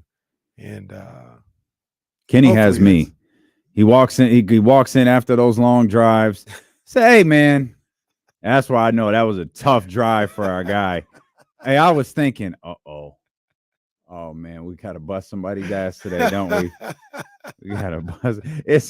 That's why I thought it was so funny that all three of us, none of us spoke to each other yesterday because the meeting was going on. And then I came and did the handoff, and none of us talked to each other. Yeah. And all three of us walked into these studios pissed off yesterday. And I ain't talked to nobody about it yet. That's why. See, you know who our therapists are? These yahoos in the chatty house. Shout out to the yahoos. These yahoos in the chatty house are our therapists. That's why when we come in and we're pissed off about something, we tell you. Ain't got nobody else to tell for 6 hours. Yeah. So we're going to tell you. Yeah, man. So hopefully Tyrese starts to play better basketball. Yeah. Feels better about himself, and I hope I'm here's, sure he might. All that doesn't even mean that he doesn't. He might feel great about himself. He just, what I've heard from him lately is he's struggling on the court, and I hope he plays better basketball. So. And even if he doesn't play better basketball today or tomorrow or this week, like Tyrese is still really, really good. He is. He obviously has something he needs to, maybe snap out of a little bit. Maybe he was playing so far above his head to start. He also there was a dynamic switch to that team in February. That's tough. Like it was, and I'm not this, I swear to you, this isn't a joke. It was you and Buddy, right? Like it was you and Shavano for that's what you guys were doing. Of course, you had Milestone. You had other like solid, guys there that you were working with, but you had a guy who you had been with basically your whole career, not basically your whole career. Mm-hmm. And it's like, okay, we're moving these guys out, and we're bringing in your tag team partner. Mm. Like this is the guy we expect you to play the next 7 to 10 years with. Mm-hmm. This is maybe that's a little steep for Siakam, but you know what I mean. This is the guy. Like this is the core of what we're building here in Indiana, and we just got him here. This is your new right-hand man. Right. And that's a tough adjustment. Yeah. I mean, we think back to like, it's not like we all remember the hug heard around the world, but it's not like everything was glowingly beautiful with De'Aaron and Domas. And then they got hurt or sick. I can't remember which one it was. Fox got hurt. He broke his thumb. Okay. That's right. But they wound up being the end of the season for them. Mm-hmm. Then they had the benefit of the whole training camp and time together, and to get to, like, Tyrese doesn't get that benefit. They're going to play a play-in tournament or a playoff series together before really having the opportunity to get acclimated. That's tough. Yeah. That's really tough. You see Rick Carlisle's kind of had enough. See what he had to say. So he does a weekly radio show. The other day he said, quote, "I'm tired of talking about how we've got to learn from this. That's getting to be a tired narrative from anyone on our team or on our coaching staff. We've been through a lot this year. It's time for us to have learned these lessons about being able to maintain intensity, focus, attention to detail, and the importance of defense, all that kind of stuff. That's where it is." He's right. Like the honeymoon's over. All that 150 stuff, that's done. And it shouldn't be, you got to learn how to win. Nah, you don't have to learn how to do those things that he talked about. He's 100% correct. Was that the right time to do that? Do you think he should have waited? No, I think season? No, I think the time is now. If you want to have some type of playoff success, it's probably akin to Mike Brown after the Knicks game last year. That's not, Okay. it ain't good enough. What we're doing is cool, but it's not good enough. I agree with Carlisle. All that scoring and no defense stuff, that ain't gonna get it done. All right, we'll come back. We'll shift back to the Sacramento Kings, specifically Malik Monk, when D'Lo and Casey return here on Sacramento Sports Leader ESPN 1320. Man, TK got her Brady picture posted. What Brady picture? With Brady and Vince Vaughn, that thing she did at the yeah, that Super Bowl. Yeah. She did a video. Trista said, "Why does Austin Rivers look like a Kia salesman who just got fired?" Oh, there it is. I was going to say, did you see that she did a video on Keon? I saw that. I saw that during this segment, matter of fact. And Yeah. I was like, well, I'm not sure we can play because we No, don't we know. can't. Well, we don't know exactly what's going on, but well, she sent it to me this morning. I think it's clean if I remember correctly. She makes a few jokes, but I think it's clean. I'd accidentally hit the Siri button, and now I can't get the audio back. I'm sorry. No. That's fine, Siri. Thank you. Near and dear to my heart, a Sacramento King. Keon Ellis started at Southwestern Florida and then transferred later in his junior and senior season to Alabama. Roll Tide. Didn't exactly light it up offensively, but was all defense on his team, averaging 2 steals per game. Keon went undrafted and then later got picked up by the Kings on a 2-way. Why they like him? Good D. That tenacious D. That Drew Holiday D. Got Mike Brown singing in the falsetto. Ooh, baby. Only played 16 games as a rookie. This year when he gets burned, he's been very effective, averaging 3 steals and blocks per game. Block that. Keon's defensive rating during this stretch is 104.6. Ugh. This game against the Grizz, Keon became the first guard in NBA history to record 5 blocks, 7 rebounds off the fucking bench. Oh, there it is. Mike Brown also said like 5 to 6 deflections as well. He put I felt like there was one in there, but I wasn't sure. made his life hell. He only had 4 points, 1 for 6 shooting. The other guys that he guarded, 2 for 13 from the pool. And the best stat for Keon is that the Kings are 6-0 when he starts games. That's enough to make Kings fans excited. So keep an eye on Keon. He might just be next. Good stuff from TK as always.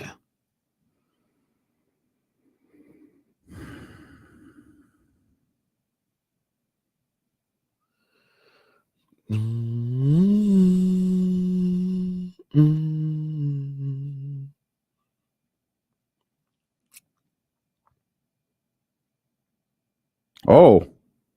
Uh-oh. I like the alternate. I like the alternate Beyonce cover. Oh. Lord. Where can I find we're gonna find that at research purposes. Well, God bless America. You found it? Yeah. Yeah, I was just getting ready to send it to you. Yeah, for those who haven't seen it, that's much better than the Shout out B. This is much more in line with Renaissance. I'm all for it.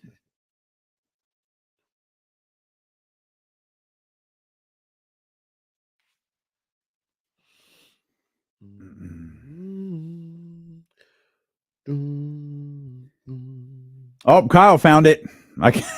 Kyle found it.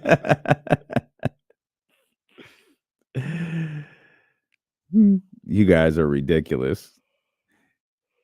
Cousin Yahoo says you don't have to have the best D just to be effective. Well, Manny said effective D is pretty good D. Oh, all right. You guys are ridiculous. It's like the sophomore class. Well,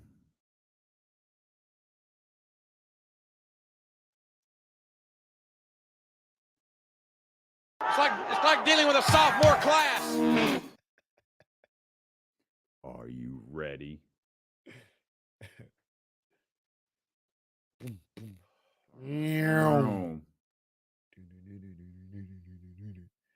Remember when that dude sang the national anthem?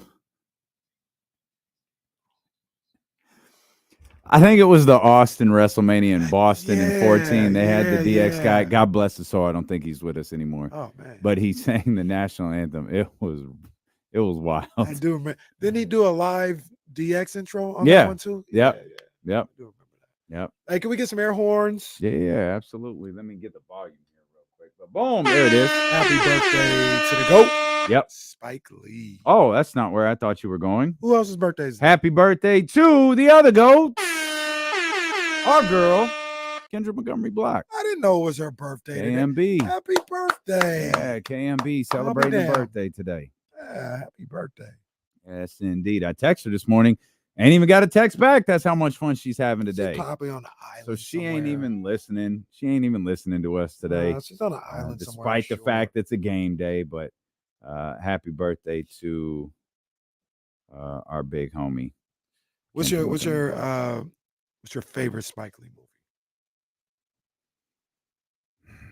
I couldn't. To be fair, I couldn't name it.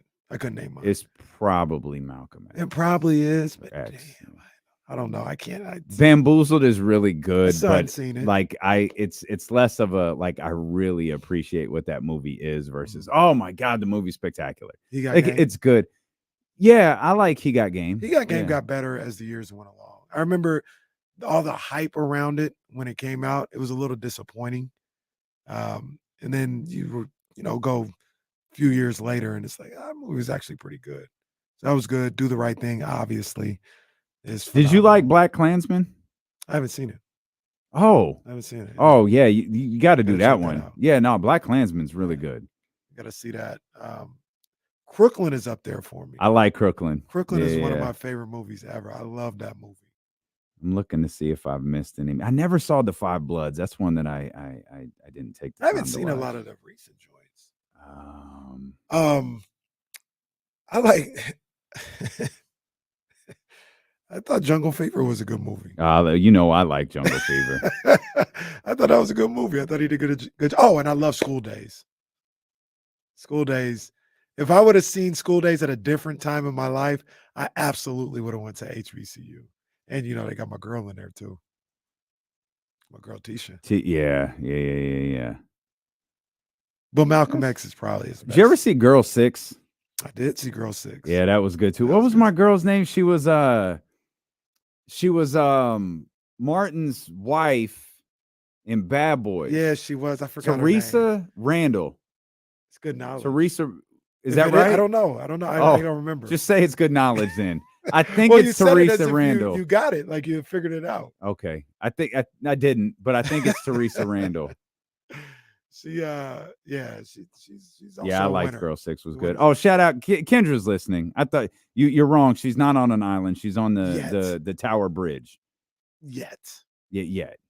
But shout out KMB for always listening and happy birthday. Happy birthday. I know KMB's a big Malik Monk fan. Oh man, like we all are. We all are, Malik. Please don't go. Please don't go. Get Tank to sing the national anthem. Well, he's gonna be here. He is. You get Get Tank to Tank, sing. Casey, JoJo.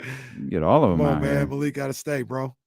You gotta stay. Did you read the Anthony Slater piece? Anthony Slater, I was a little wrapped up this morning, but I saw it and kind of got the feel for what it is. Anthony Slater is going to join us tomorrow. And I do have a text out to Chris Biederman to find out if Kevin Huerter's on the trip.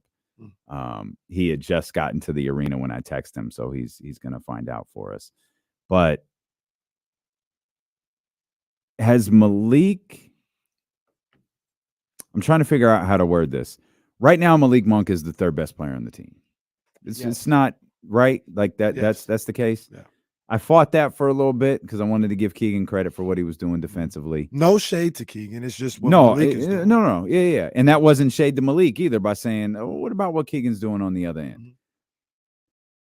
is there a scenario, and we can draw back to our conversation that started this show where you were talking about the closing lineups and so on. Is there a scenario where Malik remains, let's go with all our prayers are answered this offseason. Malik's back here for the long term.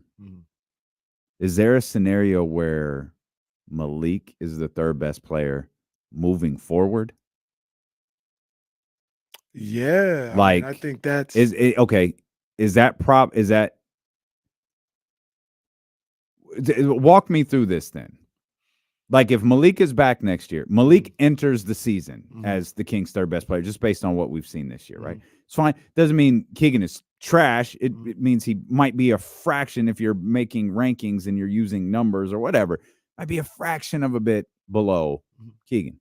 Malik, excuse me. But we get 60 games in the next year. And like, Malik, it's the big three is Malik, De'Aaron, and Domas. That work? Yeah, I think so. I'm a big Malik Monk believer. So maybe I'm biased or whatever. There's no problem if Malik Monk is the third best player. No problem whatsoever. And that doesn't mean anything about Keegan or anything. Like, if he's your fourth best Feels player, like we really earmarked that position for him. Like, did Malik just catch us all by surprise? Did we not expect him to be this good in this role? That's probably what it is. But Malik is saying he's the third best player is because he's that good. Yeah. Not because something happened with Keegan. Yeah. In my opinion. No, you're right. But I wonder, does Keegan have to make adjustments? Keegan, if that's the case, man, this is almost a dumb conversation. I'm sorry, I should have scrapped this from the show. This is because there's so many. Like, is Malik starting next year, or is Keon starting, or is someone else starting? Like, things are like we're getting into a lot of what ifs, and we've got Malik on this pedestal, but we also have another pedestal that Keon is on, and we also made a pedestal that we put Keegan on that has like a lift on. It's like the old Macho Man, Macho King, where we carry it on our shoulders. Like, we had that for Keegan. Yeah. And that, like, we okay, we're running out of room here. Yeah. Because we got Domas too, and we got De'Aaron. There's a lot happening with this team. I'm still stuck on there's a lot going on. I still haven't gotten past, is Malik starting next year? Because you guys know, I just said it yesterday, how I feel about Keon and what he can do on the defensive end.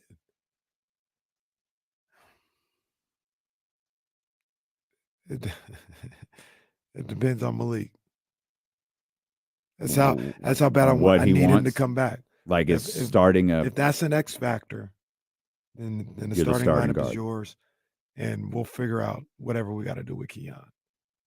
That's kind of what it comes down to. If he's indifferent, then maybe I got an keep him idea. there. You start him at 3. Start who? Keon. Keegan at the 4. Yeah, it's not perfect. It's not perfect. I wouldn't be against that either. It's not perfect. Sorry, and I know that is not shade on HB. But if we got to make this work somehow. Also, what's that do to the second unit? I mean, Herder could be there. He could be there. Feels like it would strengthen it. Like, you got bona fide starters coming off. Well, you got sure, and you have Harrison with the. We're really jumping ahead here. Kings play tonight again. They are percentage points ahead of Dallas. They're holding on for dear life to the 6th spot, and we're booking WrestleMania next year. Jeez, man. I mean, we already put it in Vegas. We always book ahead. Yeah, I guess that's what we do here on this show. We just book way ahead with this. But I just got hung up on what really got me thinking was the the Keegan Malik, who's the third man thing. That's what really kind of got me hung up. And that just opens up a whole other book of questions. Yeah. I don't know. I just, my first thought is that's part of the negotiations with Malik, because in the article, which is really good, and you know, you love to hear Malik talk because he's so candid. I guess he was asked about the bench role. Is it something that you're good with, you've accepted or whatever? And he's in no certain terms said, hell no, I'm not good with it. Not at all. But this is what's needed for the team to be successful, so I'm gonna do it. But you know, if he comes to you at the negotiating table and be like, I did what I had to do for a couple of years, I don't want to do that no more. I feel like I'm a starter in this league, and I want to start for a number of different reasons. Yeah, you bow down to that, and you let him start, and you figure out Keon. Maybe it is him at the 3, or it's him at the bench, whatever. You figure that out. But if Malik Monk wants to be the starter, and that's what's going to get him back next year, then damn it, you're going to be the starter. And we're Trailblazers 2.0. CJ and Dame, let's have fun. Do you think the most realistic way he comes back is if it's on that like 1+1 deal? I think they've talked about where he can get more money after that, because like just if we think about it and we talk through it, like ideally, say the Magic, like how much do you think he can get on the open market and that's not from the Kings? Yeah, we always like to book these 1+1 deals because it's not our money. In order to get a 1+1 deal, he has to say no to roughly $60 million. Like you get the one, but you're saying no to everything else. Again, we did career earnings with Malik yesterday. Right. You're going to say no to $60 million to play one more year exactly like you're playing this year, just because of the financial situation the Kings are under. I don't think that happens. That kind of like ties into my question too, because it's like LeBron does that, right? Like, I'm sorry, Jesse. But LeBron can do that. Right. LeBron's ACL could be in 7 pieces and his Achilles be in 2, and he's going to get the max contract on any team he wants to next year. That's tougher. That's a tough model for the rest of the league to follow. Yeah, because I asked that because it's like what the Kings at most can offer him 4 years, 17 mil per year, like 18 mil per year, around there. Yeah, 17 with increases. And yeah. it's like, say the Magic offer him like 4 years, 23 mil per year, whatever. See, that's tough because it goes. goes. You're gonna give that up for a starting spot. So that's the tough part, because it's 23 in Florida. It's 23 in Florida, and likely it's not a rule, but likely increases after that. So it's 23 to start, but then it's 8% of 23 versus 8% of 17. And now all of a sudden you're looking at maybe approaching a $30 million difference, $25 to $30 million difference. And like you said, that's not even factoring in the fact that that's Florida. And that's also not an ass basketball team either. No. That's what's really frustrating. That is the missing link. Yeah, if Orlando was 11th, Malik, you don't want that, but they're not. Which is Detroit. Detroit got money. And the only thing you can do is, you don't want to go compete with Boston, do you? You don't want to do that. You don't want to go with Dame and Giannis, do you? I talked about this on the Handoff, and this is a very, everyday Joe, 9 to 5 working type outlook. But if he likes it here as much as he says he does, the city, the team, the atmosphere, everything else like that. I mean, I'd take the 78 over securing the Yahoo was saying 112. I'd take that. I know it's $30 million. That's a lot of money, man. That is almost his career earnings that he's saying no to. That's a lot. You're getting $70-something million. Yeah, or 112. I know, but you're getting $70-something million. You're right. You're right. You're looking at that. I understand that. It's a different world. No Kadeem Hardison, no Jasmine Guy. I get that. And apparently no Hillman, which I just learned. But they're not offering $700,000. But Jason Jones kind of hit the nail on the head yesterday. You were on the brink of probably not being in the league for a while unless the Sacramento thing worked out, taking minimum deals. Now you're probably going to get everything you can get. You're in control of everything. Malik still, and here's another key piece that we've never discussed before. It hit me yesterday when you brought up the fact that Malik's 26. Mm-hmm. This likely isn't Malik's last contract. Mm-mm. Like if things go well, and that's what Malik really, if I'm advising Malik, that's what you really look at. You have the opportunity to make 78, and we'll use the numbers security Yahoo's gave us. 78 and 112. That's what you can earn right now. But let's pull the lens back and look at this a little bit more. Where do you think you'll have more success? Sacramento or Orlando? Both really good basketball teams. But where will you have the most success? Because at 26 years old, at 29, you have the opportunity to make another contract that'll eclipse this one. Like this isn't the NFL. You're not done at 30. You have the opportunity because think about it. You have the Years of opportunity. of service are different. Let's just stay with Sacramento for a second. Things in Sacramento go well. This team continues to be a playoff team. You just said Dame and CJ. Okay, he's CJ, right? Because we got Dame and De'Aaron in this scenario. Great. CJ was never, scraping for pennies. Like CJ was, he was looked at as the other piece of this because of the success. It wasn't championship success, but it was success of that franchise. He still has the opportunity to earn a deal at 29 years old, 3 years to 2 years, 3 years, with 3 more years of service behind him, in the vicinity of, at the time, it's probably $30-40 million a year. Yeah, I mean, and that's if you have the ultimate success that you have. And can you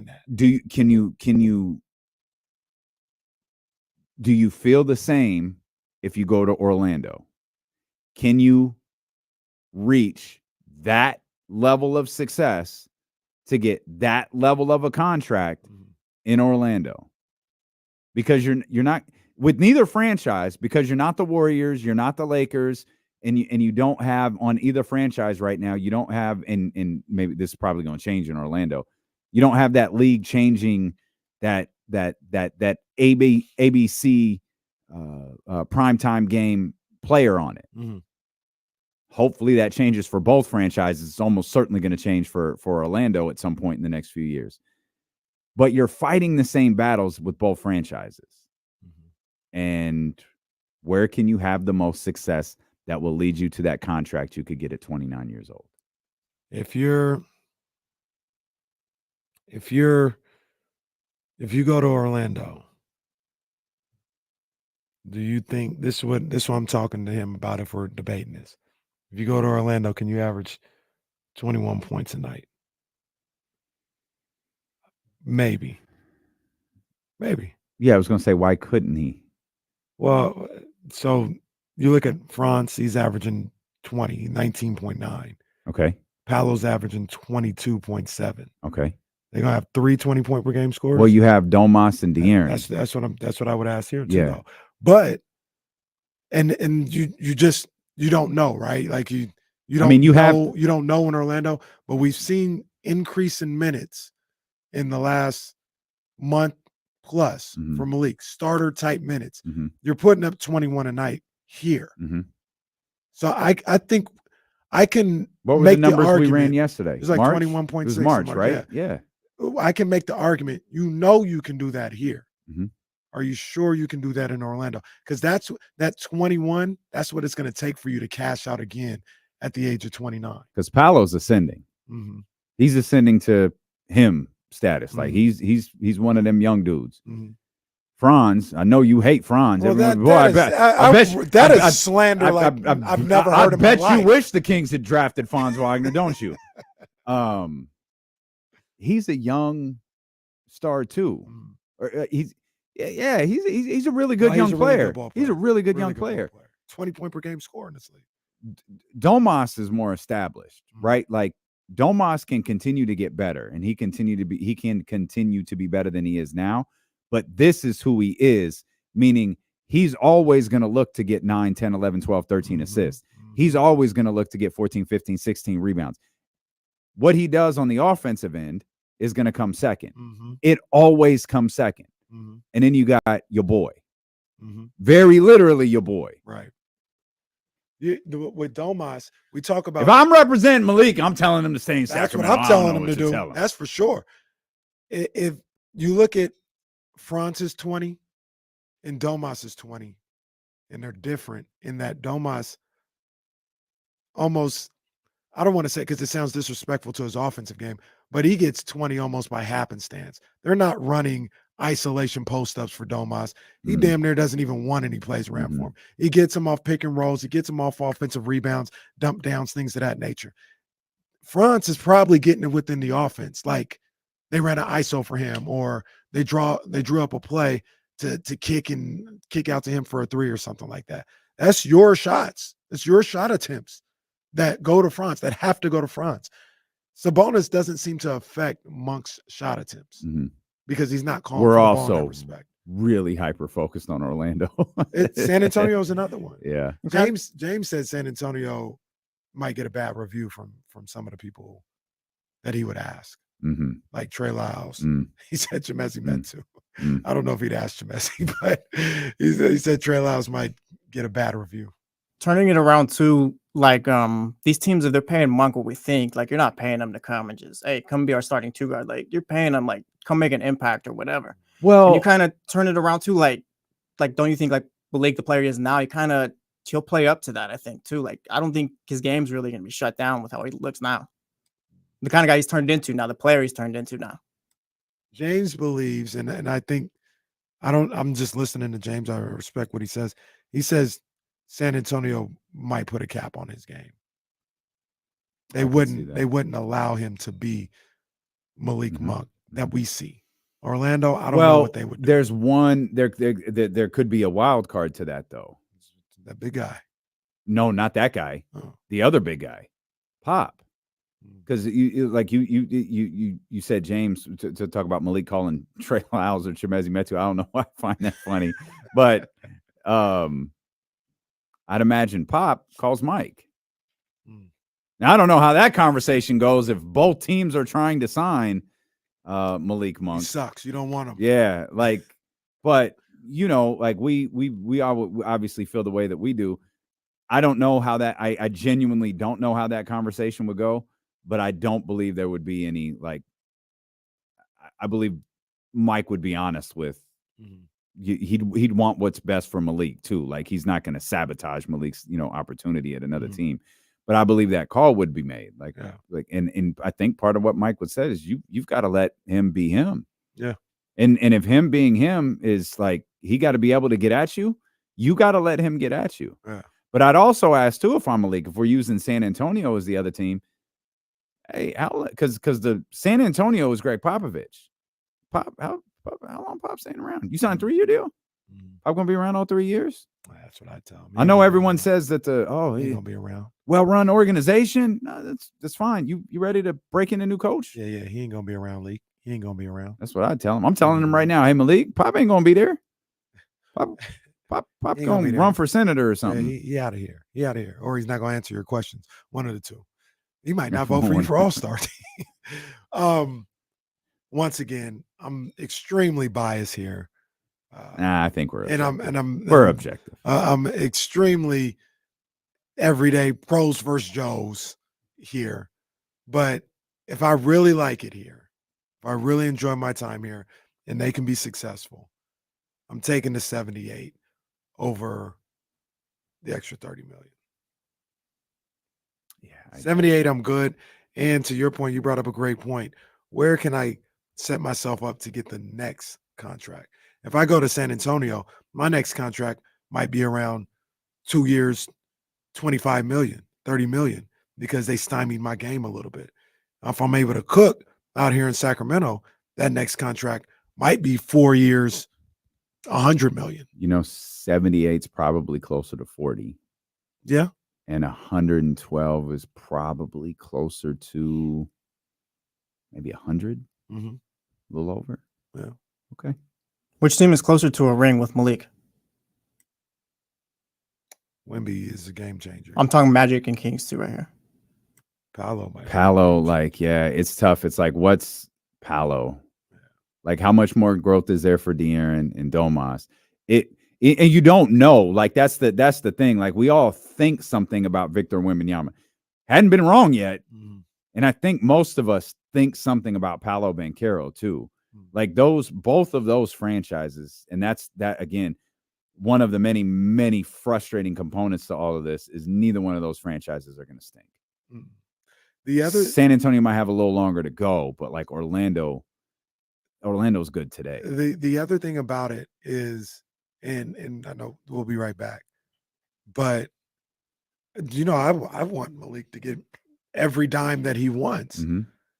Aside from Brunson, history shows not gonna max him out.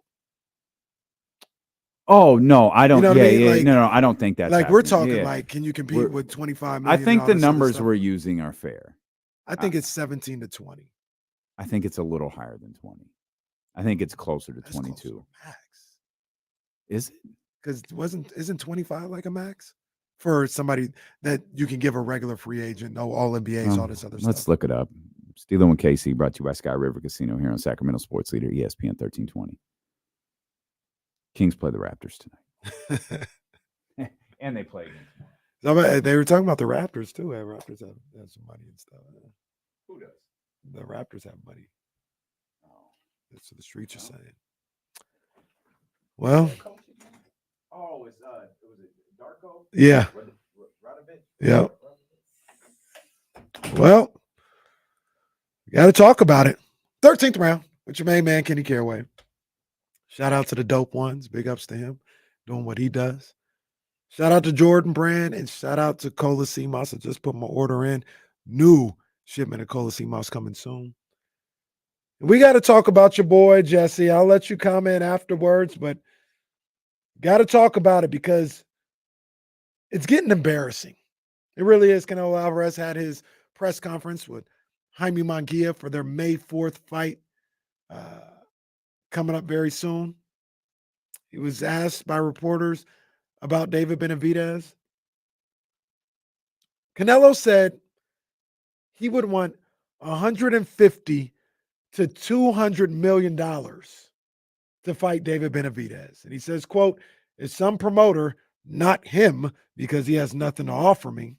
All right. But if some promoter, not him, has something to offer me, if some promoter offers $150 million to $200 million, then I will fight him tomorrow. That's the only reason I'd fight him. End quote. Hey, man, this is getting embarrassing, man. This is getting embarrassing. I mean, the levels he's going to run away from this man is getting embarrassing. And the truth is, I like Canelo. I really do. I don't mean this as any disrespect. And I really mean it when I say I like Canelo. I don't have a problem with him at all. He knows this is an Apollo Creed situation. He knows he's got nothing for David Benavidez. It's a terrible, terrible matchup. And Canelo's smart. He wants nothing to do with this. But what I would like for him to do, though, is after he beats up Jaime Munguia on May 4th, after the fight, don't talk this, I'll fight anybody, anywhere, I'm not scared. Just stop. Stop. We know that's cap. Just don't do that. Just talk about, I need to go home and sit down with my team. Say that. Don't say this fake hustle stuff you've been saying the last year and a half. Don't do it. That's the 13th round. Jesse, defend your boy. What?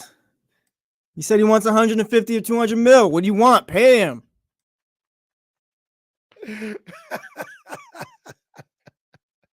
David Benavidez, like, who's David Benavidez to be asking for fights, huh? David Benavidez. I'll say this. If you're not going to fight Benavidez, don't ever fight Bivol then. He'll fight me. Just don't say I'll fight anybody. Stop saying that. Clearly you won't. Now, Hey, come on, now. That's just part of the game. You can't just go after the fight and be like, I don't want to fight Benavidez. This ain't, yeah, but just say I got to sit down with my team. Don't come with this bravado in Spanish talking about I'm fucking Mexican. I'll fight anybody. I'm not afraid. All right, stop that. He's doing a promo. We love when The Rock does it. We love when Cody Rhodes does it, but Canelo can't do it. Oh man. I get it, but it's like, I don't know. He's his own boss. He can do what he wants. He can do what he wants. And it's like, He can do what he wants. if you're not gonna fight Benavidez, don't fight Bivol. Like I said that. Like, unless you're getting 150 or 200 mil for that, because that's what it comes down to. But Bivol won't hurt him the way Benavidez. If I'm Canelo, to your earlier point, all right, you want me to get killed, make it worth my while. But Bivol not gonna do that to me, so I'll take a little. Because I saw a clip too. He's talking about a tweet. He's talking about the weight he'd have to gain, I think, or like whatever that night or something like that. Something about he weight or definitely tried to something. put a rehydration clause for Benavidez. They said Benavidez weighed more than Bivol for the Andrade fight. He definitely have to put a rehydration clause. Benavidez is a big boy. We talk about Benavidez like he's 168 too, but really he's more than that. He's not normal 168. He makes the weight though. Yeah, but he makes the weight. But on fight night, he probably closer to like 180 something, 185. It's a big boy. It's a big boy. Tim Canelo, no matter what.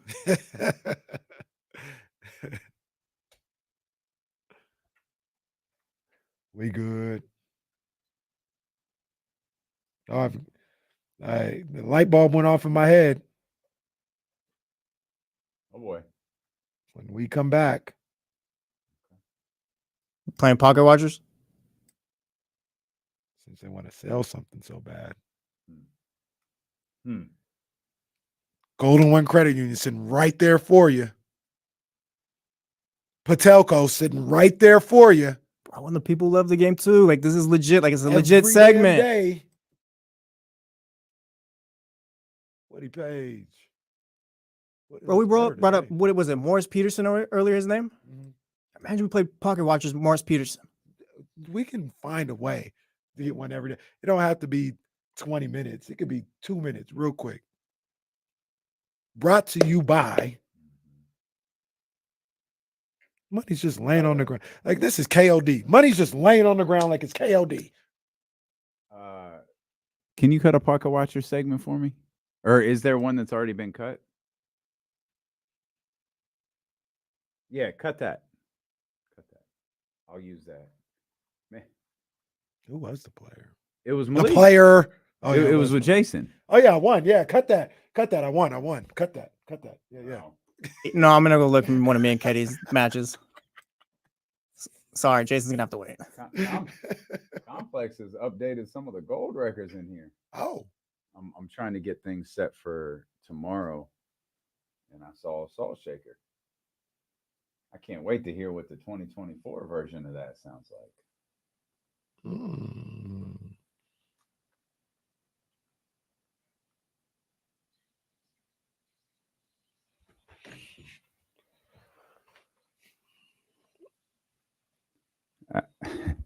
I'm distracted. I got too much going on over here. I'm halfway to Vegas right now, man. Go ahead, dude. Take your time, Kenny. Let's talk Canelo Benavidez. No, we don't need to do or that. Tim Tszyu. Oh, Tim Tszyu actually got a new opponent. Does he? Yeah. Or because I know Crawford is mandatory after the next fight, right? No. Thurman's out. He injured his Thurman's out. bicep. It's Fundora. He'll get him, and then we get Crawford, Tszyu after that. Fundora got rocked. Is this what you guys are going to do Friday when I'm not here? Yeah. What are we doing Friday? Casey and Friends. Oh, nice. It's lined up. And this. Can't trust y'all for nothing. I had an idea though. It's not an epiphany, just a light bulb went over my head. Okay. mentioned CJ McCollum. Mm-hmm. Let's go ahead and find out how much this man has made in his career. Pocket watching. You're on D-Lo KC. I don't like when Kenny picks the matches, to be honest. 'Cause I don't know. No, so look, I was gonna do a comparison. I was gonna do a comparison, Malik to him, and then that's when I had the idea. I said, no, I'm not going to. I want this to be the pocket. I didn't look at it. You see right here, Twitter's on my screen. I don't know. but I'm hot right now. I Okay. am hot. Jesse's You already. keep beating expansion teams, bro. Jesse is already preparing for a protest. CJ McCollum. 10 years, 11 seasons. 11 seasons in the association. Well, we're counting this year. 11 seasons in the association. There are 2 years left on his deal. We'll cover just the 11 years, the first 11 years. We'll fill you in. Okay. Would you like to do? I mean, it is guaranteed. It's there. It ain't going nowhere. We can do the end of his whatever career earnings, whatever spot check has at the end. All right, as so the long as thing it's about that, agreed though, upon by all parties. The thing about that is you're going to do the highest earning is probably in this contract. It is. However, his contract is structured to where the highest earning year is actually this year, and it declines next year and the year after that. We'll go over that in detail here shortly. CJ McCollum, 11 seasons. We're going 13 years, counting the 2 more years that are fully guaranteed. The most money he will make in his career, including next year, will be this season. $35.8 million. $35.8 million is the most money CJ McCollum will make in his career. Career earnings for the former number 10 overall pick of the 2013 NBA draft. Kenny Caraway, you told the world that you're hot right now. Yeah, I am. I'm on fire. CJ McCollum, 13 seasons, counting the upcoming 2 guaranteed years. Career earnings are what? I'm going to say $181 million. $181 million Yeah, you know they got to clap for you. for Kenny Caraway. Yeah, it's Horrible guess. guess. Horrible. That's a I'll good one. just take. No, I'm just gonna go 200. I guess. Jesse, without even thinking, goes to 200, and the answer is both of you should be ashamed of My yourself. original answer was gonna be no. Hold on. My original answer was gonna be about 323. Kenny just honestly tossed me the dub. I was gonna go 323. I just took the dub here.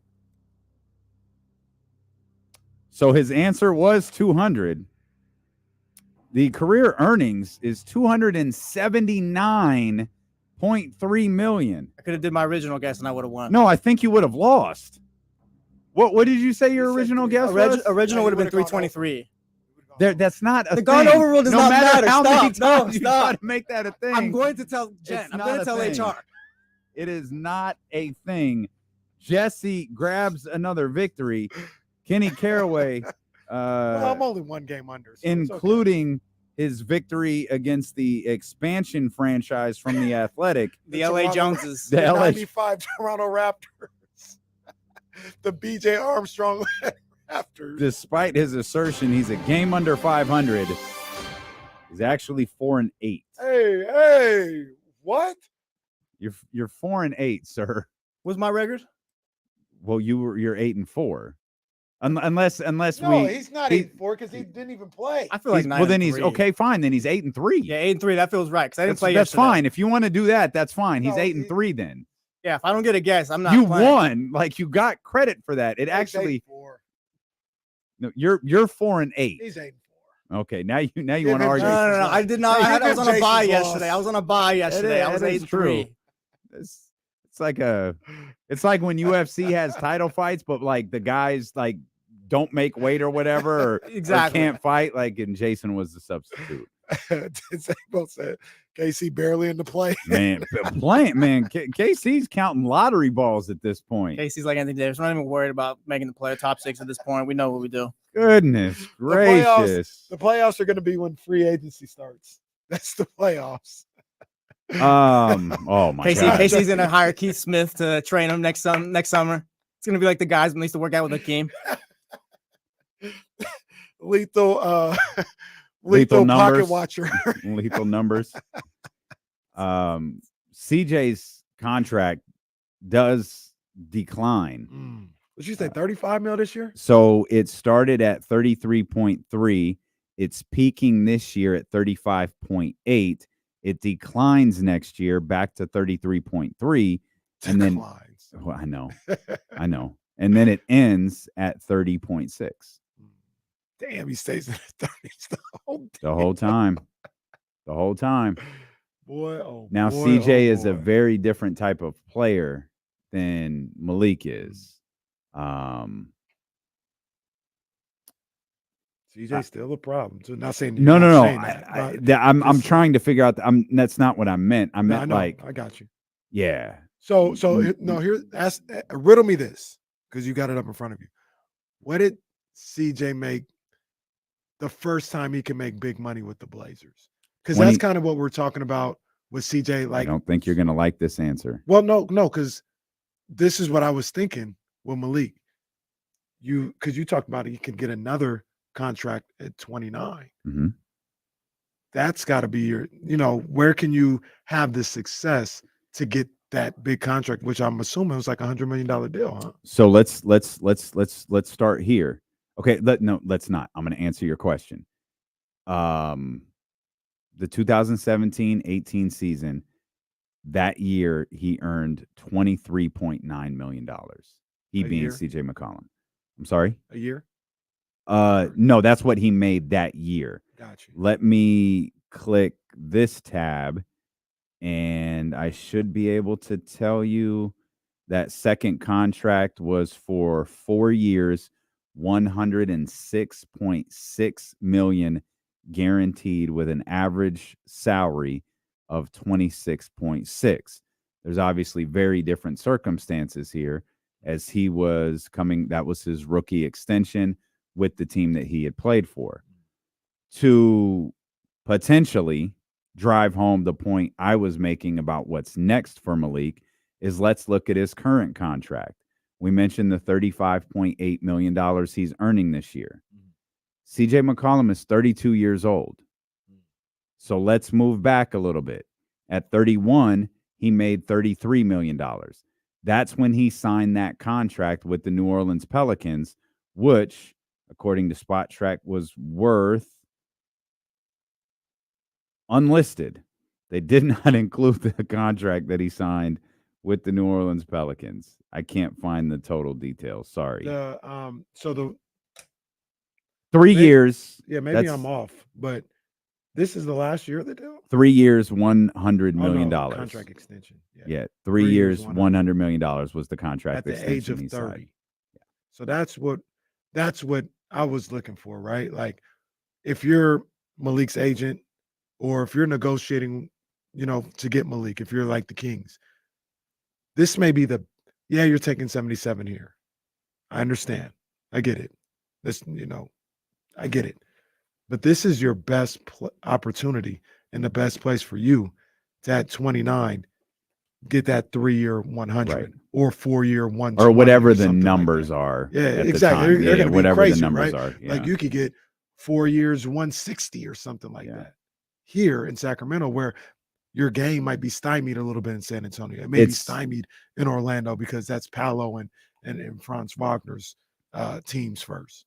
It's difficult because it's not an apples to apples comparison because of the CJ rookie already extension. made a bunch of money. The rookie extension, like he was with the team that he was re-signing with. This is Malik's third basketball team. And that's the other question I'd ask. You want a fourth? You've got a home here.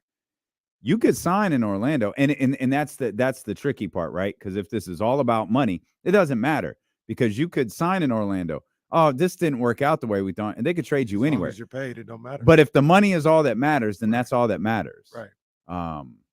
With Malik, I don't feel like that's the case, though. That's just my opinion. I don't think so either. I think there's I know $30 million is a lot, and like I said, I'm coming from a biased place, but I think there's a level of loyalty to Malik Monk in these situations. And I feel like if the Kings, whatever the negotiations sound like, whatever they have to do, I joke about doing some Malik, I'm joking, but come to him with the proper respect. And I think he'll show that type of respect. And Kings fans, I'd encourage Kings fans to not get too wrapped up in what he says, because there's things he has to say. Mhm. He should not, under any circumstance, unless they already have a deal worked out at the time. He shouldn't, under any circumstances, say, "Oh, I want to be in Sacramento. I want to do everything I can to be in Sacramento." Blah blah blah. Don't, from a negotiating standpoint, don't put yourself in that position, unless, of course, the deal's already done. Then say whatever the hell I'm building a house. Unless you're Pascal Siakam. Yeah, well, do that, right? Do it in that case. But the point was, don't get hung up in words. Like, understand he's being advised by his agent and the people he's closest to. He's got a position that he has to take publicly. And truth be told, Monty McNair and Mike Brown have positions they have to take publicly. Mike's position is to not say nothing. That's not my job. I love Malik Monk. Malik Monk's a valuable part of what we do, and I trust the front office to get that stuff done. That's all Mike can really say. But I don't know. It's just a feeling I get. Obviously, I haven't talked to anybody. I don't have that much insight into it, but I feel if the Kings come to Malik with a proper level of respect, I think they can get a deal done. I do. Okay. And whatever his idea of proper level of respect is as long as they meet that, I think he'll stay. But it's just a guess. And once again, could be clouded by hope. Mm-hmm. Let's get TC in here. 916-909-1320. What's happening, TC? What's up with my business? What good, up, baby? Dog? Oh man, just vibing, listening to y'all, man. Play the numbers with Malik. Hey, I was saying before when I called y'all, hey, I truly believe though, man, 1,000% Monk will be back, man. And I think those discussions, like y'all was saying, is being done behind closed doors. Like I said, Malik could be a starter moving forward, man. And just we got to figure out what we want to do with Kevon.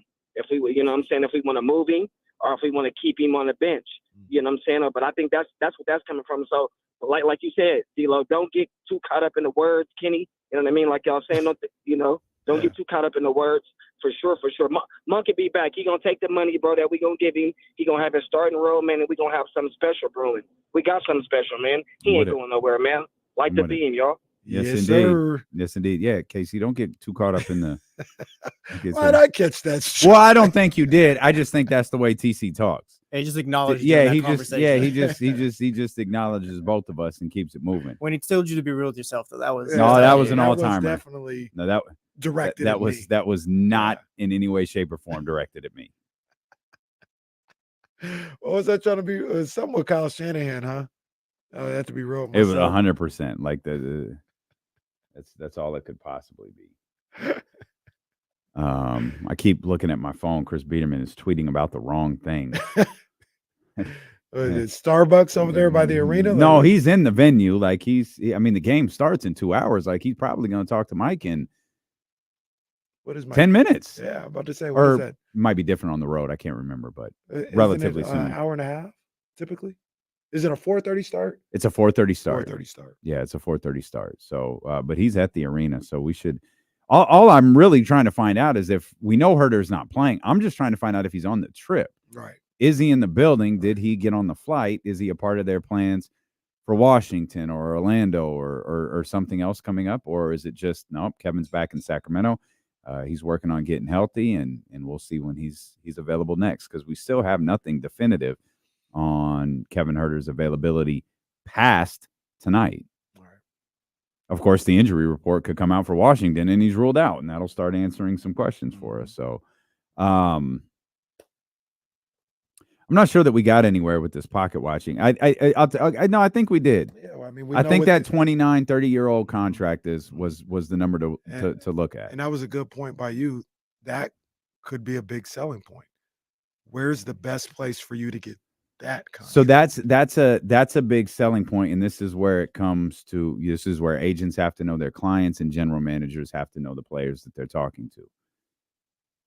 What's most important to Malik? Because it doesn't change, especially in Sacramento's case. It shouldn't change the offer you're making him. It won't change the offer you're making him. What it changes is the pitch that you give him. And if money is important, then for if money is the most important, then for Sacramento, it's easy. This is what we're allowed to by the collective bargaining agreement to offer you right now. We're offering it to you without hesitation. When this contract is over, we expect this team to be very good, and we expect you to be an integral part of it. And we expect we're going to still have some years to compete with some of these teams in the Western Conference when this is over. And we have eyes on you being with Sacramento for a long time. We have eyes on you being with Sacramento beyond this contract. If that's how, if money is the number one aspect, that's how you have to pitch it. In my opinion, that's how you have to pitch it, because you're operating from you're operating from a deficit versus Orlando and San Antonio. Yeah, I wonder. Confirmation: Kevin Huerter did not travel. So Kevin Huerter obviously will not play tonight, which we already knew. Kevin Huerter won't play tomorrow, and he will not play against the much discussed over the last hour Orlando Magic. Thank you to my sources out there in the streets who made sure we knew that. But Kevin Huerter big ups. did not travel with the Sacramento Kings. All right, well, once again, get well soon, Kevin. Indeed. Get well soon. Yeah, get well. Also, you know, if y'all were in love with the backup quarterback, we'll need to see the backup quarterback now play as a starter. Absolutely. And I get he kind of, in a roundabout way, did on Monday against Memphis. But all right, Keon, let's go, baby. Chris Duarte, let's go. Time to step up. Step up, man. Yeah, guys got to step up and be ready to get these games, man. These next two for sure are games that you got to have. You got to have. We talked earlier about what Dallas is doing and teams around them winning. What they're doing is they're winning the games they're supposed to. They're winning the games that you look on their schedule. All right, we got to get this to set us up for, the big showdown between Team X. That's what they're doing. Kings got to do the same thing. Got to do the same thing. It's not disrespectful. It's not putting the cart before the horse. It's none of that. It's just like, look, man, you guys are in a need to win situation. Yep. You're going up against a team that's not very good and depleted by injuries. You got to handle that. You got to handle that. And to make matters worse or more urgent, like there are other teams that are doing this right now. Exactly. There are other teams that you're competing with that are doing this right now.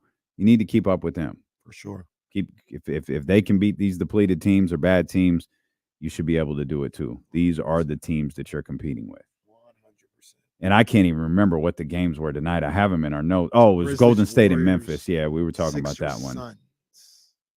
76ers and Suns. I don't know what's I don't know what's get that one. I think so. At home. I think so. Sense of urgency. First game of a road trip But for Philly's got to have a little bit of sense of urgency too, don't they? They do, but I just don't think they got the talent right now. We talk about that with, and I think, remember, 1-2 in a row. I be honest, I didn't know Philly? that. Yeah, I didn't know that. They almost blew that game the other day, but they won it against Miami. I've said that I think Phoenix can be dangerous in the playoffs, so I don't want to disrespect them or anything like that. But I know they got talent and all this other stuff. Same way people look at the Kings and be like, this is who they are. Phoenix hasn't really shown a whole lot this year to make you think they're going to go on this run to surpass anybody. Right now, they're in 8th. You combine what they've shown you, what their record, or excuse me, their schedule that's still left to be had. What makes you think that they're going to leapfrog 2 teams and get to 6? Just because they have Durant, Bill, and Booker? They had them on Sunday against Milwaukee without Giannis, and they got blasted.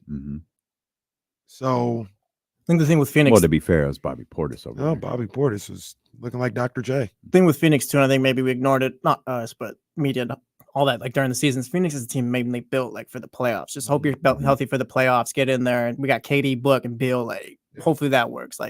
Along the lines you're thinking. I don't think they're gonna do anything the rest of the way.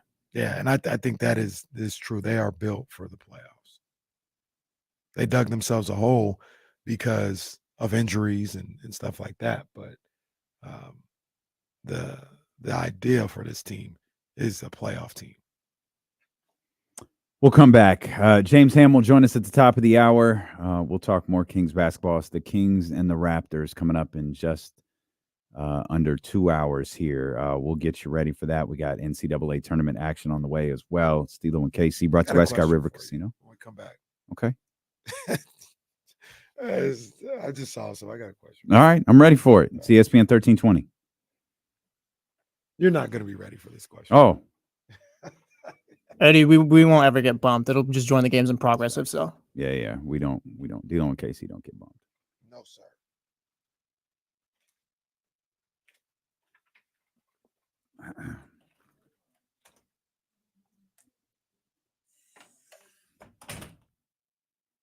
Love double streak is the only streak of 50 plus since 1979. 45 years. All right, BS. I see. F the Suns. I'm with that too. That's fine.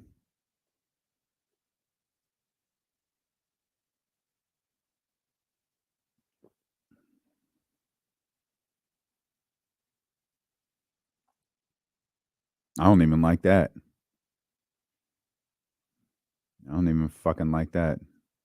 I don't like that. I want them to have nothing. Absolutely fucking nothing.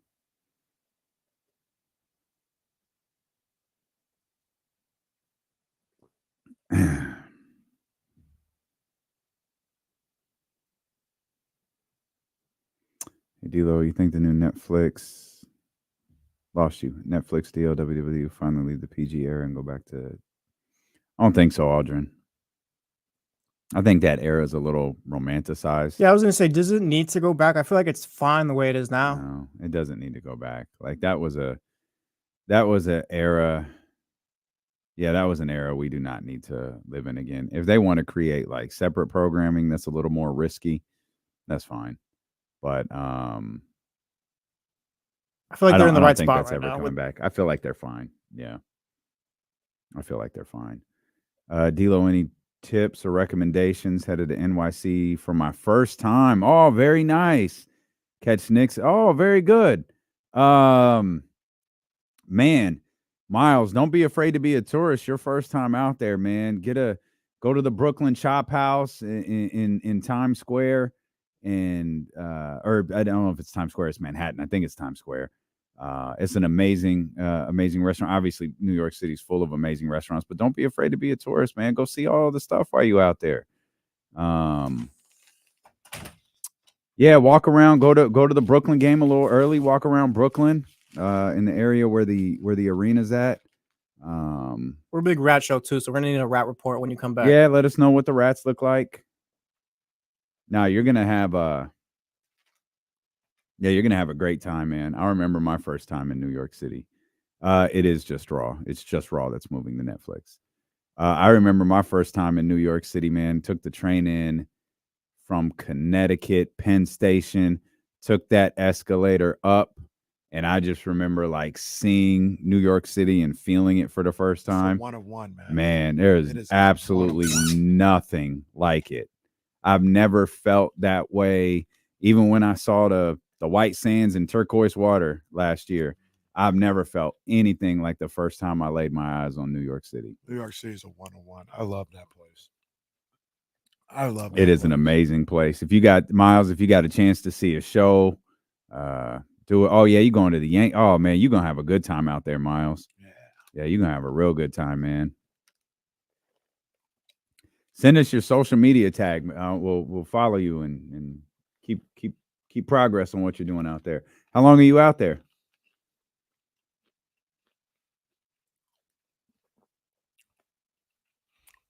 I think I've only been to Woodland once in my life. Maybe twice. You said Woodland? Yeah. Eddie said he's going to Woodland for the first time. Any suggestions? Oh, driven through a few times. It feels like a dusty place. Yeah. Don't. Yeah, I've been there twice, I think. Both times just straight to Woodland High School. That's it. I don't even know if I've been there, and if I have, I don't know why I would be. I feel like if I walk around Woodland, I've had like the worst allergies or something. Manny, no cap. Chicago's fire too. Chicago's a great little city. Chicago's, I mean that. Chicago's pretty dope.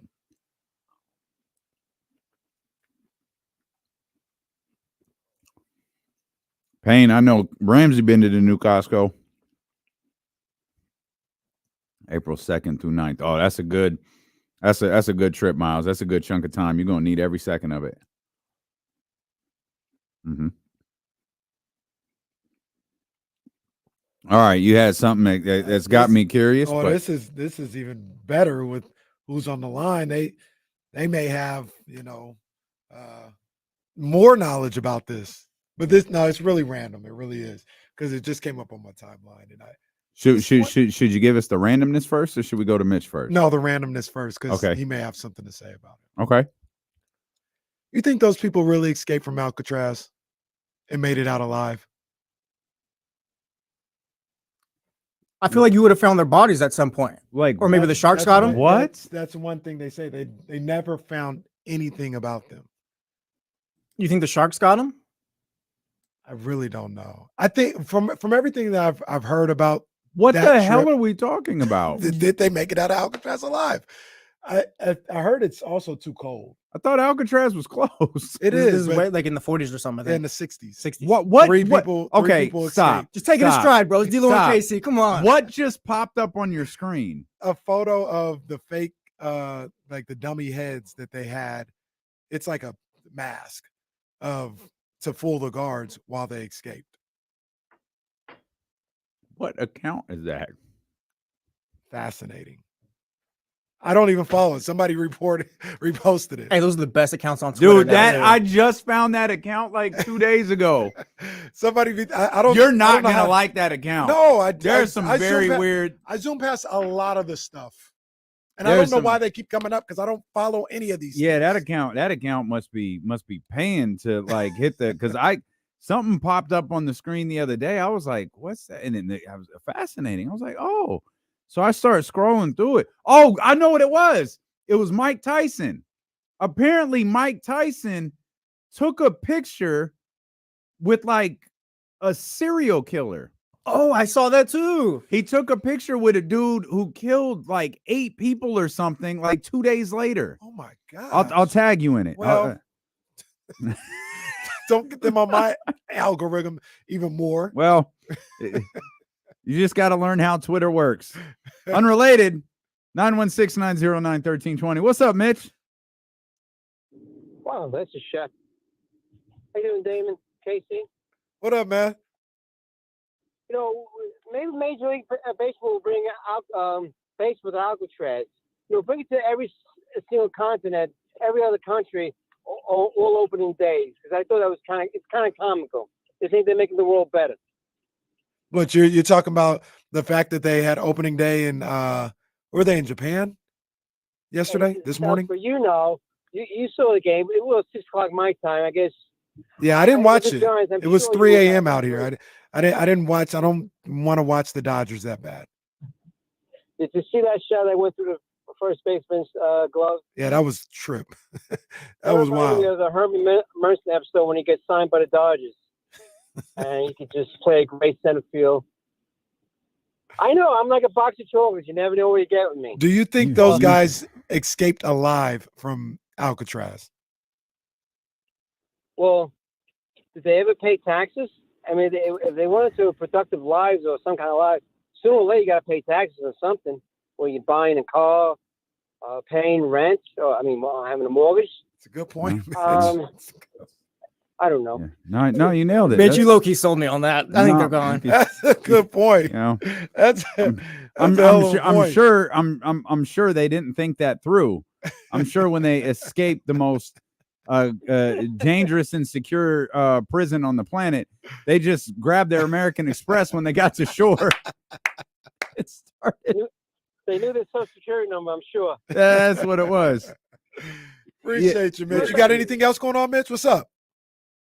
Well, Keon, I'm glad to see Keon's playing more. Yeah. Okay. I wonder how much money Caleb Williams is going to get from the Bears because he's going to be the best quarterback in nearly 70 years. Well, there's a cap. Caleb Williams, right? And what was it? There was one more thing. It's a circle. I told Jesse, it's a circle of life. My mom, I don't know. I don't like to deal with reality too well. I'm really numb. I don't mind calling you guys. It's just a sense of relief from reality. If I'm going down to Virginia, my brothers, told me a week ago my mom was approaching landing, and now it's pretty much within a couple of days she's being taken to hospice. I see my sister, my brother down there. I know, but she's had a good life. She's almost 92. She spoke Spanish, English fluently, unlike her son. But anyway, Mitch, we'll be thinking about praying you, for brother. you, big dog, Yeah. man. Much love to you, Mitch. We'll be thinking about you, bro. I tagged you in that tweet about you will not like this account, so I would firmly like. I don't follow it. Should I block it? You might want to block it. Like there's even as I'm scrolling through, I was like, man, this is an aggressive account. But there's this like 4 accounts like that just keep, one is like wild clips. Or this one like is crazy. This one got this.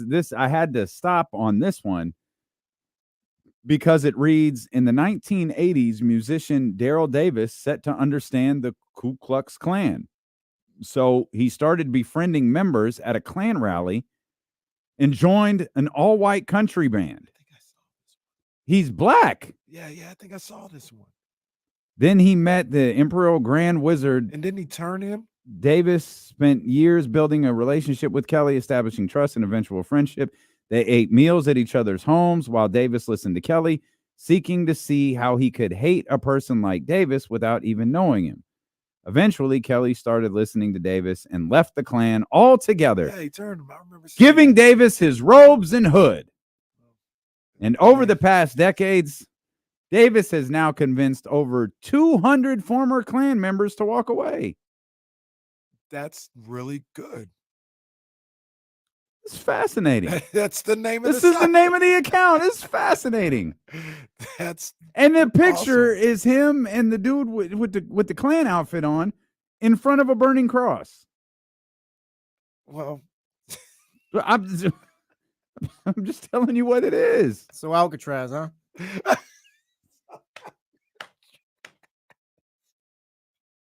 See, now I'm just for the record, I don't think they made it. They also, if you read or watch shows on this, they said the water might have been too cold. Do you think I don't that think they made it? Do you think that DB Cooper landed with the money? Yeah. You do? Yeah, I think so. Really? That's one I haven't really looked fully into, but I think he's out there. Or he was. What's going on? You've never heard of DB Cooper? It's along the same lines of what you just brought up. No. He's apparently, so back in the day, you could walk on planes with cigarettes and like everything the planes used to be very different. I can't remember what year this was, but he walked on with he had a note that like I can't remember like how that, because I don't think he had a weapon. That's the thing. I don't think he had a weapon, but he handed a note to a stewardess saying this is a hijacking and he wanted, such and such, and $500,000 or whatever. The plane lands. Mm-hmm. They get him $5,000 or $500,000 or whatever it was. The plane takes off, and then the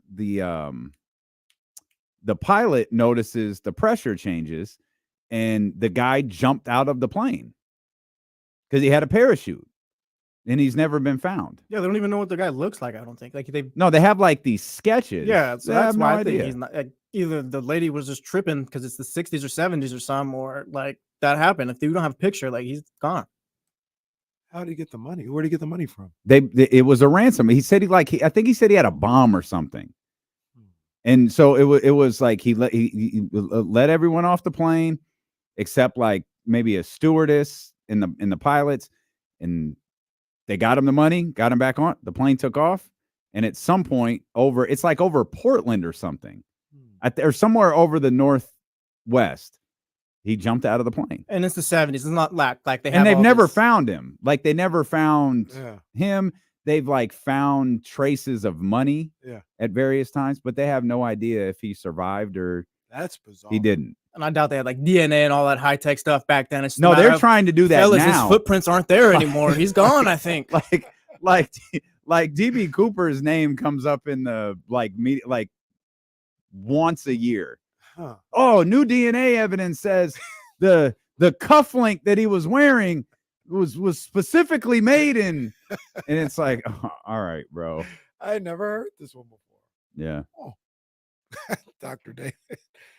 It's been 1320 unsolved mission. Hey.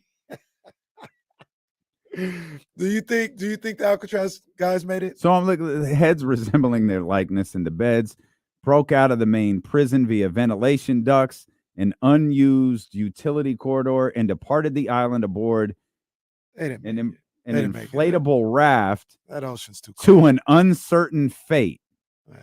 That ocean's too cold from what they say. A fourth conspirator, this is the funniest part. A fourth conspirator, Alan West, failed in his escape attempt and just remained on the island. What? He didn't get to the raft in time. He was supposed to go with him. Right, he was. No conclusive evidence has ever surfaced favoring the success or failure of the attempt. Numerous theories of widely varying plausibility have been proposed by authorities, reporters, family members, and amateur enthusiasts. How are you late for an escape, bro? Like, we've been planning this for months, probably. You don't have anything else to do. We said 11:30. In 1979, the FBI officially concluded, on the basis of circumstantial evidence and a preponderance of expert opinion, that the men drowned in the frigid waters of San Francisco Bay without reaching the mainland. Well, wait a minute. They don't even have any evidence. They just determined that they drowned. Well, any evidence. Well, it's so what they could have worked is like, how far is it from Alcatraz to land? Yeah. What's the temperature? Temperature's freezing water. And could someone in prison clothes who probably hasn't been swimming laps recently, well, they were in a raft. Can they? Well, yeah. Okay. What are the plausibilities that the raft you built in prison survived the frigid waters of the San Francisco Bay and got you to the mainland with no one noticing? I'm past the guys who escape. Like, imagine being the dummy who shows up at chow time the next day. Like, hey, didn't make it, fellas. Overslept. Like, what's Steve still doing here? So this guy, Alan West, They made it. And he missed his opportunity. Alan West, he was born in New York City. He was arrested 20 times throughout his lifetime. He was in prison for car theft in 1955. He attempted to escape from the Florida facility. So he was in prison at the Florida State Prison. He attempted to escape, so they sent him to Alcatraz in 1957 when he was just 28 years old. I'm kind of with Jesse. I need to learn more about Alan West and exactly how he messed this up. Lilo and KC presents Alan West, the worst criminal of all time. Oh my gosh, this is crazy. All right. Sorry, Kings. Sorry, Kings fan. Tell James to wait like 10 more minutes. We got like more unsolved mysteries. I just need to know more about Alan West and like what were you doing, bro? Literally, wake up, Mr. West. Wake up, Mr. West. We're leaving, bro. No, can you imagine? The group just doesn't like Alan. They told him 11:45. All right, Alan, we'll see you later. Fellas, 11:30, all right? 11:30 sharp. A month after the escape, a Norwegian ship spotted a body floating in the ocean 15 miles from the Golden Gate Bridge. The ship did not retrieve the body and did not report the sighting. Can't say I don't blame them. I mean, maybe I'd report it, but I ain't pulling it up. What you want me to do with that? Oh, apparently it was a gentleman who jumped off the Golden State Bridge. Yeah, that is a tough place too. Like, that is. Oh, they got some bad stories about that. I have so many questions. I'm absolutely. Have you ever walked the Golden Gate Bridge? I haven't. It's terrifying. I don't want to do it no more. Not ever again. I did it once. Why is it? What's so it's terrifying so about it? high up. It is so high up. Bridges are pretty scary when you think about it. Yeah, bridges are scary. It's hella high up. Like you I pretty much barely just, walking across the Tower Bridge. you're just putting your faith in the crew who built that, whatever years that was. Bruh, I was watching this one thing about on the History Channel. There was a bridge in Washington, the state, or something like that. That it got really windy and it snapped. See, Mm. It's crazy. It's chill.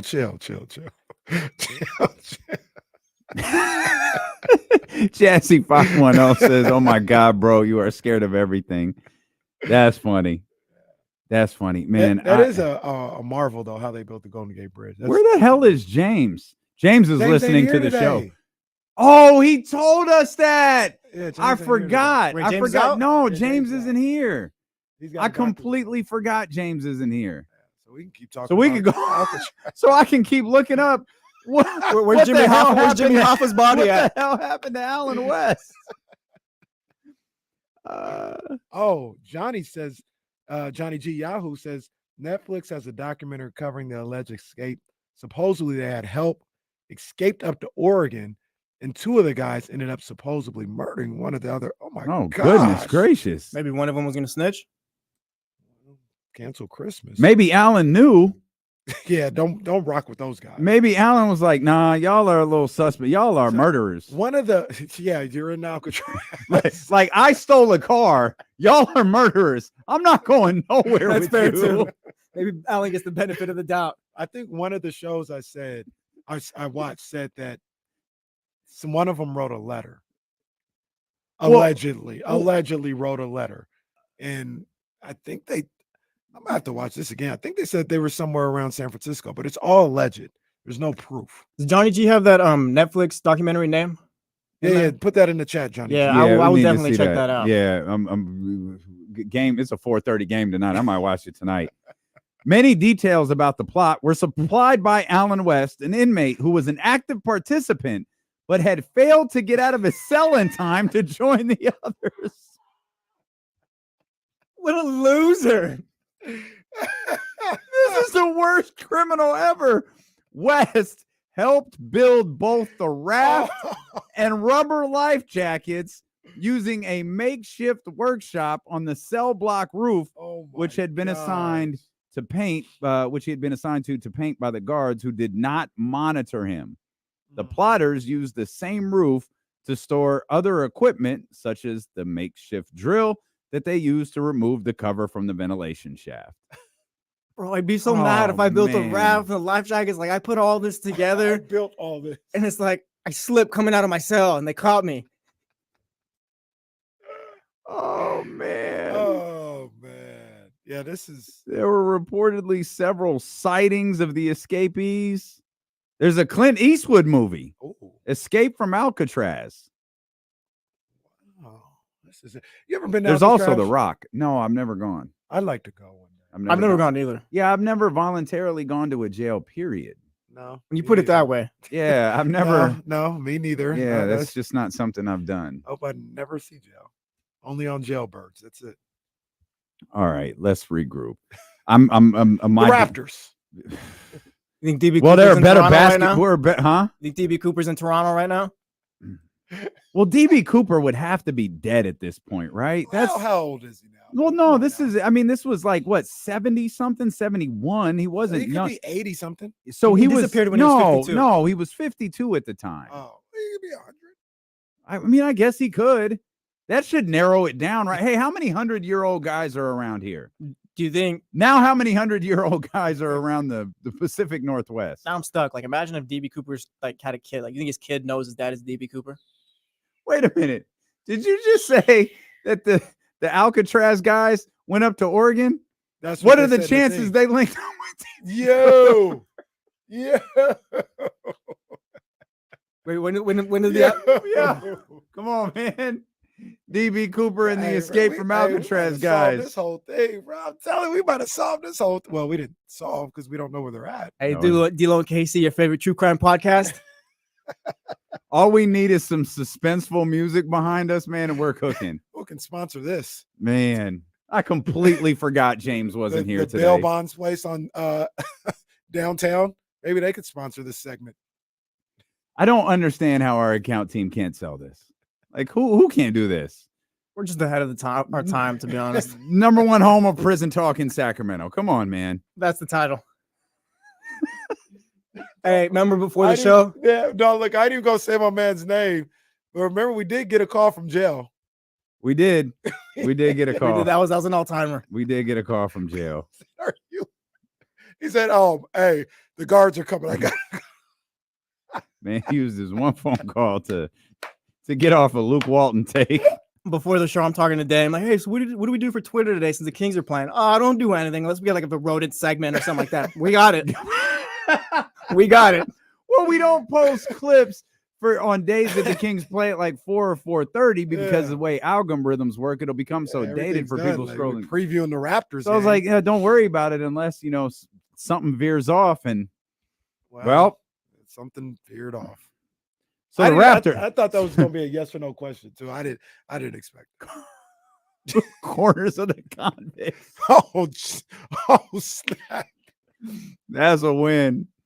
That's a win right there. Oh, Matt George is proposing the Allen West of the Day award should be a thing. What would the Allen West of the award do? The Allen West of the Day who didn't award. Perform yeah, someone who just completely screwed up. Bro, you had one job. The Allen West Award. How are you gonna build the escape raft? That's the part I can't get over. It was the boss. How do you build the raft to get away and you don't get out of your cell in time? Oh, imagine getting to the shore, whatever. It's like, where's the raft? Oh, man. Yo, is that Johnny out there?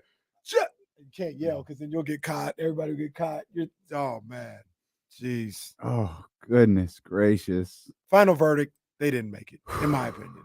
I don't know, man. Water too cold. I'm down a rabbit hole now. Water too cold, man. Water too cold. Final verdict, Allen's an idiot. That is absolutely the final verdict. Well, okay, some of this, like they intended to steal new clothes from a retail store. Of course. That was your plan? Well, of course. However, no such crime was reported. Most speculate the men had died before reaching shore, though no bodies were found in the bay.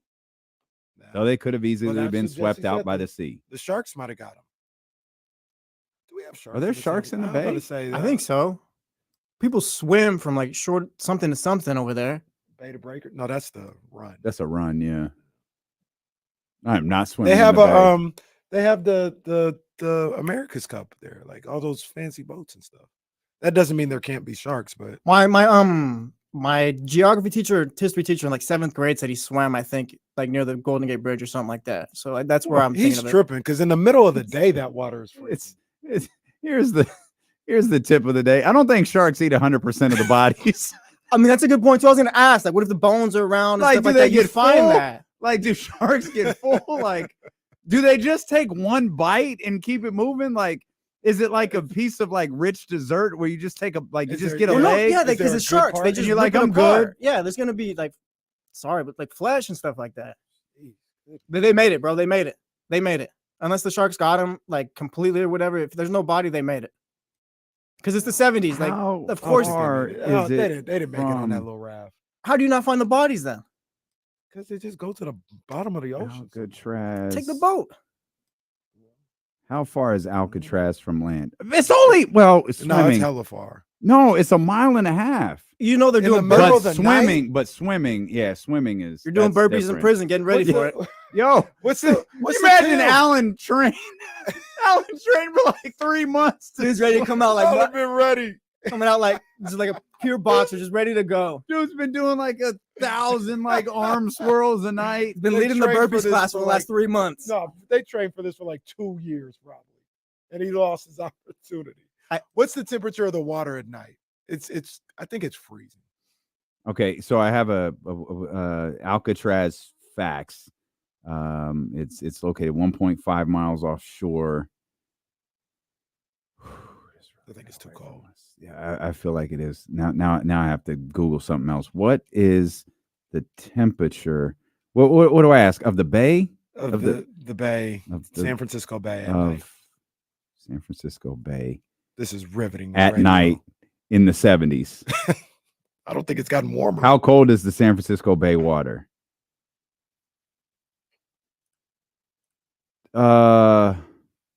In the range of, that can't be right, 45 to 55 degrees Fahrenheit.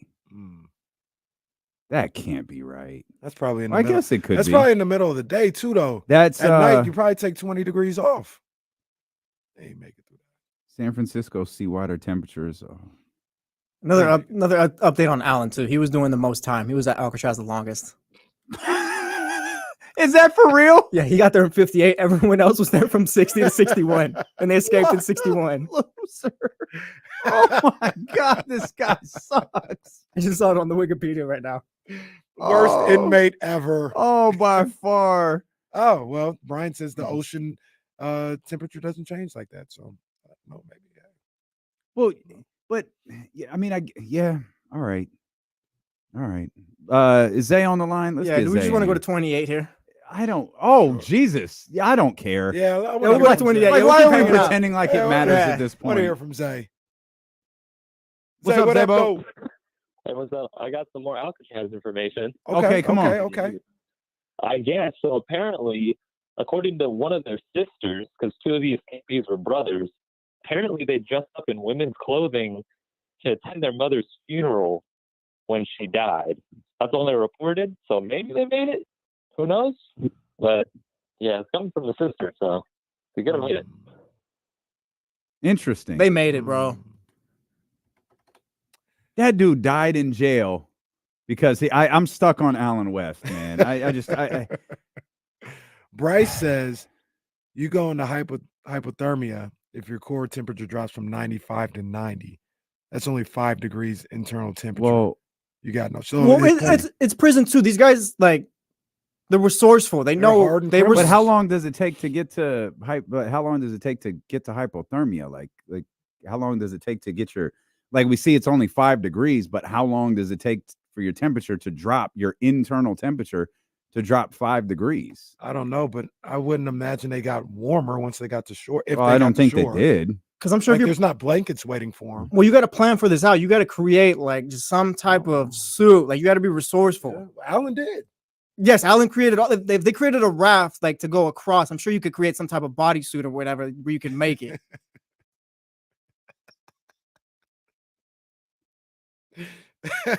So I need to know the temperature it was the night they escaped. Wait, Like, there's- wait. Did the raft pop? I don't know. Because I mean, Is that what they're saying? Mighty Montana brings up a good point. You don't have to get in the water if you stay on the raft. Well, that's what like how good was Allen? Like the Allen couldn't get out of the cell in time. How good was the raft he built? That's a great Like, look point. at what we're talking about right now. If Allen built your raft in your swimsuit, you might not. You have could be made in it. trouble. Well, there's guys like if you're a beginner. I mean, there's guys that get to the league but aren't the smartest basketball players. You got to have like talent still. It would probably take about 90 minutes if you're like an swim? unskilled swimmer. Just assuming, of course, that you don't drown. About 90 minutes to swim from Alcatraz to and we that half one. and we half also mile. assume on that raft, they just perfectly went to the direction they were going to. They might have went to Japan. So the water could have took them wherever. So that's the funny thing. The graph that I'm looking at, because I'm really in deep here, shows that it's not like the current goes towards the land. It's going the other way. That water took. It's going this Took them way. to China. That water took their asses to China. That's why y'all didn't find no bodies. They got pushed in a different direction. That Allen. I can't wait. I get to go Where home. the hell is Allen? I get to go home later. Hey, babe, how was work? Oh, we talked about the Alcatraz escapees. Oh, I pray to God no one asked me how today's show was. Oh man. Oh boy, oh boy, oh boy. If this doesn't get you ready for the Kings-Raptors tonight, I don't know what will. Yeah, well, I hope Charlie's at lunch and he's not catching all this. Yeah, outside they were listening to 102.5, so I don't Okay. think they heard us. It's all good. Oh, wow. So Kevin Herter's in Sacramento. Maybe Kevin can help us with this. Kevin's not playing tonight. Maybe he can help us figure out what happened to these guys from Alcatraz. By the way, this is your fault.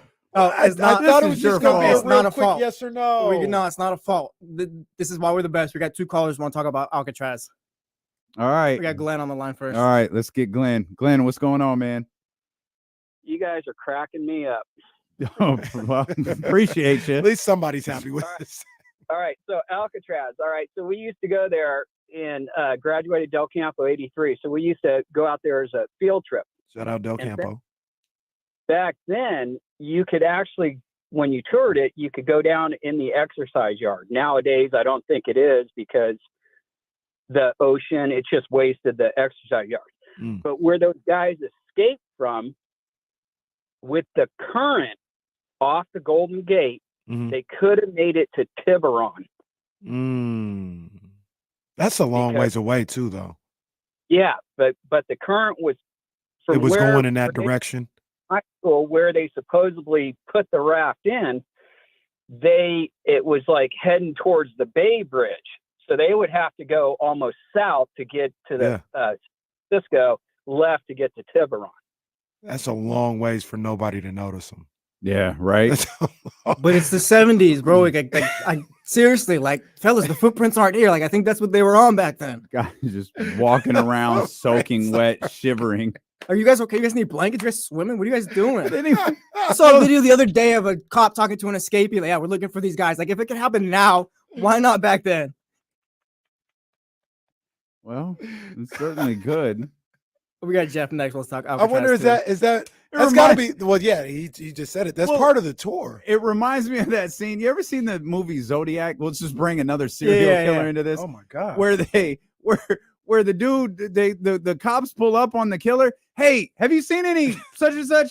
Nah, man, I ain't seen nothing. All right, cool. And they just drive off and leave. As I say less. See you later, brother. No, man, I'm just out walking in dark clothes. Ain't nothing to see here. Oh, okay, cool. Thanks, bro. Let us know if you see anything. Bloody knife in his hand. God, let's get Jeff. Jeff, what's going on, man? How you doing, guys? Good, man. We great. Yeah, so you guys familiar with Josh Gates? He's a guy that does a show on one of the cable channels that does a lot of mystery adventures and research and this, that, and the other. He did one on D.B. Cooper. Okay. And he did one on the guys that got away from Alcatraz. So their story focused on 2 of the 3 guys living out the remainder of their years in South America. He was either Chile or Argentina. And one of their relatives was able to produce a postcard that they received back in the 70s. They did forensic facial recognition on that postcard picture of the 2 guys that were in it, and they determined from the facial recognition that that was indeed 2 of the 3 guys that made it out of Alcatraz. Wow. Okay. Wow. So they did make it. I think the he might be talking about Destination Truth might be the name of that show. Okay. Because I googled it, I brought up the name when he said it. I'm gonna see if we can track down this show. But yeah, I'm all in. I'm all in on the guys who escaped from Alcatraz. I need to see. Maybe there's an Alan West special. Did anyone do an Alan West TV show? No, And now that didn't produce. And what I Johnny hoped. G on Twitter just tags us. There are great white sharks lurking in the bay. Well, I see that. Yeah, that's playing San Jose as well. I think this is fairly new, though, is what they're saying, though, huh? Well, I don't think I'm going to Alcatraz. It's a good call, buddy. Stay out of the bay. That's a good call. Is there anybody? Is that Ramsey? It's Ramsey. Oh, I but swear to we're God, gonna- if Ramsey I'm changed gonna the tell you, like subject. it's along the line. He told me it's along the lines of crime, but it's not Alcatraz. So No, that's all right. That's all right. I don't know how much I don't know how much more meat there is on this bone. Pause. What's stop it. Ramsey, what's up, man? Not too much after the flag thrown. But like I said, speaking on potential crime, I know you probably haven't had a chance to see it, but Shohei Ohtani's interpreter just got fired for embezzling $4.5 million out of his bank account for gambling debt. I did see that. That was breaking news on SportsCenter. Oh, come on, That's man. crazy. That sucks. Is crazy.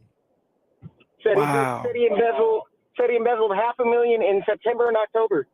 Wow. Bookmaker. Man, appreciate you, Ramsey. I actually missed that this morning. I think it just happened. Oh, it just happened. It was just on. I just saw the breaking news like 2 minutes ago. Oh man, you can't trust nobody. You know what sucks about that? I feel like that happens a lot, and a lot of these brothers don't find out quick enough. That's terrible. Stealing from a player, but in this sense, the Jaguars got employee who stole from the Jags, stole about $22 million. Now he's doing 6 years. Yeah.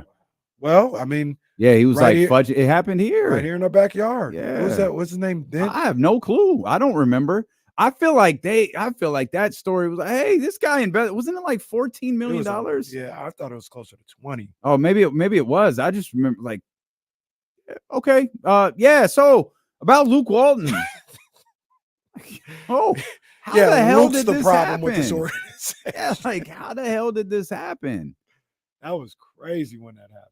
Yeah, these, you know, the guy in Jacksonville. I was just reading a story about him. Like he was in charge of the money, so he didn't think there was anything to follow. But he said when he walked into the meeting, they had his gambling history, so he knew it's over. But I feel like these people stealing from these athletes, like these people who these guys trust, I feel like that happens all the time, man.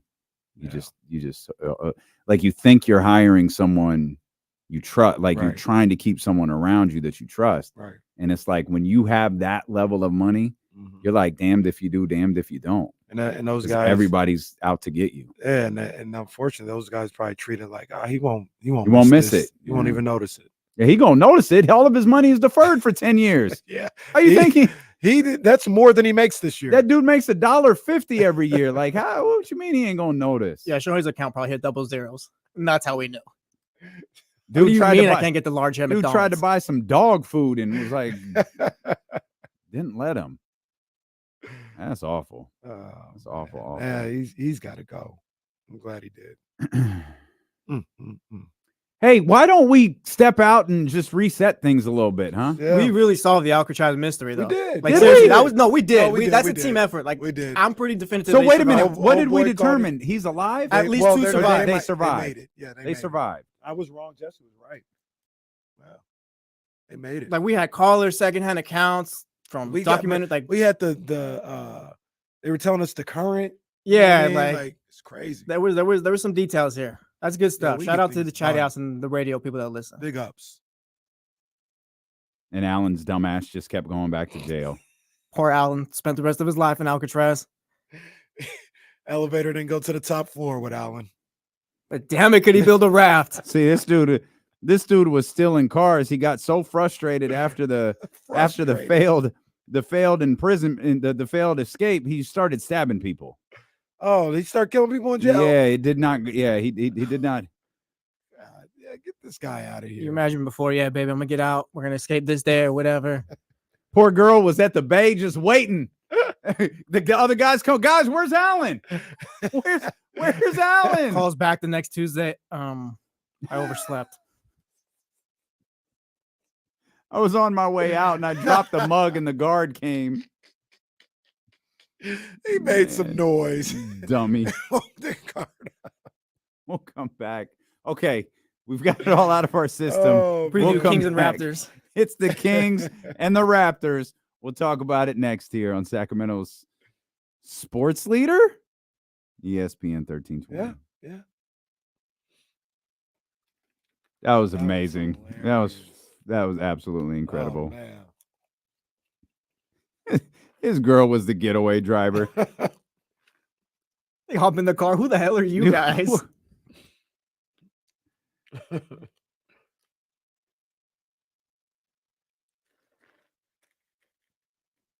The 3 convicts who fled Alcatraz may have had help from the outside, it was reported today. San Francisco Examiner said it has learned from a reliable source that the FBI is working on the theory that 3 men made it over the cold, swirling waters to the mainland and is checking on recent visitors to the prison. Bro, didn't the FBI just say they didn't make it?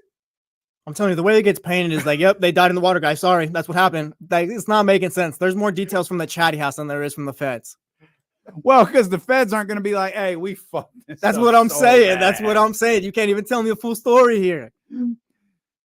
Shoot, they probably no had help proof. from the inside. Like With Glenn, no proof. yeah, Just, Glenn came on the phones. Nah, they didn't make it. Glenn came on the phones. Like, yeah, they could end up in Tiburon or whatever because of this, and that. Like, at least I got some details there.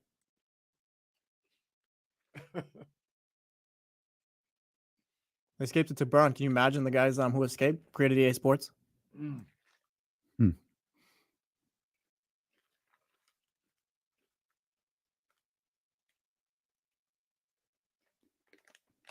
Got me about to go watch a Clint Eastwood movie. That's saying something, David J. Yeah, David J. It might be, honestly, I think. Because we went like beginning to end. Like we went Trista. Yeah, it was literally we skipped a commercial break. Yeah, this is a unique show that we do here.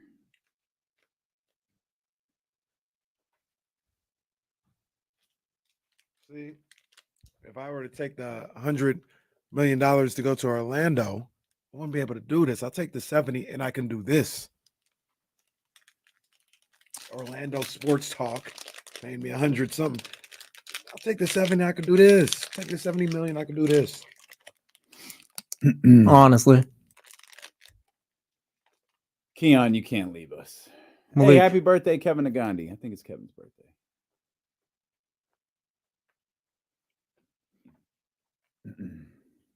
Oh my God, L. Duncan. Happy every day to you. Happy Monday, Tuesday, Wednesday, Thursday, Friday, Saturday, Sunday. I said happy every day to L. Duncan.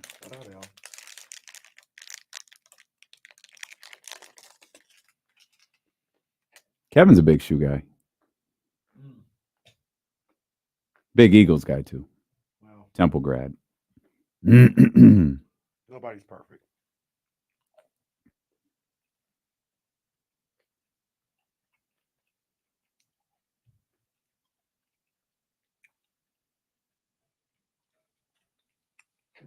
You're right. I don't know. I'd like to find out, but I don't know. I like to think right now. If it's 70 million and 100 million, I'll go where I feel like I'd be happiest. I'm winning either way. But that's average Joe Kenny, not NBA player. like you said it, man. Monk, stay here and talk about Alcatraz.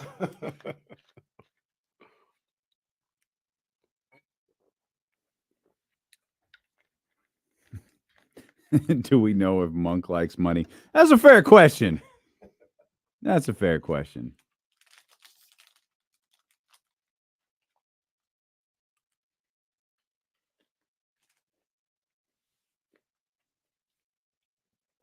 Oh, man.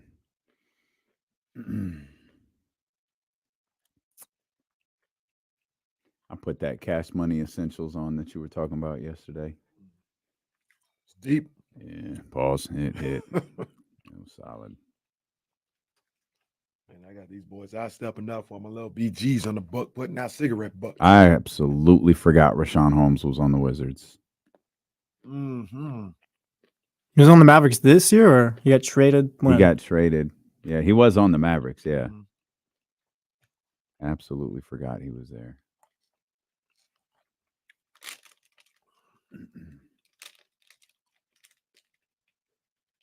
Man, it's got to be tough over there.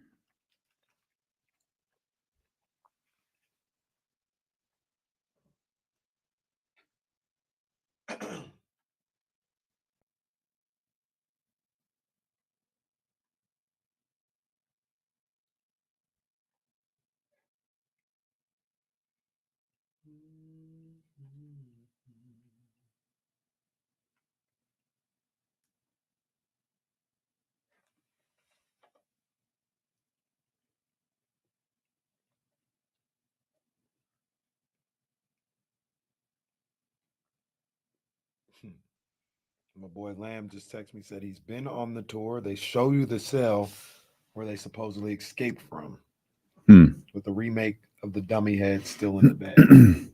It'd be. I'd always thought it would be. I always thought it would be a fascinating visit. Yeah. It's something I kind of wanted to do, but Now that these sharks are out there, though, I'll pass. They take you on a boat though. that shark would just Yeah, eat what if through they the boat. left? What if they just cut? What if they left you? And you're just there. What would they do? It's like Alan. Yeah. Oh, that's part of the tour. Somebody gets left back like Alan. You got to figure out how to get back. Someone's getting Allen. Would you rather go to Alcatraz or a plantation? Which one? Jesus. Neither one of them sound fun. But you saying you guys took a boat to get to a plantation That was crazy. is the wildest Yo, thing that was ever. crazy. Oh, look very nice. Well manicured. Shout out to my guy Lamb. He's checking this out right now. But yeah, that was kind of surreal. You know, that I didn't want to be out there too long. Someone might get left behind. Bruh. That's the thing with these trips. They're going to leave someone behind. Oh, damn. He said they have a night tour Nope. aspect to it. Absolutely not. Wow. Absolutely not.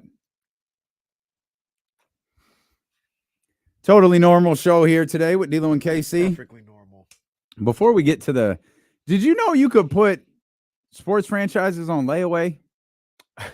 Well, I learned that today. You got afterpay for sports teams now. So what's it? Karma? Is Yeah, that the- Klarna or something like that. Yeah, you use your Affirm payments or whatever they're called. Alex Rodriguez and Mark Lore, they lost the financial backing they had to purchase. They had one more payment to make, and I guess they lost the backing. The people who were helping them with this. They must have been going into business with Ron Burkle. I guess. So I saw that they submitted something today. So apparently they had no trouble finding the money. I just found this whole thing like so interesting. Who owns this team? Because I always thought like a 3-year process. Because I was like, I don't know how much money Mark Lore. Like, I'm not familiar with Mark Lore, but I know they don't spend their own money. Like they work this around somewhere else. And I know Alex Rodriguez. Like there, you have money, but owning a sports franchise, that's different. Yeah. So who the hell owns this team? Whatever bank is taking these payments. That's exactly that's what I meant. Oh, I just thought it was funny. No, it's bizarre. It comes up this morning, like, yeah, their investor is backed out. Yeah. what So does now this mean? what? What does this mean?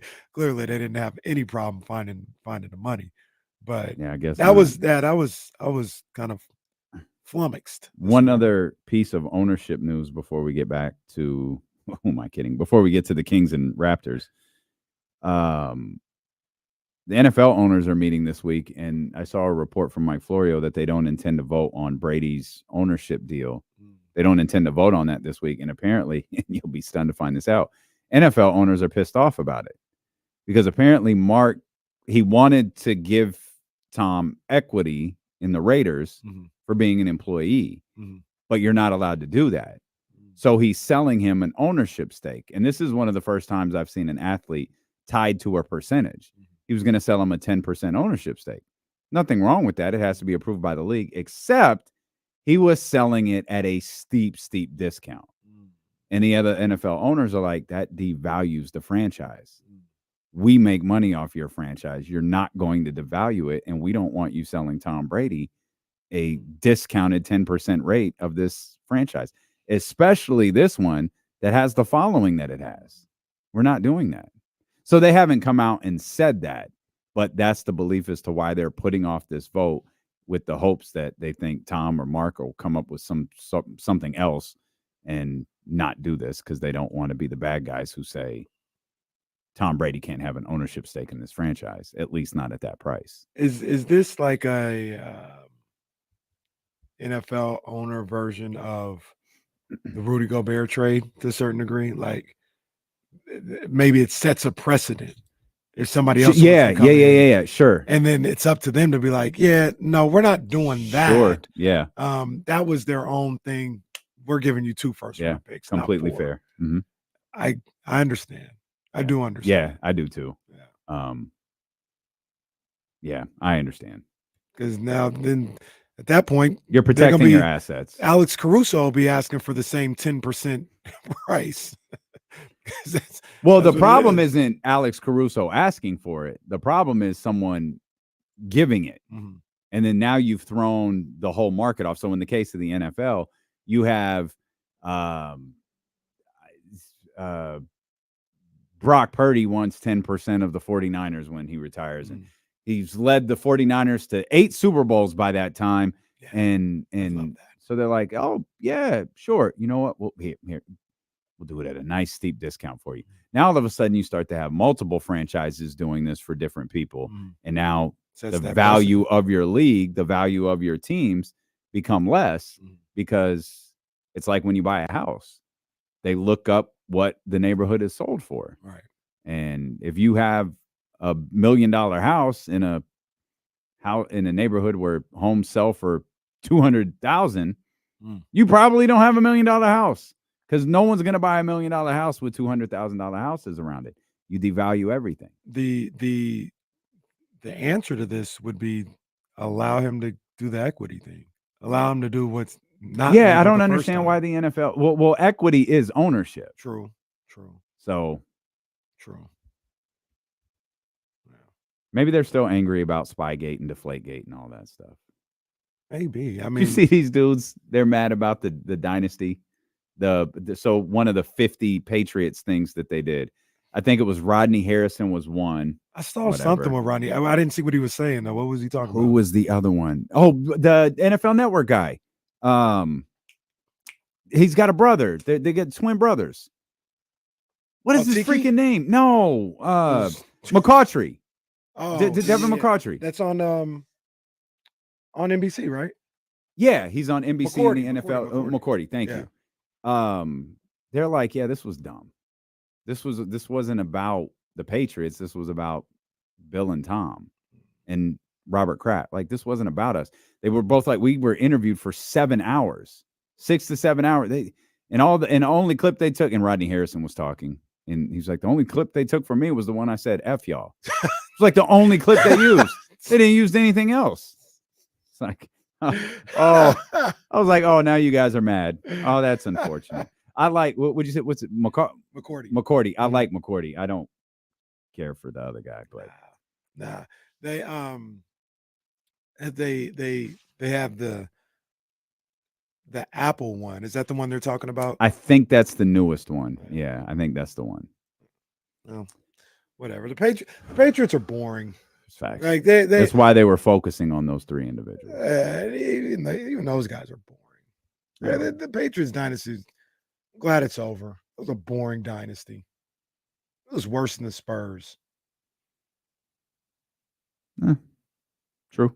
They had some exciting games, but they're boring. The Kings and Raptors are not boring. Oh.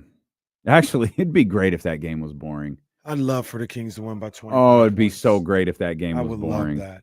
I mean, we need one of those. When was the last time? Well, was it Denver? No, it was the damn Bucks. It was a week ago. Oh, they did. Yeah, they did blow out the Bucks. Yeah, there was angst there the whole time, though, because you're of course waiting. Yeah. Oh no, it's got it's a 20. It's a 22-point lead. Oh no, that's the cursed number. Yeah. That's the cursed number. And they kind of, I mean, the final score wasn't that, but they kind of beat up on the Lakers. Just play well. Yeah. Play well for 4 quarters, which, by the way, they've done. They did against I have some problems with what they did against the Grizzlies, and it was just mainly the turnovers. I thought they turned the ball over quite a bit. Like they're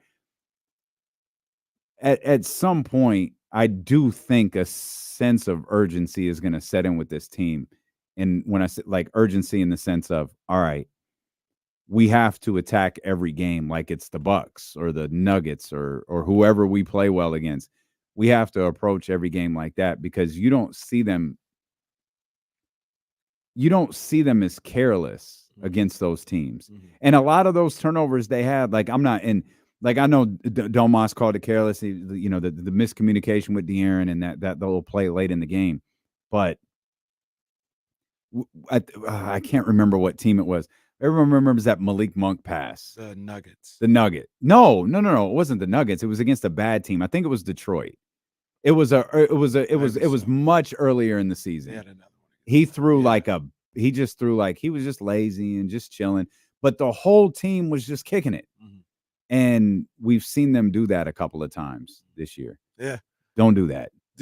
Be more sharp against teams like Toronto. Be more sharp, for the love of God, tomorrow night against the Washington Wizards. Please. Do you look at, don't want to put the cart before the horse. Don't want to do that. And we were all like, oh, just settle down with all that. But do you think there is something to what De'Aaron says is when you're playoffs, we'll only play good teams, so we'll be locked in? I think he was joking. He definitely was joking, but is there – I mean, he's not necessarily wrong. We don't see them – we don't, like you just said, we don't see this against the good teams. Well, see, what I hate is they know it. Like we talk about this is the most self-aware team in the entire league. Right. I feel like you kind of hope that was a joke, because if not, it's the other, like, it's kind of just acknowledging, right? And you get to the playoffs, it's not going to matter. But they have acknowledged the playing down, playing up thing. Like even I think it was Harrison in a post game was like, yeah, we struggle in games against. In games like this, like he was careful with his words. I think it was Harrison, but it was definitely a post game. Like, yo, we struggle in games like this, and they also acknowledge, yeah, we don't struggle with Denver and Milwaukee, and they didn't mean they don't struggle like as if it's not tough matchups. It's like getting up for it, and I don't know why that is with this team.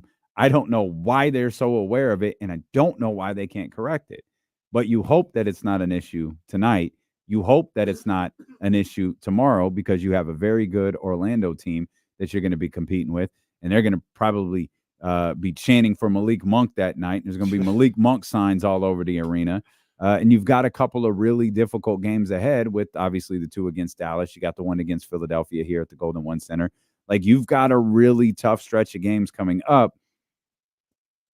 Record-wise, your next two over the next two nights, it's the easiest goal you've got for the next short little stretch here. I was looking at the schedule. They haven't beaten the hell out of a sorry team since Charlotte on January 10th. They beat them 123 What's sorry to 98. Mean? When you see it. So I'll give you some examples. Fair enough. Fair enough. Atlanta at home was closer than you wanted it to be. Memphis was a 9-point win. For sake of argument, at Chicago ended up being a close win. Lost to Detroit. San Antonio was a close game. Miami with nobody was a loss. Chicago was a loss at home. I mean, these teams these are all non-playoff teams. Okay. You wouldn't think of them as good teams. Yeah. And they've played like probably 10 of those teams since Charlotte. They've all been really close or they lost. So they're due. It's time. It's time to beat the hell out of a team that is a non-playoff team. So I'll ask again. We keep waiting for something that just might not happen. They just might be in another fight tonight. Man. What do you always say? They're pros too. They are. I mean, most of them. Yeah, some of these guys are. The way that injury report looks. Technically pros. Yeah. Technically NBA players. But I mean, yeah. I mean, I look at this one and coupled with the way that they've been playing as of late. Like even the loss to Chicago. And I would even say the loss to Houston. They came out, they were up 16 at one point in that loss to Houston. Mm-hmm. Against Chicago, they were up 22, obviously. Like they can play well. Maintaining it has been an issue a couple of times, but they've been playing well for the most part since the All-Star break. I hope we don't see those slip-ups tonight and tomorrow night, but you still look, I'm hoping, I'm thinking that that's what they're going to, but you can't be too sure with this team right now. You just don't know what you're getting yet. We're not at that point. Ideally, does it matter now? No. What? If they Not beat to up me. the Raptors or like No. if it's a close physical game. As long where as they it's to win, the wire, yeah. Nah, Like, if it ends just like Monday night end, I'm fine with I'll that. be happy. Just win. yeah, because I feel like just at this It point, it's just a doesn't matter matter. of top six. Is Yeah, that's what, yeah. that's all that matters. Style points do not matter. Get to the top 6. This is not the BCS. This is not the There is not a college football selection committee trying to decide who gets the 6th spot. I mean, because even if they say they did blow out the Raptors, are we learning anything after that? Maybe it's No, encouraging or something. I mean, maybe, but I mean, I don't know what they blow. What's okay? Not just the Raptors. They blow out. Just say they Toronto handle and business the Washington. next two games. Does It'll make people, yeah, it'll make people it'll feel yeah. like, all right, they're locked in. Or It'll something like yeah. that. I think I'd feel a certain way about it. Yeah, I think I'd feel a certain way about it if they took care of business agree. against Toronto and Washington. And it doesn't mean like, okay, here we come 4th seed. It's just like, all right, The team's just firing. I now. think they're ready. Mm-hmm. Like they're you know the ups and downs. It doesn't mean they're going to beat Philadelphia. It doesn't mean they're going to beat the Mavericks twice or Orlando once. That doesn't mean any of that. Mhm. We've been asking for them to win these types of games. We've been asking for them to be locked in. I can't look down at them if they do that. Yeah, you're right. Like, yeah, I'll take something away from that, Absolutely. and I'll take my chances with the Magic and the Sixers Yeah. and the Mavericks. If they're playing basketball like that at that point. So, yeah, I agree with you. I agree with you. All eyes on Keon tonight. Keon. Duarte, maybe. Keon Duarte, but Keon has energized this fan base with his play. Might have energized that absolutely. locker room Absolutely. with this play. When you hear these guys talk about Keon after these games, they're like the least surprised people. It feels like they've been seeing this from him all the time in practice. You hear that a lot from players. Oh, he does this all the time in practice. But I don't know. I really feel like they're looking at him like, yeah, that's what Keon does. Within De'Aaron the other day, it's like, yeah, I don't know. He's a knockdown shooter too. Mm-hmm. Y'all look at him as just a defensive guy, but he a knockdown shooter. So they're not surprised. They're almost like, yeah, we were pretty sure this was going to go down this way. So for them, maybe there's not a all eyes on him or, you know, revitalizing this team. But for the fan base, he's been a jolt of energy for these guys. I want to see him. I want to see him out there. I want to see what he looks like on the defensive end and what type of plays he's making out there. I'm definitely locked in on Keon. Okay. Keon, Chris Duarte. I mean, I'm paying attention to the whole team. I'm paying attention to that turnover number as well. And like, look, Scotty Barnes isn't. We've outlined the number of guys that are missing from this Toronto Raptors team. If these guys walk on the floor and shoot 45% from three, my goodness. We can't even pretend like it's inconceivable either. You know, one of the things about that though, that I think about is there's maybe something to it with the Kings' lack of defense at the 3-point line, but also some of these times, like when Detroit played, when Memphis was doing it, maybe these guys tonight, they look at the Kings and maybe they do respect them as an offensive juggernaut or a team that scores. And they're like, we're down a man or whatever. We're going to have to get them threes up to beat them. And there's a sense of confidence in your coach or the game plan being, you get a good look, shoot it. Let it go. Let it fly. You know what I mean? And I wonder if that plays into some of these teams, not all of them, because some of it is just the Kings not guarding the three well earlier in the season. But some of these teams shooting well from beyond the arc, because there is that's part of the game plan of, hey, we got to keep up scoring wise. Get them up. You're open. I'm not going to look for you to pump fake and get to the rim. Shoot the three. There's a level of confidence instilled in that. I don't know. Maybe that helps. So I say that. I don't like teams being confident against Sacramento. Well, the confidence doesn't come from Sacramento. It comes from the game plan, the green light, yeah, or the green room. Either one of them. What did he say? Is that what he said? He doesn't have a green light. He has a green room. Yeah. So yeah. So I mean, He ain't maybe gonna that's make where it. it comes from. He ain't gonna make it. Sorry, Darvin. Darvin ain't gonna make it. I mean, I know what point he was trying to make. Pockets.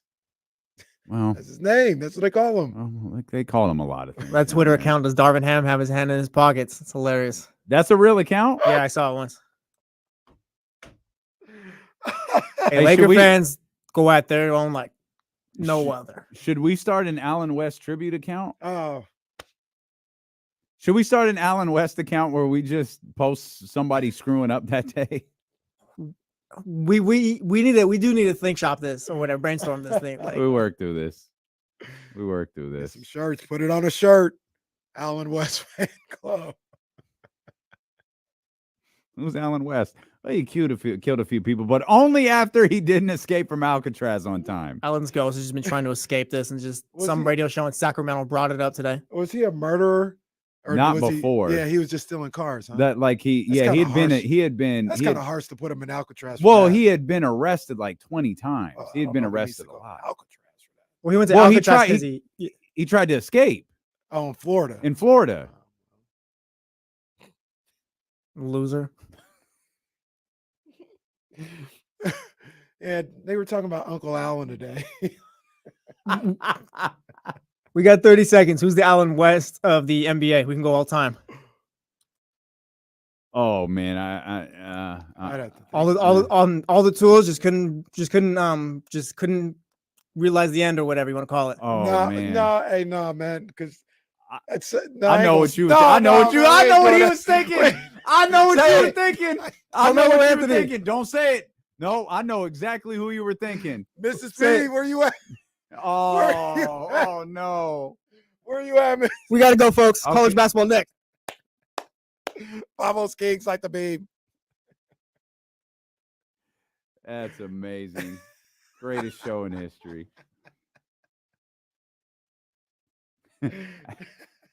Allen West Muse. Who said that? Oh no. Yo, Zabo, chill. Don't do that, man. Don't do.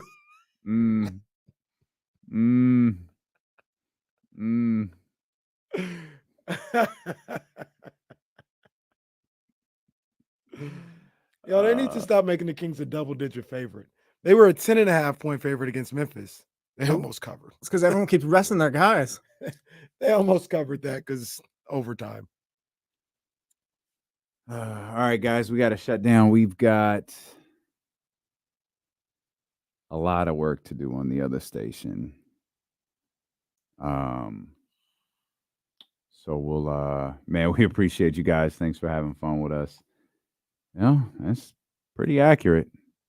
Pretty accurate. A little DB Cooper in there too. DB Cooper. So, sorry, Alan. Sorry about that. Don't worry, that Allen doesn't come close to you, brother. Not at all. Not at all. All right, guys. We'll see you tomorrow. Yahoos.